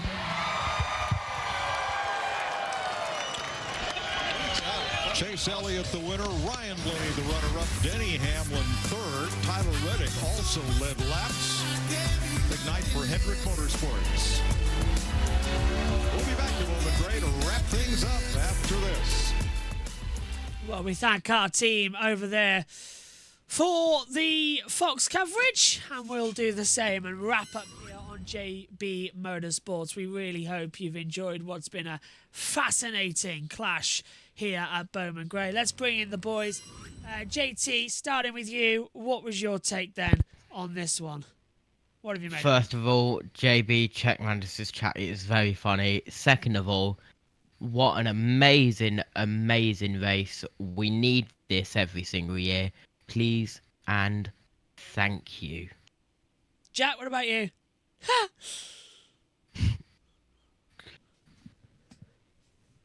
Sorry, Jack, go on. What about you? What have you made of this one? Oh, I don't think you can Mic hear. on mute. Oh, there we go. Anyway. Hello. No, I thought it was a really solid race, in all honesty. I think that was one of the best short track races we've had with the Next Gen car, which is a type of track that the Next Gen has notoriously struggled on. Overall, very, very happy with how it went down. You can't go wrong with the sport's most popular driver winning. That's probably quite huge for the event. And also shout out, of course, to Ryan Blaney. Last place in his heat, last place in the last chance qualifier, second at the end of the race. Absolutely brilliant drive from him. I'm sure that won't be the last we'll see of him this season. Guys, thank you very much. Look forward to spending 2025 season with you as well in the races we cover for NASCAR this season. My thanks to you, Jack. My thanks to you, JT. My thanks to all of you at home as well. We will be back very, very soon. Why? Because it is Daytona. And all the action from the practice, qualifying, duels, and races as well will be coming your way on JB Motorsports. Coming up soon as well, we'll have the... Well, in 2 days' time, will be action going for MotoGP and their pre-season testing going underway at Sepang. 3 days of action there. It's going to be an awful lot of fun. NASCAR has kicked off 2025 with its pre-season race. The Clash at Bowman Gray, I think, is a 100% success. What a tribute to days gone by. And days of future to come look very, very bright. We'll see you soon. Take care. We'll see you at Daytona. Bye-bye.